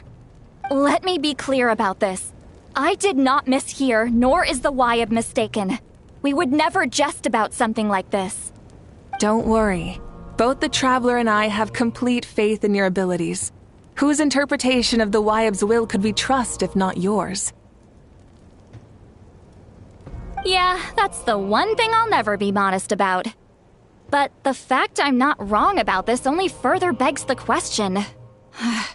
Just why is Lord Xbalanque suddenly about to be resurrected now? As you can see, Lolly's even more concerned about this than I am. Still, it's understandable. Waiting to find out the whole truth must be torture for a great shaman who can only peep at the outcomes without knowing the causes. Mawika, I hope you'll approach this with a measure of caution. Depending on how things go, everything could change or nothing at all. Well, I think you know what I mean. I do. Xbalanque's arrival will shake our nation. After all, we still don't know if he's satisfied with the outcome of this war. Wait, do you think he'll come and find you? Well, you can't just up and say things like that. You scared me half to death. That's actually pretty likely. Think about it. People in the same line of work tend to have some similarities, right? Maybe all Pyro Archons share my disposition. I don't want to meet him. I haven't really mentally prepared myself yet for such a grand occasion. Anyway, my job was just to pass on the message and bring the Traveler over. Now that that's dealt with, you can discuss the pilgrimage. I'm done here. Wait! Where are you going, Sea Lolly? Back to bed! You have no idea how much that scared me. I was up all night. Ugh, can barely keep my eyes open. Nighty-night. It's like I said before. Our cultural legacy shouldn't end with our triumph over our suffering. Instead, it'll burn brighter than ever. So, the pilgrimage of the return of the sacred flame to turn it into a pure athletic competition, promoting fair play and encouraging the personal growth of contestants. And this grand tournament will begin soon. Ooh, that sounds awesome!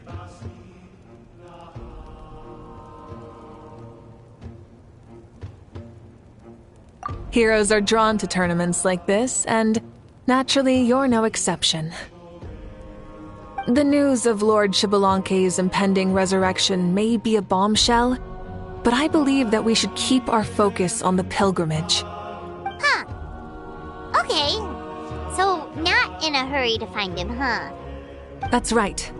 I've already informed the tribes that we'll be hosting the next tournament right away. It'll help sweep away the shadows cast by the war.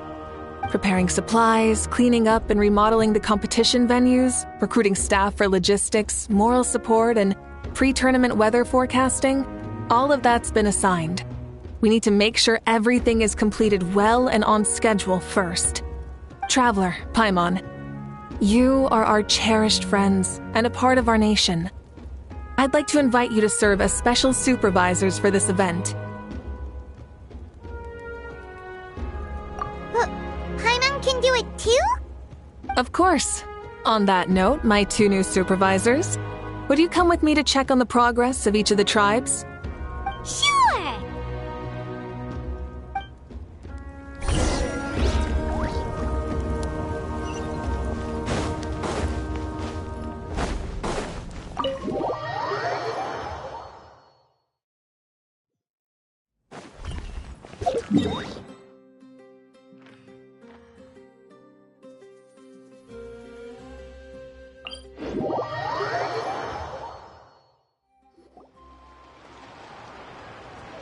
We're here! This is our first stop! Looks like someone's in a good mood. Of course! Paimon's here as a special supervisor this time! It's only been a few days, but Paimon's back and cooler than ever!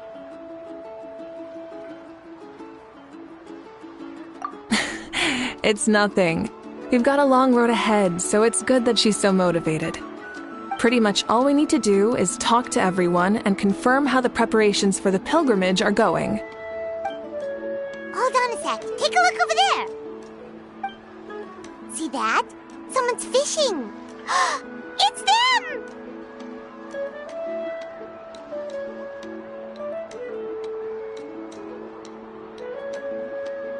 It's a quartet, you insolent ignoramuses! A quartet!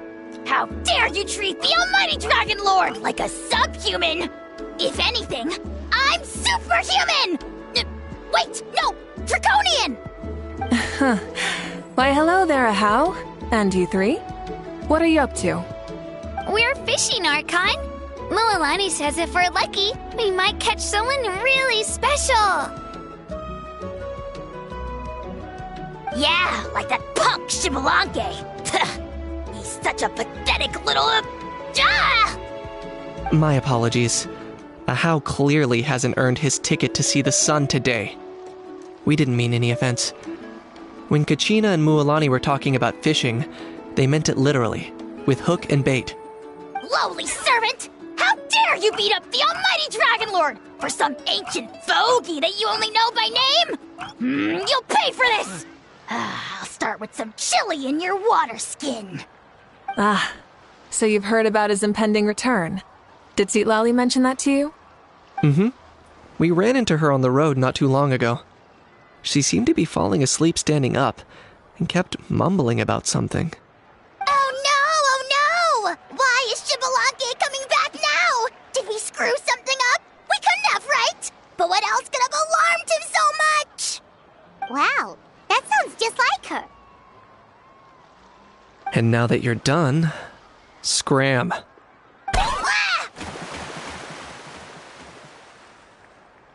To be honest, it's been bothering me quite a lot. Under normal circumstances, it shouldn't be possible for us to meet Lord Xbalanque, right? So, does this mean something's wrong? As you can see, there are many people that are thinking along those same lines. I believe that... Hey, we've got a bite! Help! Help! Something's pulling on me! It's what's going to save your life. Are you having leg cramps? Help! Hold your breath for now. We'll get you out right away.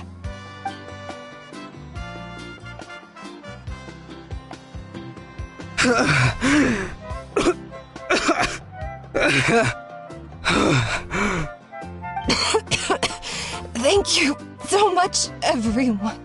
Wait, why is her heart gone here? Well, would you look at that? You actually caught some people after all. Thanks for your help. Otherwise, that sudden bout of leg cramps might have ended our entire surfing squad. The two of us are in charge of transporting supplies. After safely delivering some of the equipment, medicine, and a few other things for the tournament, we had some time to spare, so... Didn't warm up before going into the water, did ya? Thank you. Thank you so much. We'll, leave you to it then. We'll never forget how you saved us. We know you're busy though, so no need to worry about us. We'll see you around. Well, you gotta give it to Mualani. When she wants something to happen, then it just happens. Then it won't be long before she reels in Xbalanque himself. Now that'll be a wonder of wonders. I was just thinking, what if he enjoyed swimming like the rest of us? It's easy enough for anyone who loves the water to end up here, so might as well give it a try. It'd be a great chance to say hi to him. I used some commemorative badges for the stadium as a special bait. He's never been to present-day Natlan, so it'll all be new to him. I'm sure he'll be thrilled. And before you say anything, anything's possible. On the off chance this'll work, it's worth a try no matter how unlikely it is. Just like playing the lottery. As you can see, the power of friendship sustains their faith in the theory. Well, what about you then? Given your personality, isn't your continued presence a testament to the power of friendship too? Ha ha! She saw right through you, my foolish lackey. Silly, naive child. Now, witness the scorn of Kahula Hat! Ow! Picking up where we left off before, Citlali never makes mistakes with her messages, so I believe that it would be best for you to meet with Lord Xbalanque. That should quell any unnecessary speculation. Thanks. I'll keep that in mind. But for now, what I need to do is check on the status of the preparations for the upcoming pilgrimage.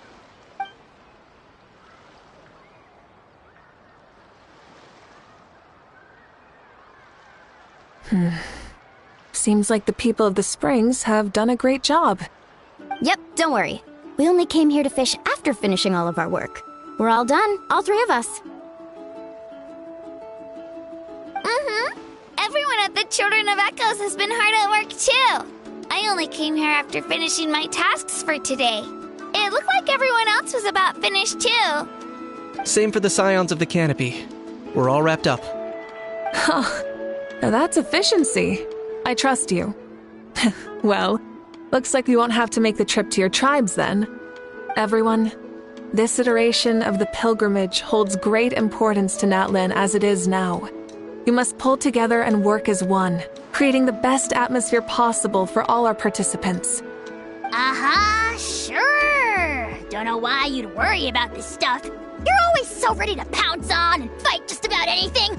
Why, you even dare to disrespect the almighty Dragon Lord!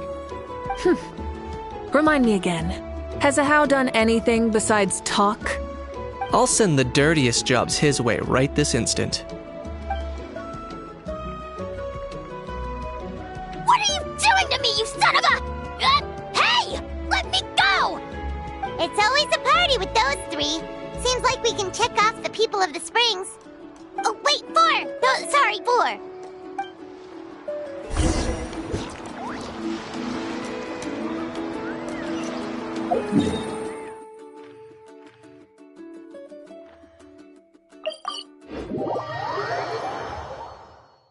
Take it easy.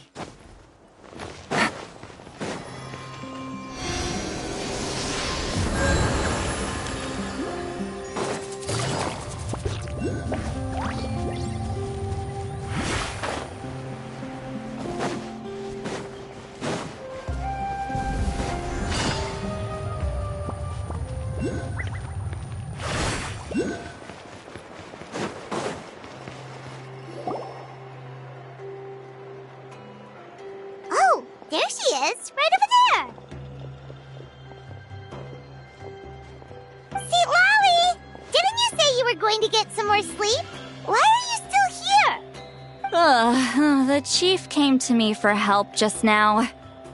Not like I can just ignore someone in need and go back to bed, now can I? You didn't tell him that you stayed up all night? I just told him about Xbalanque's imminent return, and told him to be prepared. There was no need to mention anything else. Right, you still got a reputation to maintain, huh? Can't have people thinking Granny Eatstily would lose sleep over something like this. Ugh, now you're making fun of me too, huh? Ugh, so even children are ridiculing me now. This cannot stand. And you! Do you also think I'm just trying to keep up appearances?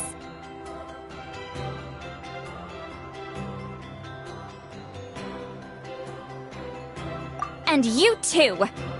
What about you, Mawika? No, of course not. Relax, Seatlolly. Xbalanque was no ordinary person. He loved this land as much as we do and managed to forge a miracle through the ruler of death. I don't think he'll give us too hard a time. If that's what even the two of you think, then my worrying seems even more unnecessary. All right, I get it. That's just the kind of paranoid old hag I am. That means I can go get some shut-eye then. You can take a look around yourselves. And if you need any help, feel free to go find the chief. Or Auroron. The chief should be overseeing the preparation of the woven scrolls required for the tournament right about now. And as for Auroron, I believe he said he was going to do some handicrafts at the valley entrance. Come on, you're making it sound like it's my first time here. Rest well and stop worrying so much. We'll discuss the tournament with Auroron. All right then. Good night, everyone.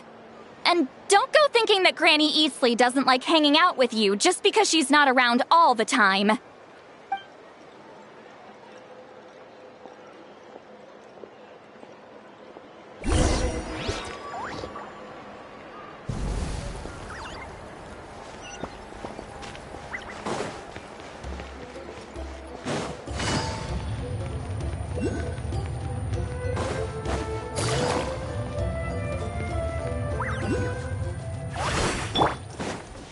Into the wind.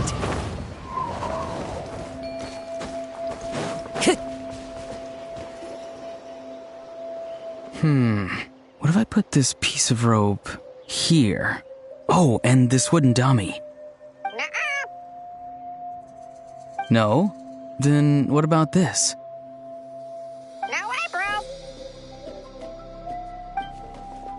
That voice. Sounds like Auroron's talking to someone. Let's go see what he's up to.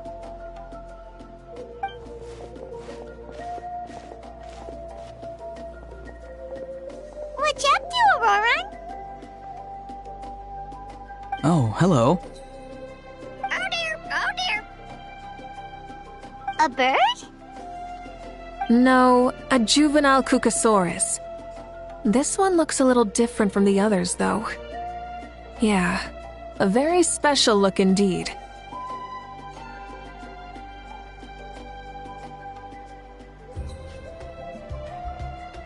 The heck are you on about? Whoa, he's quick on his feet. That retort was instant. For real now? Do you even hear yourself, bro? Did Paimon just say something wrong? Oh well, no way, bro. Don't worry about him. He's just... how should I describe him?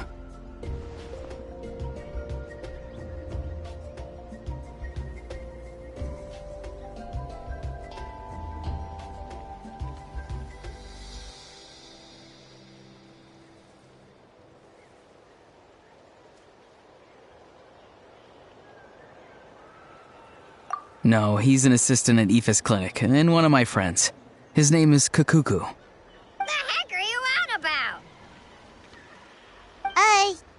Is that not his name? Oh, wow. No way, bro. Yeah, that's what he does. Those are all Aoife's catchphrases, so Kakuku picked them up after hearing them day after day.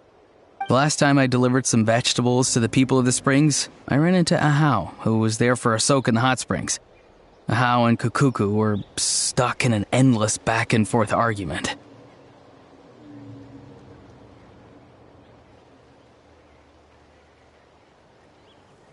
Eventually, Ahau got really agitated and just started immediately shouting, "No, you!" no matter what Kakuku said. How unbelievably childish. No less than I'd expect of Ahau. Even I have rarely witnessed things like that. They went on like that for an entire afternoon. Wait, how do you know that? Did you stay and listen to them the whole time? Yeah, I did. It was so dumb I couldn't look away. Anyway, I'm here because I'm trying to capture Xbalanque. Capture, huh? Wild choice of words. Then how about hunting for Xbalanque? Sorry, you're trying to do what now? We've never seen someone so ancient come back to life before, right? So I wanted to see if I could intercept him. See, this is the trap that I made. I've used it before. It's quite good at catching wild animals. Don't worry though. I've already told everyone that there's a trap here, so they won't get too close. See, I've even made a notice board.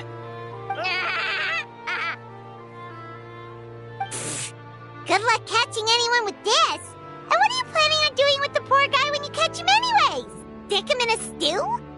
No. I just want to see what he looks like, and then I'll probably invite him to our tribe as a guest. I'll admit, I didn't take you for the actively hospitable sort. Well, a chance like this doesn't come every day. I wanted to give it a try, so I also made these little handicrafts. He says that, yet all of these look like a hunter's lethal handiwork. I see. In that case, I wish you success. If you do manage to catch a wild Xbalanque, please, let me know. I'd love to come and watch the fun. Hey, not you too! If the real Xbalanque does show up, a trap like that won't hurt him. We all have faith in him. After all, he was the first Archon of this land. That's right. That's also why I stuffed several layers of cushions and hay in there. If he really triggers the trap, he can just sprawl out and take a nap. For real now? Do you even hear yourself, bro? Bro, stop! You're driving Paimon insane over here! Oh, wow. No way, bro. Well, if you got time for this, then you finished prepping for the tournament, right? You took the words right out of my mouth, Paimon. Ah, so that's it. Sorry, I didn't know that's what you wanted to ask about. We, Masters of the Nightwind, are broadly responsible for the woven scrolls and mental support. I have expertise in exactly neither of those, so I joined the logistics team. I provided some amazing supplies. The others even praised me for the quality of my produce and even asked me about how to grow such great fruits and vegetables. I was very happy. You've gotten quite good at dealing with people. Yes. I think I've rediscovered a bit of that feeling I had in my childhood. Seems like things here are going smoothly. In that case, we'll check on how things are going elsewhere. See you later, Auroran. Bye, Auroran! Good luck with the... capturing Xbalanque. See you later! So he also knows how to say goodbye. See you later then, bros. Huh? All right. See you later, my bros.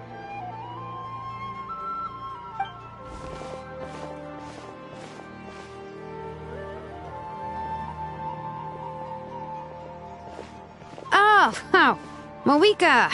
Oh, shoot. What are you doing here? Shilonen, what a coincidence.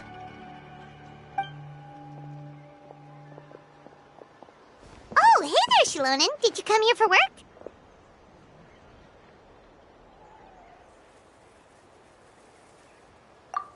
Auroron. Did he sell me out? I thought I asked him to not tell anyone that I was here. Nope. He didn't mention you at all. That's so. She's avoiding me. There are a few big pieces of equipment we need for the tournament, and I've been wanting to ask her to make them. I went straight to her place because I was worried she might refuse, but each time there was nobody home, and the neighbors said that she was busy. Turns out, she was here.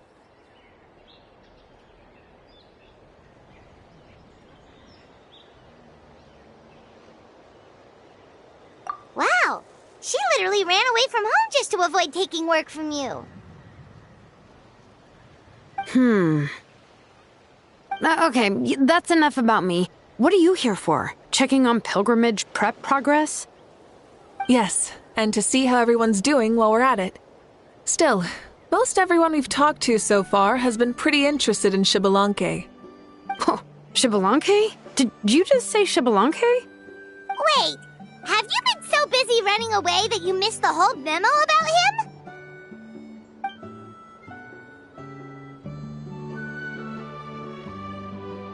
Yeah, I'm still trying to wrap my head around it, but if that's what Lolly said, then it has to be true.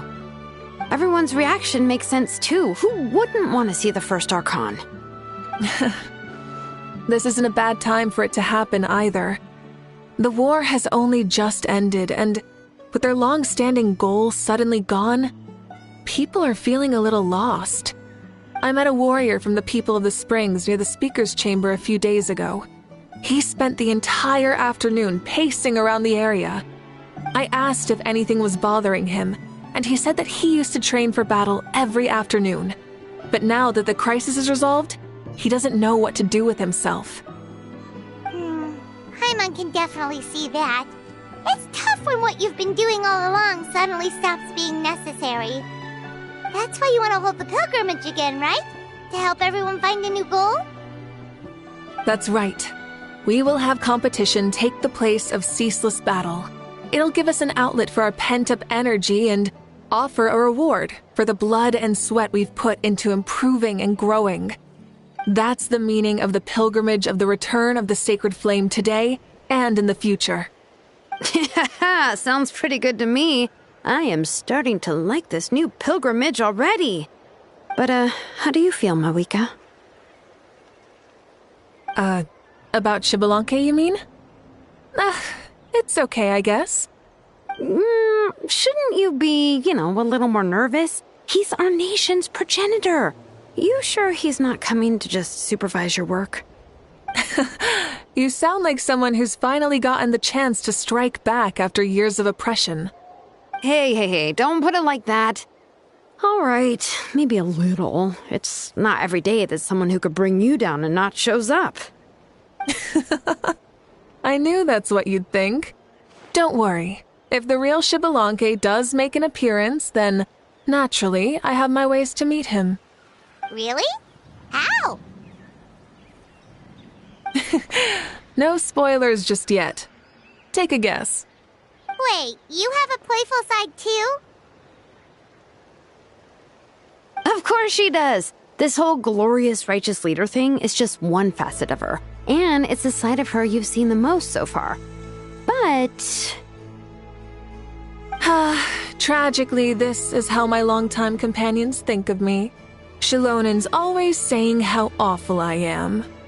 Hey, don't just put words into my mouth like that. I've only ever said that you can be quite terrible sometimes. Sure, whatever you say. Come on, Traveler, Paimon. Let's head to our next stop. Oh, and Shilonen, now that you've been busted, be sure to stop by my office and pick up the documents I left for you. I wrote down everything you need to do for the tournament. Good night. And she's fallen asleep just like that. Well, she's gotta wake up eventually. Let's go. Good night, Shilonen. And sleep well.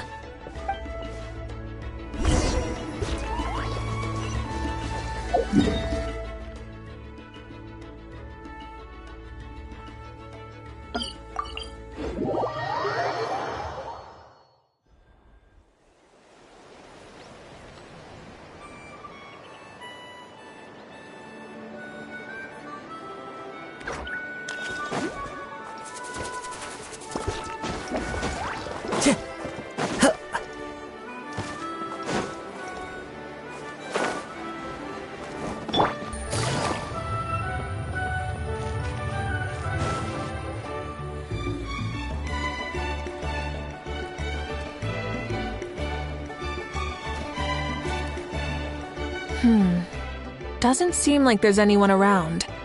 They're probably all out and about. Does that mean the preparations are going smoothly? Of course, without a doubt.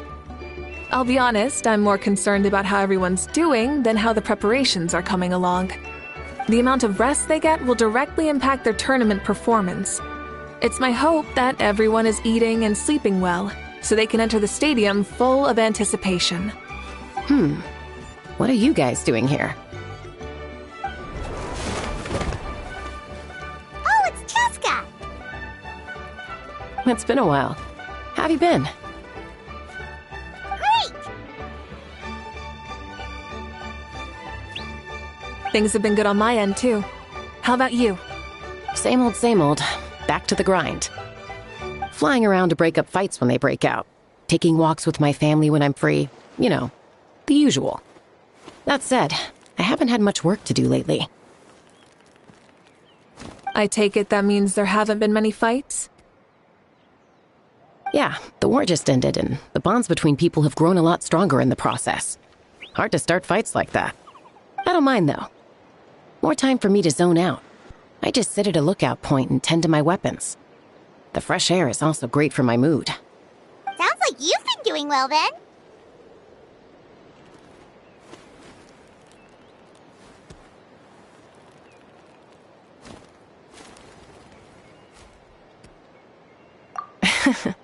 What are you talking about?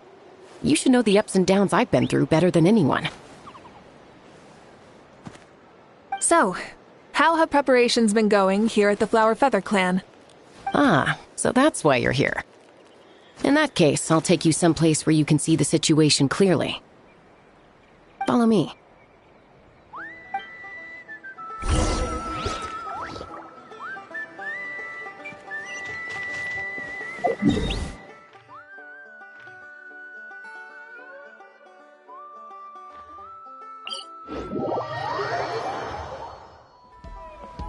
Take it easy.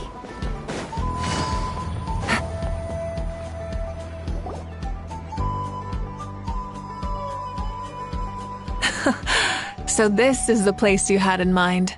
Quite the view. Yeah. You can see our whole camp from up here. We trained like this back when we were fighting against the Abyss, too. You can see people talking and laughing, some holding boxes, others pushing carts.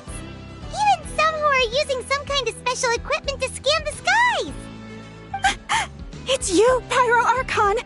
And the heroes of Natlan, too! Ah, shucks. Heroes of Natlan?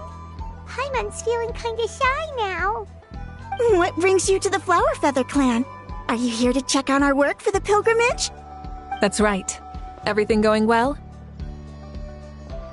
Please, rest assured, everything is going off without a hitch. Everyone is in good spirits as well. Coach and her students are also here, so they've been helping out. Coach? Oh, is Ian-san here too? Ho-ho! Here to inspect our handiwork, then. Lots of...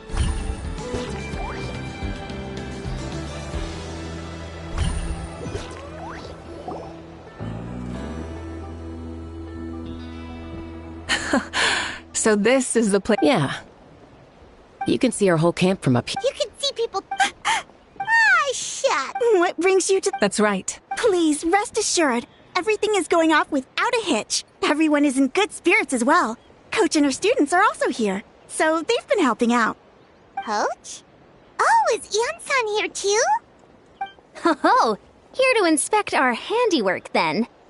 Lots of folks from the Flower Feather clan have gone to train for the tournament, and my students just so happened to want to get some exercise, so I brought them along to help. The rules of this tournament are different from before. We're here to compete, not to select the strongest warriors. Everyone finds that quite novel and is taking it very seriously, treating it like a completely new type of challenge. Look, they're all over there. Hey! Please rest completely and totally assured that with us here, we'll get all the tasks done on time. No problem and no questions asked. Whoa, they're all so reliable. Like coach, like student, huh, Ian-san? You flatter me. We're just here to help. These exercises are high frequency but low intensity, which is perfect for our training. I helped Aoife bring a whole stack of medical supplies from his clinic to the stadium yesterday. Didn't even break a sweat. Easy peasy. Didn't even break a sweat, you say? Yeah, Aoife was sure sweating a lot, though. Not that I blame him. Doctors don't need to be that physically strong. Not even vets. Especially not compared to the toughest coach in all Natlan. Tough, they say. Stuff like this isn't even intermediate level. And that's why they call you tough. I respect it, though. I doubt I can think of anything that you can't do. Paimon agrees! In fact, after staying in Natlan for so long, even we've begun to feel like there's nothing we can't do. So you think it's something about this place? Yeah, exactly! Now Paimon often finds herself thinking, compared to those super tough battles we fought and won, this is nothing at all! I'm glad you feel that way. It's not often that people can focus on the silver lining after everything that's happened. Being optimistic also tends to make people grow happier the longer they live. Keep up that attitude, and you'll go from strength to strength. The wind is rising. I think I hear something on the air. I'll head out on patrol. Have a nice chat, and just let me know if you need anything. Sounds good. See you later. And she's off. She really comes and goes like the wind. I'd say that it's effortlessly cool moments like this that make her so endearing. Well, what's next for you? You three look relaxed, so I assume you're pretty much done with all the important stuff? We've already checked up on each of the tribe's progress, and everything is going smoothly. Well, we didn't quite get around to the Children of Echoes, but from what Kachina says and seeing how Shilonen's doing, it seems they're fine. No need to check up on them. Don't worry. Things have been progressing over at the Collective of Plenty, too. So, that's it for the day. The only thing left to do for the next couple of days is persuade Shilonen to finish her part of the work. Oh, I'd love to see the face she'd make if she heard you say that. Since you have time, why don't you give me a hand? As you already know, Mawika, I'm responsible for designing the tournament course. Well, it's almost complete, and I've built a mock course. Want to do a trial run? Wait, so you mean we can get a sneak peek at what the competition would be like? Indeed. You know that Mawika can't personally participate in the tournament, right? As the Archon, she must serve as both host and judge. And as special supervisors, you can't sign up either. So, this is your best chance to experience the course.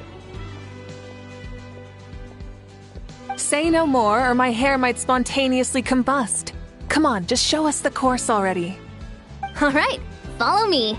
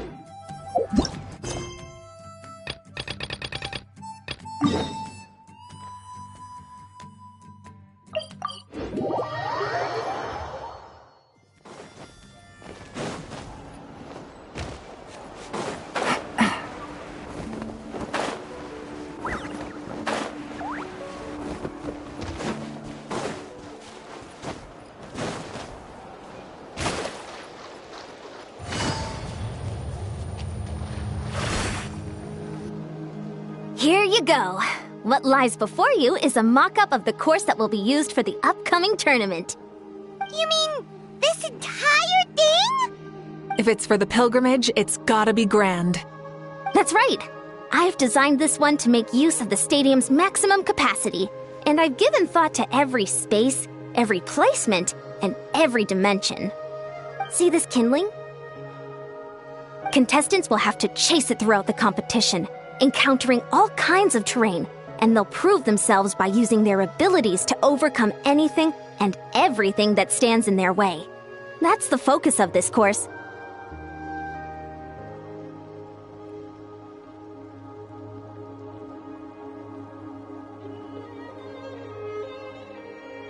Yup, this round counts as a knockout round.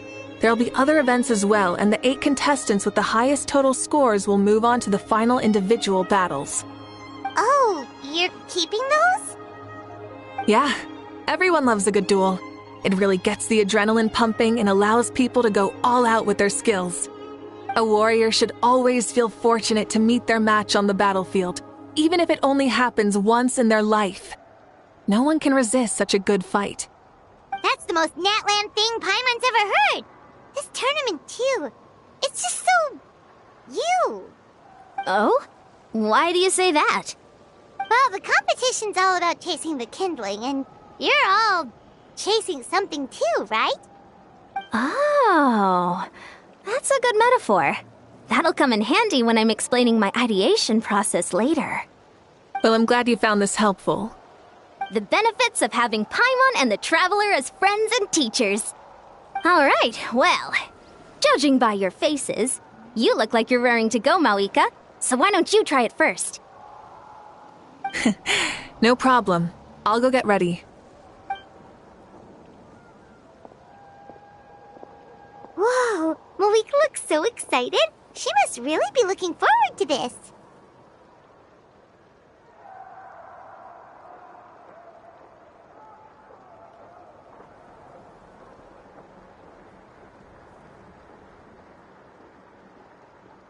Do you think that she seems a little bit different after the war and all?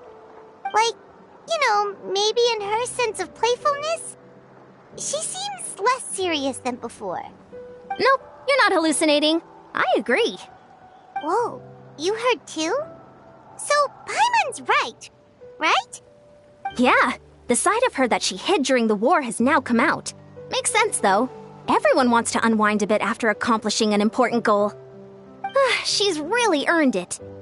Oh, so that's why you called us over. It's all part of your grand plan, huh? Not exactly. I did expect Mawika to take this one, though, so I also planned some other events for you.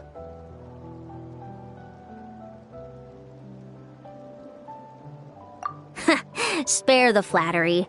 It'll be awkward if you end up complaining that you're tired later. Wait,